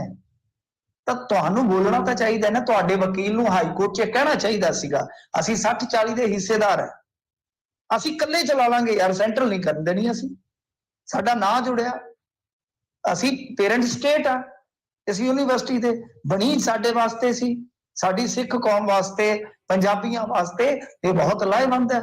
ਅਸੀਂ ਨਹੀਂ ਕੋਈ ਇੱਕ ਖਾਸ ਵਿਚਾਰਧਾਰਾ ਇੱਥੇ ਹਾਵੀ ਹੋਣ ਦੇਵਾਂਗੇ। ਤਾਂ ਗੱਲ ਇਹ ਹੈ ਕਿ ਅਸੀਂ ਉਹਦੀ ਚੀਜ਼ ਦੀ ਆਲੋਚਨਾ ਕਰਦੇ ਹਾਂ, ਪਰ ਅਸੀਂ ਕਿਵੇਂ ਕਹਿ ਦਈਏ ਕਿ ਫਲਾਣਾ ਬੰਦਾ, ਤੁਸੀਂ ਉਹ ਸ਼ਬਦ ਇਸਤੇਮਾਲ ਕਰਦੇ ਹੋ, ਮੈਂ ਸ਼ਬਦ ਇਸਤੇਮਾਲ ਕਰਦਾ ਠੀਕ ਨਹੀਂ ਲੱਗਾਂਗਾ ਕਿ ਬਈ ਇਹ ਫਲਾਣਾ ਫਲਾਣੇ ਦਾ ਆਏ ਆ, ਫਲਾਣੇ ਨੇ ਇਹ ਪਟਾ ਪਵਾ ਲਿਆ ਜਾਏਗਾ। ਸੋ ਗੱਲ ਇਹ ਹੈ ਕਿ ਪੰਜਾਬ ਦੇ ਭਲੇ ਲਈ ਕੰਮ ਕਰੋ, ਪੰਜਾਬ ਦੇ ਭਲੇ ਵਾਸਤੇ ਜੋ ਮਰਜ਼ੀ ਕਰੋ, ਜੋ ਤੁਸੀਂ ਭਾਵੇਂ ਕਿਸੇ ਦੇ ਮਿੱਤਰ ਬਣਨਾ ਬਣੋ, ਜੋ ਮਰਜ਼ੀ ਹੈ, ਪਰ ਪੰਜਾਬ ਦੇ ਮਿੱਤਰ ਤੇ ਰਹੋ ਨਾ ਘੱਟੋ ਘੱਟ। ਜੀ ਜੀ। ਆਪਣੇ ਅਗਲੇ ਕਾਲਰ ਨੇ ਨਿੰਦਰ। ਹਾਂਜੀ, ਸਤਿ ਸ਼੍ਰੀ ਅਕਾਲ ਦੋਨੋਂ ਵੀਰਾਂ ਨੂੰ। ਸਤਿ ਸ਼੍ਰੀ ਅਕਾਲ ਜੀ। ਮਿੰਟੂ ਜੀ ਮੇਰਾ ਸਵਾਲ ਨਹੀਂ ਹੈ, ਮੇਰਾ ਕਮੈਂਟ ਹੈ ਤੇ ਉਸ ਕਮੈਂਟ ਤੇ ਤੁਸੀਂ ਵਿਚਾਰ ਕਰਨਾ, ਜਲਦੀ ਜਲਦੀ ਕਰਾਂਗਾ ਮੈਂ। ਪਿੰਡਾਂ 'ਚ ਸਾਡੇ ਜਿੱਦਾਂ ਰੂੜੀਆਂ ਹੁੰਦੀਆਂ ਸੀ ਨਾ, ਤੇ ਰੂੜੀਆਂ 'ਚ ਸਾਰੇ ਕੁੱਤੇ ਇਕੱਠੇ ਹੋ ਕੇ ਇੱਕ ਦੂਜੇ ਨਾਲ ਲੜਦੇ ਹੁੰਦੇ ਸੀਗੇ, ਤੇ ਉਹਦੇ ਕੋਲੋਂ ਦੀ ਰੂੜੀ ਤੋਂ ਜੇ ਮੇਰੇ ਉਹਦੇ ਨਾਲ ਕੋਈ ਸਾਈਕਲ ਜਾਂ ਪੈਦਲ ਤੁਰੇ ਤਾਂ ਸਾਰੇ ਇਕੱਠੇ ਇੱਕਾ ਕਰਕੇ ਤੇ ਉਹਦੇ ਦੁਆਲੇ ਹੋ ਜਾਂਦੇ ਹੁੰਦੇ ਸੀ ਕਿ ਇਹ ਰੂੜੀ ਵੱਲ ਨਾ ਆ ਜਾਵੇ। ਤੇ ਮੇਰਾ ਕਮੈਂਟ ਇਹ ਆ ਕਿ ਜਿਹੜੀ ਬਿਊਰੋਕਰੇਸੀ ਆ ਪੰਜਾਬ ਦੀ, ਇਹ ਤੇ ਵਫ਼ਾਦਾਰ ਤੇ ਅਕਾਲੀਆਂ ਤੇ ਕਾਂਗਰਸ ਦੇ ਬੜੇ ਸਾਲਾਂ ਤੋਂ ਰਹੇ ਆ, ਤੇ ਇਦਾਂ ਨਹੀਂ ਲੱਗਦਾ ਪਿਆ ਕਿ ਭਗਵੰਤ ਮਾਨ ਨੂੰ ਹੌਲੀ ਹੌਲੀ ਟਾਈਮ ਨਾਲ ਇਹਨਾਂ ਨੂੰ ਬਦਲ ਕੇ ਇਮਾਨਦਾਰ ਬੰਦੇ ਲੱਭਣੇ ਪੈਣੇ ਆ ਇਹਨੂੰ। ਤੇ ਕਿਉਂਕਿ ਜਦੋਂ ਉੱਪਰੋਂ ਬੰਦਾ ਭ੍ਰਸ਼ਟ ਹੁੰਦਾ, ਥੱਲੇ ਬੰਦਿਆਂ ਨੂੰ ਪਤਾ ਹੁੰਦਾ ਕਿ ਥੱਲੇ ਬੰਦੇ ਵੀ ਭ੍ਰਸ਼ਟ ਹੈਗੇ ਨੇ, ਤੇ ਉਹਨਾਂ ਨੂੰ ਇਮਾਨਦਾਰ ਵਾਲੇ ਉੱਪਰ ਵਾਲੇ ਬੰਦੇ ਹੁੰਦੇ, ਥੱਲੜਿਆਂ ਨੂੰ ਜਲਦੀ ਕਿਤੇ ਇਮਾਨਦਾਰ ਨਹੀਂ ਹੋਣ ਦਿੰਦੇ। ਤੇ ਇਦਾਂ ਨਹੀਂ ਲੱਗਦਾ ਪਿਆ ਕਿ ਭਗਵੰਤ ਮਾਨ ਇਹਨਾਂ ਦੀ ਗੇਮ ਵਿੱਚ ਫਸਿਆ ਹੋਇਆ, ਕਿਉਂਕਿ ਇਮਾਨਦਾਰੀ ਦੀ ਸਾਰੀ ਇਮਾਨਦਾਰ ਤੇ ਅਕਾਲੀਆਂ ਦੇ ਕਾਂਗਰਸੀ ਦੇ ਵੱਡੇ ਵੱਡੇ ਅਫਸਰ ਨੇ। ਭਾਈ ਸੁਣਨ ਦਿਓ ਵਿਚਾਰ ਇਹਨਾਂ ਭਾਈ ਦੇ। ਨਹੀਂ ਅਸੀਂ ਭਾਜੀ ਅਸੀਂ ਦੇਖੋ ਭਗਵੰਤ ਮਾਨ ਨੂੰ ਚੁਣਿਆ, ਅਸੀਂ ਅਫਸਰਾਂ ਨੂੰ ਥੋੜੀ ਚੁਣਿਆ। ਅਸੀਂ ਵੋਟ ਕਿਹਨੂੰ ਪਾਈ ਹੈ? ਅਸੀਂ ਵੋਟ ਭਗਵੰਤ ਮਾਨ ਨੂੰ ਇਸੇ ਕਰਕੇ ਤੇ ਪਾਈ ਹੈ ਕਿ ਜਾ ਬਾਈ ਜਾ ਕੇ ਤੇ ਏਦਾਂ ਕਰ, ਸਕੂਟਰ ਦੇ ਜਿਹੜੇ ਵੀ ਪੁਰਜ਼ੇ 'ਚ ਨੁਕਸ ਆ ਜਾ ਕੇ ਖੋਲ ਤੇ ਠੀਕ ਕਰ। ਤੇ ਅਸੀਂ ਤੇ ਹੁਣ ਕਹਿ ਰਹੇ ਹਾਂ ਕਿ ਸਕੂਟਰ ਮਿਸਤਰੀ ਨੂੰ ਠੀਕ ਕਰੇ। ਗੱਲ ਇਹ ਹੈ ਕਿ ਅਸੀਂ ਉਹ ਮਿਸਤਰੀ ਨੂੰ ਭੇਜਿਆ ਕਿ ਲਓ ਬਾਈ ਆ ਚੱਕ ਪੇਚਕਸ, ਆ ਚੱਕ ਸਾਰੀ ਟੂਲ, ਚੱਕ ਤੇ ਜਾ ਕੇ ਖੋਲ ਤੇ ਬੋਰ ਕਰ ਇਹਦਾ, ਰਿੰਗ ਪਾ ਦੇ, ਪਿਸਟਨ ਪਾ ਦੇ, ਕਾਰਬੋਰੇਟਰ ਸਾਫ਼ ਕਰ ਦੇ, ਪਲੱਗ ਤੋਂ ਆਇਆ ਕਾਲਖ ਲਾ ਦੇ, ਪਹਿਲੀ ਕਿੱਕ ਮਾਰੀਏ ਤੇ ਕਰ ਕਰਦਾ ਜਾਵੇ। ਅਸੀਂ ਥੋੜੀ ਹੁਣ ਕਹਾਂਗੇ ਕਿ ਆ ਫਲਾਣਾ ਮਾੜਾ ਜੀ, ਢਮਕਾਣਾ ਮਾੜਾ ਜੀ, ਜਦ ਉੱਤੇ ਤੁਸੀਂ ਬੈਠੇ ਹੋ ਇੱਕ ਫੋਨ ਤੇ ਗੇਮ ਘੁੰਮਦੀ ਆ। ਅਸੀਂ ਤਾਂ ਜ਼ਰੂਰ ਇਹਨਾਂ ਨੂੰ ਕਹਾਂਗੇ ਬਿਊਰੋਕਰੇਸੀ ਦੀ ਕੀ ਮਜ਼ਾਲ ਹੈ, ਬਿਊਰੋਕਰੇਸੀ ਦੀ ਕੀ ਮਜ਼ਾਲ ਹੈ, ਕਿਉਂਕਿ ਉਹਨਾਂ ਦਾ ਅਧਿਕਾਰ ਖੇਤਰ ਅਲੱਗ ਹੈ। ਸੀਐਮ ਦੀ ਇੱਕ ਪਾਵਰ ਹੈ, ਉਹਦਾ ਅਧਿਕਾਰ ਖੇਤਰ ਅਲੱਗ ਹੈ। ਬਿਊਰੋਕਰੇਸੀ ਦੀ ਕੀ ਮਜ਼ਾਲ ਹੈ? ਜੇ ਤੁਸੀਂ ਕਰਵਾਉਣਾ ਚਾਹੋ, ਤੁਹਾਡਾ ਆਰਡਰ ਪਾਸ ਹੋਇਆ, ਕਿਵੇਂ ਨਹੀਂ ਐਗਜ਼ੀਕਿਊਟ ਹੋਏਗਾ ਬਈ? ऐसा हो ही नहीं सकता सरदार साहब, ऐसा सोचना ही मेरे ख्याल दे नाल ठीक नहीं है कि ठीक नहीं हो सकता सारा कुछ। पर वो ठीक तां सारा कुछ हो सकता है जे तुसी ठीक तरीके नाल विजन रखदे हो। जे तुहानू पता होवे कि मैं करना की है, जे तुहानू पता ही नहीं, तुसी सोचदे चौराहे ते खड़े हो कि मैं करना की है, ओदी सुननी एदी करनी, उधर जाना इधर जाना, फिर टांगा उत्थे ना उत्थे खड़ा रहू चौराहे च। जी धन्यवाद जी। ਆਪਣੇ ਨਾਲ ਕੁਝ ਹੋਰ ਕਾਲਰਸ ਨੇ ਤੇ ਸਰੋਤਿਓ ਜਲਦੀ ਗੱਲ ਖਤਮ ਕਰਨ ਦੀ ਕੋਸ਼ਿਸ਼ ਕਰਿਓ ਕਿਉਂਕਿ ਸਮਾਂ ਆਪਣਾ ਕਾਫੀ ਆਪਾਂ ਉੱਤੇ ਲੈ ਚੁੱਕੇ ਹਾਂ। ਤੇਜਿੰਦਰ ਜੀ। ਸਤਿ ਸ਼੍ਰੀ ਅਕਾਲ ਬਾਈ ਜੀ ਦੋਨਾਂ ਨੂੰ। ਸਤਿ ਸ਼੍ਰੀ ਅਕਾਲ ਜੀ। ਕੁਐਸਚਨ ਸੀਗਾ ਵੀ ਜਿਸ ਤਰ੍ਹਾਂ ਜਿਹੜੇ ਗੈਂਗਸਟਰ ਨੇ ਇਹ ਜੇਲ੍ਹ ਦੇ ਵਿੱਚੋਂ ਆਪਣੀ ਕੋਰਟ ਪੇਸ਼ੀ ਤੇ ਆਉਂਦੇ ਨੇ, ਇਹਨਾਂ ਦੇ ਨਾਈਕੀ ਦੇ ਸ਼ੂਜ਼, ਭਗਤ ਸਿੰਘ ਦੀਆਂ ਟੀ-ਸ਼ਰਟਾਂ ਇੰਨੇ ਗਲੈਮਰਸ ਵੇ ਨਾਲ ਆਉਂਦੇ ਨੇ ਵੀ ਯੂਥ ਨੇ ਤਾਂ ਖਰਾਬ ਹੋਣਾ ਹੀ ਆ। ਵੀ ਜਿਵੇਂ ਅਸੀਂ ਇੱਥੇ ਕੰਮ ਕਰਦੇ ਹਾਂ, ਸਾਡੇ ਕੋਲ ਜਿਹੜੇ ਕੈਦੀ ਨੇ ਉਹ 90 ਸਾਲ ਦੇ ਮਰੀਜ਼ ਵੀ ਨੇ, ਜਦੋਂ ਉਹ ਜਾਂਦੇ ਨੇ ਐਮਰਜੈਂਸੀ ਦੇ ਵਿੱਚ ਆਪਣੇ ਰੂਮ ਦੇ ਵਿੱਚ ਨੇ, ਉਹਨਾਂ ਨੂੰ ਮੈਡੀਕਲ ਚਾਹੀਦਾ, ਦੈਟਸ ਓਕੇ। ਜਦੋਂ ਬਾਹਰ ਜਾਂਦੇ ਨੇ ਉਹਨਾਂ ਨੂੰ ਜੰਪ ਸੂਟ ਐ ਨੂੜ ਕੇ ਲੈ ਜਾਂਦੇ ਨੇ ਹੱਥਕੜੀਆਂ ਲਾ ਕੇ। ਇੱਥੇ ਆਪਣੇ ਕਿਤੇ ਕਾਨੂੰਨ ਬੁੱਕ ਕਿਤੇ ਤਾਂ ਲਿਖਿਆ ਹੀ ਹੋਣਾ ਵੀ ਇਹਨਾਂ ਨੂੰ ਕਿਵੇਂ ਜਾਣਾ ਚਾਹੀਦਾ। ਇਹੀ ਕੁਐਸਚਨ ਸੀ। ਨਹੀਂ ਇਹਦਾ ਨਹੀਂ ਹੁੰਦਾ ਜੀ ਸਰ, ਇਹਦਾ ਨਹੀਂ ਹੁੰਦਾ ਕਿ ਦੇਖੋ ਮੰਨ ਲਓ ਕਿ ਕੋਈ ਆਪਦਾ ਬੂਟ ਜਾਂ ਕੱਪੜਾ ਪਾ ਕੇ ਪੇਸ਼ ਹੋਣਾ ਚਾਹੁੰਦਾ, ਐਸੀ ਕੋਈ ਕਾਨੂੰਨ ਦੇ ਵਿੱਚ ਰੋਕ ਨਹੀਂ ਹੈਗੀ, ਐਸੀ ਕੋਈ ਰੋਕ ਨਹੀਂ। ਈਵਨ ਦੋ ਕਿ ਅਦਾਲਤ ਦੇ ਵਿੱਚ ਤਾਂ ਤੁਸੀਂ ਹੱਥਕੜੀ ਪਹਿਨਾ ਕੇ ਵੀ ਨਹੀਂ ਲਿਜਾ ਸਕਦੇ। ਸੋ ਗੱਲ ਇਹ ਆ ਕਿ ਮੈਂ ਤੁਹਾਨੂੰ ਆਪਣੀ ਗੱਲ ਦੱਸ ਦਿੰਦਾ ਕਿ ਜਿੱਦਣ ਸਾਡੀ ਤਰੀਕ ਹੁੰਦੀ ਸੀ, ਅਸੀਂ 3 ਦਿਨ ਪਹਿਲਾਂ ਲੀੜੇ ਮੰਗਣੇ ਸਟਾਰਟ ਕਰ ਦਿੰਦੇ ਹੁੰਦੇ ਸੀ ਕਿ ਬਾਹਰ ਜਾਣਾ ਹੈ ਯਾਰ, ਬਾਹਰ ਜਾਣਾ। ਐਵੇਂ ਤੇਲ ਹੀ ਝਸਾਈ ਜਾਈਦਾ ਸੀ ਬੋਦਿਆਂ ਨੂੰ। ਹੁਣ ਤੇ ਬੁੱਢੇ ਹੋ ਗਏ ਆ ਵੀ ਟਾਵਰ ਨਾਲ ਜਾਣਾ, ਲੋਕ ਖੜ ਕੇ ਵੇਖਣ, ਐਵੇਂ ਜੀਨ ਗੋਡਿਆਂ ਤੋਂ ਪਾੜ ਲੈਣੀ। ਸੋ ਹੁੰਦਾ ਹੀ ਆ, ਇਹ ਹੁੰਦਾ। ਪਰ ਇਹ ਗੱਲ ਜਿਹੜੀ ਆ, ਜਿਹੜੀ ਤੁਸੀਂ ਕਹਿ ਰਹੇ ਹੋ ਕਿ ਕਿਸੇ ਦੇ ਟੀ-ਸ਼ਰਟ ਕੋਈ ਇੰਨੇ ਹਜ਼ਾਰ ਦੀ ਪਾਈ ਆ ਜਾਂ ਬੂਟ ਬ੍ਰਾਂਡਡ ਪਾਇਆ, ਉਹ ਬਈ ਜਦੋਂ ਉਹਨਾਂ ਕੋਲ ਪੈਸਾ, ਉਹੀ ਤਾਂ ਗੱਲ ਕਰਕੇ ਹਟੇ ਨਾ ਸਰ, ਅਸੀਂ ਉਹੀ ਤਾਂ ਗੱਲ ਕਰਕੇ ਹਟੇ ਆ। ਗੇਮ ਸਾਰੀ ਪੈਸੇ ਵਾਸਤੇ ਆ, ਇਹ ਧੰਦਾ ਬਣ ਰਿਹਾ। ਕ੍ਰਾਈਮ ਜਦੋਂ ਧੰਦਾ ਬਣੇਗਾ ਕ੍ਰਾਈਮ, ਤਾਂ ਫਿਰ ਉਹ ਜਿਹੜੀ ਧੰਦੇਬਾਜ਼ੀ ਹੈ ਨਾ, ਉਹਦੇ ਵਿੱਚ ਬਹੁਤ ਸਾਰੇ ਦੂਸਰੇ ਐਲੀਮੈਂਟ ਵੀ ਆ ਜਾਣਗੇ, ਚਾਹੇ ਉਹ ਸਿਆਸਤ ਵਾਲੇ ਹੋਣ, ਚਾਹੇ ਕੁਝ ਹੋਣ। ਬਿਹਾਰ ਦਾ ਜਿਹੜਾ ਅਪਹਰਨ ਫਿਲਮ ਤੁਸੀਂ ਦੇਖੀ ਹੋਣੀ, ਜੇ ਨਹੀਂ ਦੇਖੀ ਤਾਂ ਸੁਜੈਸਟ ਕਰੂੰਗਾ ਦੇਖਿਓ ਕਿ ਇੱਕ ਮੌਕੇ ਤੇ ਆ ਕੇ ਉਹ ਕ੍ਰਾਈਮ ਜਿਹੜਾ ਸੀਗਾ ਕਿਵੇਂ ਉਦਯੋਗ ਬਣ ਗਿਆ, ਧੰਦਾ ਬਣ ਗਿਆ। ਬੰਦਾ ਚੱਕਿਆ ਕਿਸੇ ਨੇ, ਗਾਹ ਦੂਜੇ ਨੂੰ ਦਿੱਤਾ, ਤੀਜੇ ਨੇ ਦਿੱਤਾ, ਉਹਦੇ ਤੋਂ ਪੈਸੇ ਲੈ ਲਏ, ਉਹਦੇ ਤੋਂ ਪੈਸੇ ਲੈ ਲਏ। ਜ਼ਰੂਰ ਦੇਖੋ। ਸੋ ਇਹ ਇੱਕ ਤਰ੍ਹਾਂ ਨਾਲ ਕਹਿ ਲਓ ਕਿ ਇਸ ਵੇਲੇ ਧੰਦਾ ਹੈ। ਜਿਹੜੀ ਯੂਥ ਨੂੰ ਬਚਾਉਣ ਵਾਲੀ ਗੱਲ ਆ, ਯੂਥ ਨੂੰ ਏਦਾਂ ਨਹੀਂ ਬਚਾਉਣ ਦੀ ਜ਼ਰੂਰਤ ਹੈਗੀ ਕਿ ਉਹ ਕੱਪੜਿਆਂ ਤੋਂ ਪ੍ਰਭਾਵਿਤ ਨਾ ਹੋਣ। ਕੱਪੜੇ ਤੇ ਚਾਹੀਦੇ ਨੇ, ਚਾਹੀਦੀ ਹੈ ਤੁਹਾਡੇ ਸੋਚ ਦੇ ਵਿੱਚ ਇੱਕ ਅੱਗ, ਕਿ ਫਲਾਣੇ ਨੇ 21,000 ਦੀ ਟੀ-ਸ਼ਰਟ ਪਾਈ ਹੈ, ਮੈਂ 31 ਦੀ ਪਾਉਣੀ ਹੈ, 31,000 ਦੀ ਪਾਉਣੀ ਆਪਣੀ ਲਾਈਫ 'ਚ, ਪਰ ਉਹਨੂੰ ਪਤਾ ਹੋਵੇ ਕਿ ਮੈਂ ਪਾਉਣੀ ਕਿਸ ਤਰ੍ਹਾਂ ਹੈ। ਮੈਂ ਆਪਣਾ ਬਿਜ਼ਨਸ ਖੜਾ ਕਰਕੇ ਪਾਉਣੀ ਹੈ, ਮੈਂ ਬਾਹਰਲੇ ਮੁਲਕ 'ਚ ਜਾ ਕੇ ਆਪਣਾ ਕਾਰੋਬਾਰ ਖੜਾ ਕਰਕੇ ਪਾਉਣੀ ਹੈ, ਮੈਂ ਆਪਣੇ ਪਿਤਾ ਪੁਰਖੀ ਧੰਦੇ ਦੇ ਵਿੱਚ ਬਰਕਤ ਪਾ ਕੇ ਫੇਰ ਪਾਉਣੀ ਹੈ। ਉਹ ਚੀਜ਼ ਸਾਨੂੰ ਉਹ ਸੋਚ ਪੈਦਾ ਕਰਨ ਦੀ ਜ਼ਰੂਰਤ ਹੈ, ਨਾ ਕਿ ਅਸੀਂ ਕਹੀਏ ਕਿ ਤੂੰ ਕਿਸੇ ਕੱਪੜੇ ਤੇ ਪ੍ਰਭਾਵ ਹੇਠ ਆਉਣਾ ਹੈ ਜਾਂ ਨਹੀਂ ਆਉਣਾ। ਜੀ ਜੀ ਵਰਿੰਦਰ। ਹਾਂਜੀ, ਸਤਿ ਸ਼੍ਰੀ ਅਕਾਲ ਜੀ ਦੋਨੋਂ ਜਾਣਿਆਂ ਨੂੰ। ਸਤਿ ਸ਼੍ਰੀ ਅਕਾਲ। ਹਾਂਜੀ, ਇੱਕ ਤਾਂ ਮਿੰਟੂ ਜੀ ਮੇਰਾ ਸਵਾਲ ਹੈ, ਜਿੱਦਾਂ ਕੋਈ ਵੀ ਫੇਸਬੁੱਕ ਅਕਾਊਂਟ ਹੈ, ਜਿੱਦਾਂ ਆਪਣੀ ਮਰਜ਼ੀ ਨਾਲ, ਜਿੱਦਾਂ ਪਿਛਲੇ ਦਿਨਾਂ 'ਚ ਵੀ ਕੋਈ ਪੋਸਟ ਪਾ ਦਿੰਦਾ ਤੇ ਮੈਂ ਕਿਸੇ ਨੂੰ ਮਾਰਿਆ ਜਾਂ ਕੋਈ ਗਲਤ ਕਮੈਂਟ ਜਾਂ ਗਾਲਾਂ ਵੀ ਕੱਢਦਾ, ਇਹਦੇ ਲਈ ਕੋਈ ਆਈਡੀ ਲਿੰਕ ਕਿਉਂ ਨਹੀਂ ਕਰਦੀ ਸਰਕਾਰਾਂ, ਕੋਈ ਵੀ ਹੋਵੇ, ਚਾਹੇ ਨੈਸ਼ਨਲ ਜਾਂ ਪੰਜਾਬ ਸਰਕਾਰ ਹੋਵੇ? ਕਿਉਂਕਿ ਹੁਣ ਦੇਖੋ, ਮੈਂ ਗਲਤ ਬੋਲਦਾ ਉਹਦੇ ਲਈ ਮੈਂ ਜ਼ਿੰਮੇਵਾਰ ਹਾਂ, ਰਾਈਟ? ਕੋਈ ਵੀ ਪਾਸਪੋਰਟ ਲਿੰਕ ਹੋਵੇ ਜਾਂ ਲਾਇਸੈਂਸ ਹੋਵੇ, ਉਹ ਜ਼ਰੂਰ ਹੋਣਾ ਚਾਹੀਦਾ ਹੈ, ਕਿਉਂ ਨਹੀਂ, ਹੈ ਨਾ? ਨਹੀਂ ਤਾਂ ਆਪਣੀ ਮਰਜ਼ੀ ਨਾਲ ਜੋ ਵੀ ਗੰਦਮੰਦ ਬੋਲ ਦਿੰਦਾ। ਦੂਜਾ ਮੇਰਾ ਸਵਾਲ ਆ, ਜੋ ਆਪਣੇ ਨੈਸ਼ਨਲ ਹਾਈਵੇ ਜੋ GT ਰੋਡ ਆ ਬਣਿਆ ਸੀ, ਤਾਂ ਰਾਜਕੁਮਾਰ ਜੀ ਤੁਸੀਂ ਵੀ ਦੇਖਦੇ ਇੱਥੇ ਜਦੋਂ ਆਪਾਂ ਫ੍ਰੀ ਵਿੱਚ ਵੜਦੇ ਆ ਜਾਂ ਨਿਕਲਦੇ ਆ, ਆਪਾਂ ਨੂੰ ਨਾਲ ਥੋੜਾ ਜਿਹਾ ਰਾਹ ਹੁੰਦਾ, ਹਨਾ? ਕਿਉਂਕਿ ਗੱਡੀ ਨੂੰ ਥੋੜਾ 50-60 ਮਾਈਲ ਸਪੀਡ ਜਾਂ ਜਾਣ ਤੱਕ ਥੋੜਾ ਮੋਸ਼ਨ ਚਾਹੀਦਾ, ਹੈ ਨਾ? ਕੰਪਲੀਟ ਸਟਾਪ ਕੀ ਉਹ ਕੋਈ ਇੱਥੇ ਇੰਡੀਆ 'ਚ ਕੋਈ ਦੇਖਿਆ ਨਹੀਂ ਜਿਹੜਾ ਕੋਈ ਇੰਜੀਨੀਅਰ ਬੈਠਾ ਹੈ? ਕੋਈ ਪਿੰਡ ਦੀ ਸੜਕ ਤਾਂ ਹੈ ਨਹੀਂ ਸੀ, ਨੈਸ਼ਨਲ ਲੈਵਲ ਤੇ ਸੜਕ ਬਣੀ, ਉਹਦੇ ਲਈ ਕੋਈ ਇੰਜੀਨੀਅਰ ਨਹੀਂ ਸੀ, ਕੋਈ ਕੁਛ ਨਹੀਂ, ਤਾਂ 0 to 60-70 ਏਦਾਂ ਕੀਤੀ ਉਹ ਕਿ ਕੰਪਲੀਟ ਸਟਾਪ ਆ, ਨਿਕਲਣ ਲੱਗੇ ਤੇ ਬਣ ਲੱਗੇ। ਸਰ ਮੈਨੂੰ ਰਾਜਕਰਨਵੀਰ ਸਿੰਘ ਸਮਝਾਏਗਾ ਮੈਨੂੰ ਤੁਹਾਡਾ ਸਵਾਲ ਜਿਹੜਾ, ਕਿਉਂਕਿ ਮੇਰੀ ਅੰਗਰੇਜ਼ੀ ਦੀ ਇੰਨੀ ਵਾਹ ਨਹੀਂ ਹੈਗੀ। ਇਹ ਤਾਂ ਨਾ ਸੋ ਮੈਂ ਦੱਸਦਾ, ਐਕਸਪਲੇਨ ਕਰਨ ਦੀ ਕੋਸ਼ਿਸ਼ ਕਰਦਾ। ਇਸ ਦੇ ਵਿੱਚ ਜਦੋਂ ਫਰੀਵੇ ਤੋਂ ਕਿਸੇ ਪਾਸੇ ਨੂੰ ਬਾਹਰ ਨੂੰ ਨਿਕਲਣਾ ਹੁੰਦਾ ਆ ਤੇ ਉਹਨਾਂ ਨੇ ਇੱਕ ਰਨਵੇ ਜਿਹਾ ਕਾਈਂਡ ਆਫ ਜਿੱਦਾਂ ਬਣਾਇਆ ਹੁੰਦਾ, ਥੋੜੀ ਜਿਹੀ ਸਪੇਸ ਦਿੱਤੀ ਹੁੰਦੀ ਆ, ਕਿਤੇ ਜਿਹੜੀ ਆ ਚੱਪਾ ਮੀਲ ਕੁਛ ਫਿਊ ਮੀਟਰਸ ਜਿਹੜੇ ਆ, ਫਿਊ 100 ਮੀਟਰ ਜਿੱਦਾਂ ਹੁੰਦੇ ਆ, ਤਾਂ ਜੋ ਸਪੀਡ ਤੁਸੀਂ ਗੇਨ ਕਰਕੇ ਫਰੀਵੇ ਦੀ ਸਪੀਡ ਤੱਕ ਪਹੁੰਚ ਸਕੋ, ਤੇ ਜੇ ਉਤਰਨਾ ਹੈ ਤੇ ਸਪੀਡ ਉੱਥੇ ਸਲੋ ਆ ਤੇ ਤੁਹਾਨੂੰ ਸਲੋ ਕਰਨ ਦਾ ਜਿਹੜਾ ਉਹ ਸਪੇਸ ਮਿਲੇ, ਡਿਸਟੈਂਸ ਜਿਹੜਾ ਉਹ ਤੁਹਾਨੂੰ ਮਿਲੇ। ਸੋ ਉਹ ਕਹਿ ਰਿਹਾ ਵੀ ਭਾਰਤ ਵਿੱਚ ਏਦਾਂ ਜਦੋਂ GT ਰੋਡਾਂ ਤੋਂ ਨਿਕਲਦੇ ਆ ਜਾਂ ਚੜ੍ਹਦੇ ਆ, ਏਦਾਂ ਦੀ ਕੋਈ ਸਪੇਸ, ਏਦਾਂ ਦੀ ਥਾਂ ਜਿਹੜੀ ਉਹ ਨਹੀਂ ਹੁੰਦੀ ਵੀ ਸਪੀਡ ਨੂੰ ਸਲੋ ਕਰਨ ਦੇ ਲਈ ਤੇ ਤੇਜ਼ ਕਰਨ ਦੇ ਲਈ, ਤਾਂ ਜੋ ਉਸ ਰਫ਼ਤਾਰ ਦੇ ਨਾਲ ਮੈਚ ਹੋ ਸਕੇ। ਨਹੀਂ ਦੇਖੋ, ਇਹਦਾ ਤਾਂ ਮੇਰੇ ਕੋਲ ਤੇ ਕੋਈ ਜਵਾਬ ਨਹੀਂ ਹੈਗਾ, ਕਿਉਂਕਿ ਮੈਨੂੰ ਇਹਨਾਂ ਚੀਜ਼ਾਂ ਦਾ ਪਤਾ ਹੀ ਨਹੀਂ। ਸੱਚ ਪੁੱਛੋ ਤੇ ਮੈਂ ਤੇ ਇਹੋ ਜਿਹੀ ਡਰਾਈਵਰੀ ਵੀ ਨਹੀਂ ਕਰ ਸਕਦਾ ਜਿਵੇਂ ਦੀਆਂ ਤੁਸੀਂ ਗੱਲਾਂ ਕਰਦੇ ਹੋ, ਤੇ ਉੱਚੀਆਂ ਨੇ ਗੱਲਾਂ, ਸਾਡੇ ਤਾਂ ਉੱਤੋਂ ਦੀ ਲੰਘ ਜਾਂਦੀਆਂ। ਸੱਚ ਪੁੱਛੋ ਤੇ ਮੇਰਾ ਸਫ਼ਰ ਹੀ ਅੱਜ ਤੱਕ ਪਿਛਲੇ 15-20 ਸਾਲ ਦਾ ਵੱਧ ਤੋਂ ਵੱਧ ਹੱਦ ਚੰਡੀਗੜ੍ਹ ਤੇ ਇੱਕ ਵਾਰੀ ਅੰਦੋਲਨ 'ਚ ਦਿੱਲੀ 'ਚ ਗਿਆ। ਉਹ ਵੀ ਜਦੋਂ ਮੈਂ ਜਾਵਾਂ ਤੇ ਮੈਂ ਕੋਸ਼ਿਸ਼ ਕਰਦਾ ਹੁੰਦਾ ਕੋਈ ਮੁੰਡਾ ਹੀ ਲੈ ਜਾ ਨਾਲ, ਤੇ ਮੈਂ ਪਾਸੇ ਬਹਿ ਜਾਣਾ, ਤੇ ਮੈਂ ਵੇਂਦਾ ਜਾਣਾ ਆਪਣੇ ਪੰਜਾਬ ਨੂੰ, ਸੋਹਣੇ ਪੰਜਾਬ। ਕੋਸ਼ਿਸ਼ ਇਹ ਕਰਦਾ ਜਾਂ ਪੜ੍ਹਦਾ ਜਾਵਾਂ। ਮੈਨੂੰ ਸੱਚ ਮੈਂ ਕਹਾਂ ਇਮਾਨਦਾਰੀ ਨਾਲ, ਮੈਨੂੰ ਇਹਨਾਂ ਚੀਜ਼ਾਂ ਦਾ ਨਹੀਂ ਪਤਾ ਜੀ। ਸੋ ਪਰ ਨਹੀਂ, ਚਲੋ ਠੀਕ ਆ, ਆਮ ਬੰਦੇ ਨੂੰ ਨਹੀਂ ਪਤਾ, ਤੁਹਾਨੂੰ ਨਹੀਂ ਪਤਾ, ਮੈਨੂੰ ਨਹੀਂ ਪਤਾ, ਪਰ ਜਿਹੜੇ ਡਿਜ਼ਾਈਨ ਕਰ ਰਹੇ ਉਹ ਤਾਂ ਇੰਜੀਨੀਅਰ ਉਹਨਾਂ ਨੇ ਆਪਣੇ ਵੱਲੋਂ ਲਾਏ ਆ ਨਾ, ਉਹਨਾਂ ਨੂੰ ਤੇ ਚੀਜ਼ਾਂ ਦਾ ਜ਼ਰੂਰ ਧਿਆਨ ਰੱਖਣ ਦੀ ਜ਼ਰੂਰਤ ਆ। ਕੋਈ ਆਪਦਾ ਪੈਸਾ ਧੇਲਾ ਬਚਾਉਂਦੇ ਹੋਣੇ ਆ, ਵੀ ਬੱਚਤ ਕਰੋ ਜਿੰਨੀ ਹੁੰਦੀ ਹੈ, ਬੱਚਤ ਉਹਨਾਂ ਦੀ ਆਪਣੀ ਵੀ ਹੁੰਦੀ ਹੈ ਨਾ। ਵੈਸੇ ਕਰ ਰਹੇ ਨੇ, ਦੇਖੋ ਇੰਪਰੂਵਮੈਂਟ ਹੋ ਰਹੀ ਆ। ਇਹਨਾਂ ਨੇ ਕੱਲ ਹੀ ਇੱਕ ਵਰਲਡ ਰਿਕਾਰਡ ਸ਼ਾਇਦ ਕਾਇਮ ਕੀਤਾ, ਪਰ ਨਿਤਨ ਗਡਕਰੀ ਨੇ ਇਹਨਾਂ ਚੱਕਰਾਂ ਦੇ ਵਿੱਚ ਅੱਛਾ ਕੰਮ ਕੀਤਾ, ਨੋ ਡਾਊਟ। ਆਉਣ ਵਾਲੇ ਸਮੇਂ 'ਚ ਹੋ ਸਕਦਾ ਕਿ ਜਿਸ ਤਰ੍ਹਾਂ ਦਾ ਤੁਸੀਂ ਮਾਡਲ ਚਾਹੁੰਦੇ ਹੋ ਸਕਦਾ ਆਉਣ ਵਾਲੇ ਸਮੇਂ 'ਚ ਉਹ ਬਣਾਉਣਾ ਸਟਾਰਟ ਕਰ। ਥੈਂਕ ਯੂ ਵਰਿੰਦਰ ਜੀ ਕਾਲ ਦੇ ਲਈ। ਅਗਲੇ ਅੱਜ ਦੇ ਲਾਸਟ ਕਾਲਰ ਆਪਾਂ ਲਵਾਂਗੇ ਇੰਦਰਜੀਤ। ਸਤਿ ਸ਼੍ਰੀ ਅਕਾਲ ਦੋਨਾਂ ਵੀਰਾਂ ਨੂੰ ਜੀ। ਸਤਿ ਸ਼੍ਰੀ ਅਕਾਲ ਜੀ। ਸਤਿ ਸ਼੍ਰੀ ਅਕਾਲ। ਆਪਣੇ ਮਿੰਟੂ ਸਰ, ਮੇਰਾ ਇੱਕੋ ਹੀ ਕੁਐਸਚਨ ਹੈ ਵੀ ਜਿਹੜਾ ਰੈੱਡ ਕਾਰਨਰ ਨੋਟਿਸ ਆ, ਇਹਦੇ ਪਿੱਛੇ ਬਿਹਾਈਂਡ ਗੇਮ ਕੀ ਆ, ਤੇ ਇਹ ਇੰਨਾ ਟਾਈਮ ਕਿਉਂ ਲੱਗਾ ਪੰਜਾਬ ਸਰਕਾਰ ਨੂੰ ਲੈਣ ਨੂੰ?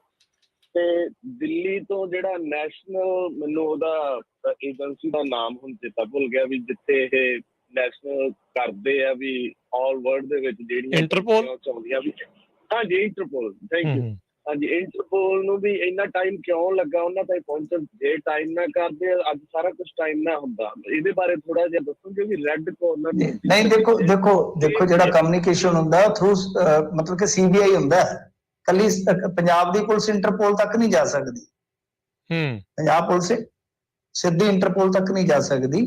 ਉਹਦੇ ਵਿੱਚ ਕੀ ਹੁੰਦਾ ਕਿ ਸੈਂਟਰਲ ਏਜੰਸੀ ਜਿਹੜੀ ਹੈ ਨਾ, ਉਹ ਇਨਵੋਲਵ ਹੁੰਦੀ ਆ। ਉਹ ਜਦੋਂ ਵਿੱਚ ਹੋ ਜਾਂਦੀ ਆ ਤੇ ਫਿਰ ਉਹ ਸਾਰੀ ਕਾਰਵਾਈ, ਸਾਰੀ ਪ੍ਰਕਿਰਿਆ ਜਿਹੜੀ ਆ, ਜੋ ਇਹਨਾਂ ਦਾ ਲਿਓਨ ਦੇ ਵਿੱਚ ਹੈਡਕੁਆਟਰ ਆ, ਉੱਥੇ ਉਹ ਕਰ ਦਿੰਦੇ ਅੱਗੇ, ਤੇ ਫਿਰ ਉਹ ਰੈੱਡ ਕਾਰਨਰ ਨੋਟਿਸ ਜਾਰੀ ਹੁੰਦਾ।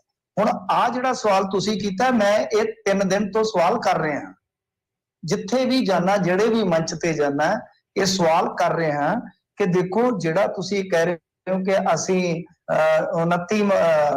30 ਜੂਨ ਨੂੰ ਸ਼ਾਇਦ 30 ਮਈ ਨੂੰ ਈਮੇਲ ਲਿਖਿਆ, ਉਹ ਸੀਬੀਆਈ ਨੂੰ ਇਹਨਾਂ ਨੇ ਕਿਹਾ ਕਿ ਅਸੀਂ 29 ਨੂੰ ਭੇਜਿਆ, ਸੌਰੀ 29 ਨਹੀਂ 19 ਮਈ ਨੂੰ, ਮੈਂ ਕਨਫਿਊਜ਼ ਹੋ ਰਿਹਾ, 19 ਮਈ ਨੂੰ ਅਸੀਂ ਲਿਖ ਦਿੱਤਾ ਸੀਗਾ, ਜੇ ਦੇਰ ਨਾ ਕਰਦੇ ਤੇ ਸਿੱਧੂ ਮੂਸੇਵਾਲਾ ਸ਼ਾਇਦ ਨਾ ਮਰਦਾ। ਉਹ ਕਹਿੰਦੇ ਆ ਕਿ ਸਾਨੂੰ ਈਮੇਲ ਹੀ ਤੁਹਾਡਾ 30 ਨੂੰ ਮਿਲਿਆ, 30 ਨੂੰ ਮਿਲਿਆ। ਹੁਣ ਇਹ ਸਾਫ਼ ਨਹੀਂ ਕਰ ਰਹੇ ਕਿ 19 ਵਾਲਾ ਲੈਟਰ ਤੁਸੀਂ ਲਿਖਿਆ ਹੈ ਜਾਂ ਜਿਹੜੀ 30 ਵਾਲੀ ਈਮੇਲ ਸੀ ਉਹਦੇ ਨਾਲ ਅਟੈਚ ਕੀਤਾ, ਤੁਸੀਂ ਲਿਖ ਕੇ 19 ਦਾ ਰੱਖਿਆ ਸੀ। ਫਿਰ ਉਹਨਾਂ ਨੇ ਜਿਵੇਂ ਹੀ ਮਿਲਿਆ, ਉਹ 2 ਜੂਨ ਨੂੰ ਉਹਨਾਂ ਨੇ ਸਾਰੀ ਪ੍ਰਕਿਰਿਆ ਪੂਰੀ ਕਰਕੇ ਤਿਆਰ ਕਰ ਦਿੱਤਾ। ਉਹਨਾਂ ਨੇ ਰੈੱਡ ਕਾਰਨਰ ਨੋਟਿਸ ਜਾਰੀ ਹੋ ਚੁੱਕੇ ਨੇ, ਸ਼ਾਇਦ 2 ਜਣਿਆਂ ਦੇ ਇਹ ਤਾਜ਼ਾ ਖਬਰ ਹੈ, ਰੈੱਡ ਕਾਰਨਰ ਨੋਟਿਸ ਜਾਰੀ ਹੋ ਚੁੱਕੇ ਨੇ, ਪਰ ਹੁਣ ਜਾਰੀ ਹੋਊਗਾ ਕੀ ਤੋਕਿਆ ਇਹ ਹੁਣ ਇਹਨਾਂ ਨੂੰ ਦੇਖੋ, ਇਹਨਾਂ ਨੂੰ ਸਵਾਲ ਬਣਦਾ ਹੈ, ਜਿਹੜਾ ਬੇਸਿਕ ਸਵਾਲ ਆ ਉਹ ਇਹ ਆ ਪੰਜਾਬ ਪੁਲਿਸ ਵਾਲਿਆਂ ਨੂੰ ਕਿ ਜਿਹੜੇ ਬੰਦੇ ਜ਼ਿੰਮੇਵਾਰੀ ਲੈ ਰਹੇ ਨੇ ਬਾਹਰ ਬੈਠੇ, ਉਹ ਤੇ ਅੱਗੇ ਵੀ ਇੱਕ ਕਤਲकांड ਦੇ ਵਿੱਚ ਜ਼ਿੰਮੇਵਾਰੀ ਲੈ ਚੁੱਕੇ ਨੇ, ਸਾਲ ਪਹਿਲਾਂ ਫਰੀਦਕੋਟ ਦਾ ਮਰਡਰ ਸੀ, ਤੇ ਕੀ ਉਦੋਂ ਤੁਸੀਂ ਸੁੱਤੇ ਸੀ 1 ਸਾਲ? ਅੱਜ ਤੁਸੀਂ ਉਹਨਾਂ ਪੁਰਾਣੇ ਕੇਸਾਂ ਨੂੰ ਚੱਕ ਕੇ, ਮਤਲਬ ਉਹਨਾਂ ਨੂੰ ਨਿਆਂ ਨਹੀਂ ਦਿਵਾ ਰਹੇ ਪਿਛਲਿਆਂ ਨੂੰ, ਹੁਣ ਹਾਈ ਪ੍ਰੋਫਾਈਲ ਮਾਮਲੇ 'ਚ ਉਹਨਾਂ ਨੂੰ ਯੂਜ਼ ਕਰਕੇ ਰੈੱਡ ਕਾਰਨਰ ਨੋਟਿਸ ਦਿਵਾ ਰਹੇ ਜੇ, ਜਾਂ ਤੁਸੀਂ ਬੜੇ ਖਚਰੇ ਜੇ, ਜਾਂ ਕਹਿ ਲਓ ਕਿ ਤੁਸੀਂ ਬਹੁਤ ਨਿਕੰਮੇ ਜੇ।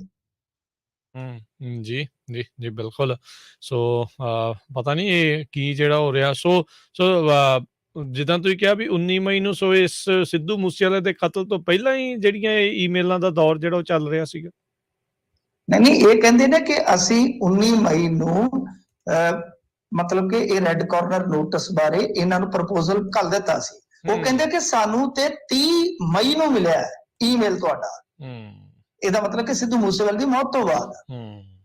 ਹੁਣ ਇਹਨਾਂ ਨੂੰ ਸਾਫ਼ ਕਰਨਾ ਚਾਹੀਦਾ, ਤੁਸੀਂ ਡਾਕੂਮੈਂਟ ਜਿਹੜੇ ਨਸ਼ਰ ਕਰ ਦਿਓ ਕਿ ਅਸੀਂ ਤੁਹਾਨੂੰ 19 ਨੂੰ ਭੇਜ ਚੁੱਕੇ, ਝੂਠ ਨਾ ਬੋਲੋ। ਜਦੋਂ ਤੁਸੀਂ ਇਹ ਐਕਸਪੋਜ਼ ਕਰ ਦੋਗੇ, ਇਸ ਗੇਮ ਦੇ ਵਿੱਚੋਂ ਬਹੁਤ ਸਾਰੇ ਪਰਦੇ ਉੱਠ ਜਾਣਗੇ ਕਿ ਦਿੱਲੀ ਪੁਲਿਸ ਵਾਰ-ਵਾਰ ਇਨਵੋਲਵ ਕਿਉਂ ਹੋ ਰਹੀ ਆ, ਦਿੱਲੀ ਪੁਲਿਸ ਦਾ ਐਕਟਿਵਿਜ਼ਮ ਕਿਉਂ ਨਜ਼ਰ ਆ ਰਿਹਾ, ਦਿੱਲੀ ਪੁਲਿਸ ਕਿਉਂ ਦਿਲਚਸਪੀ ਦਿਖਾ ਰਹੀ ਹੈ, ਸਾਰਾ ਪਰਦਾ ਹੀ ਨਿਕਲ ਜਾਏਗਾ। ਜੀ ਜੀ ਜੀ। ਸੋ ਇੱਕ ਜਿਹੜੀ ਇੰਡੀਅਨ ਐਕਸਪ੍ਰੈਸ ਦੀ ਰਿਪੋਰਟ ਦੇ ਮੁਤਾਬਕ ਇੱਕ ਸੀਬੀਆਈ ਦੇ ਅਫਸਰ ਜਿਹਨੇ ਗੁਪਤ ਰਹਿ ਕੇ ਕੰਡੀਸ਼ਨ ਆਫ ਐਨੋਨਿਮਿਟੀ ਦੇ ਉੱਤੇ ਇਹ ਕਿਹਾ ਵੀ ਪੰਜਾਬ ਪੁਲਿਸ ਨੇ ਸਾਨੂੰ ਸਾਰੇ ਫੈਕਟ ਜਿਹੜੇ ਉਹ ਨਹੀਂ ਦਿੱਤੇ, ਮੀਡੀਆ ਦੇ ਵਿੱਚ ਉਹਨਾਂ ਨੇ ਜਿਹੜੇ ਦੱਸੇ ਸਾਨੂੰ ਜਿਹੜੇ ਉਹ ਨਹੀਂ ਦਿੱਤੇ, ਸਾਡੇ ਵੱਲੋਂ ਕੋਈ ਡਿਲੇ ਨਹੀਂ ਹੋਇਆ, ਸੋ ਉਹਨਾਂ ਵੱਲੋਂ ਡਿਲੇ ਆ। ਸੋ ਉਹ ਵੀ ਜਿਹੜੀ ਇਸ ਦੇ ਵਿੱਚ ਜਿਹੜੀ ਸਾਰੀ ਕੋਸ਼ਿਸ਼ ਆ ਉਹ ਪੰਜਾਬ ਪੁਲਿਸ ਦੇ ਉੱਤੇ ਜਿਹੜਾ ਉਹ ਸੁੱਟ ਰਹੇ ਨੇ। ਸੋ ਸ਼ੁਕਰੀਆ ਮਿੰਟੂ ਜੀ, ਬਹੁਤ ਧੰਨਵਾਦ। ਤੇ ਹੁਣ ਆਪਾਂ ਲੈਂਦੇ ਹਾਂ ਜੀ ਇਜਾਜ਼ਤ। ਮੈਨੂੰ ਪਤਾ ਆਪਾਂ ਅੱਜ ਕਾਫੀ ਵਕਤ ਜਿਹੜਾ ਉੱਤੇ ਲੈ ਗਏ ਆ। ਸ਼ੁਕਰੀਆ ਜੀ, ਬਸ ਕਰਿਓ, ਬਹੁਤ ਮਿਹਰਬਾਨੀ ਜੀ। ਸਤਿ ਸ਼੍ਰੀ ਅਕਾਲ ਜੀ। ਸਤਿ ਸ਼੍ਰੀ ਅਕਾਲ ਜੀ। ਤੇ ਸਰੋਤੇ ਇੱਥੇ ਪ੍ਰੋਗਰਾਮ ਦੀ ਸਮਾਪਤੀ। ਅਗਲੀ ਵਾਰ ਤੱਕ ਲਈ ਇਜਾਜ਼ਤ। ਮੇਰੇ ਵੱਲੋਂ ਵੀ ਸਭ ਨੂੰ ਪਿਆਰ ਭਰੀ ਸਤਿ ਸ਼੍ਰੀ ਅਕਾਲ। ਸੁਣਦੇ ਰਹੋ ਪੰਜਾਬੀ ਰੇਡੀਓ USA।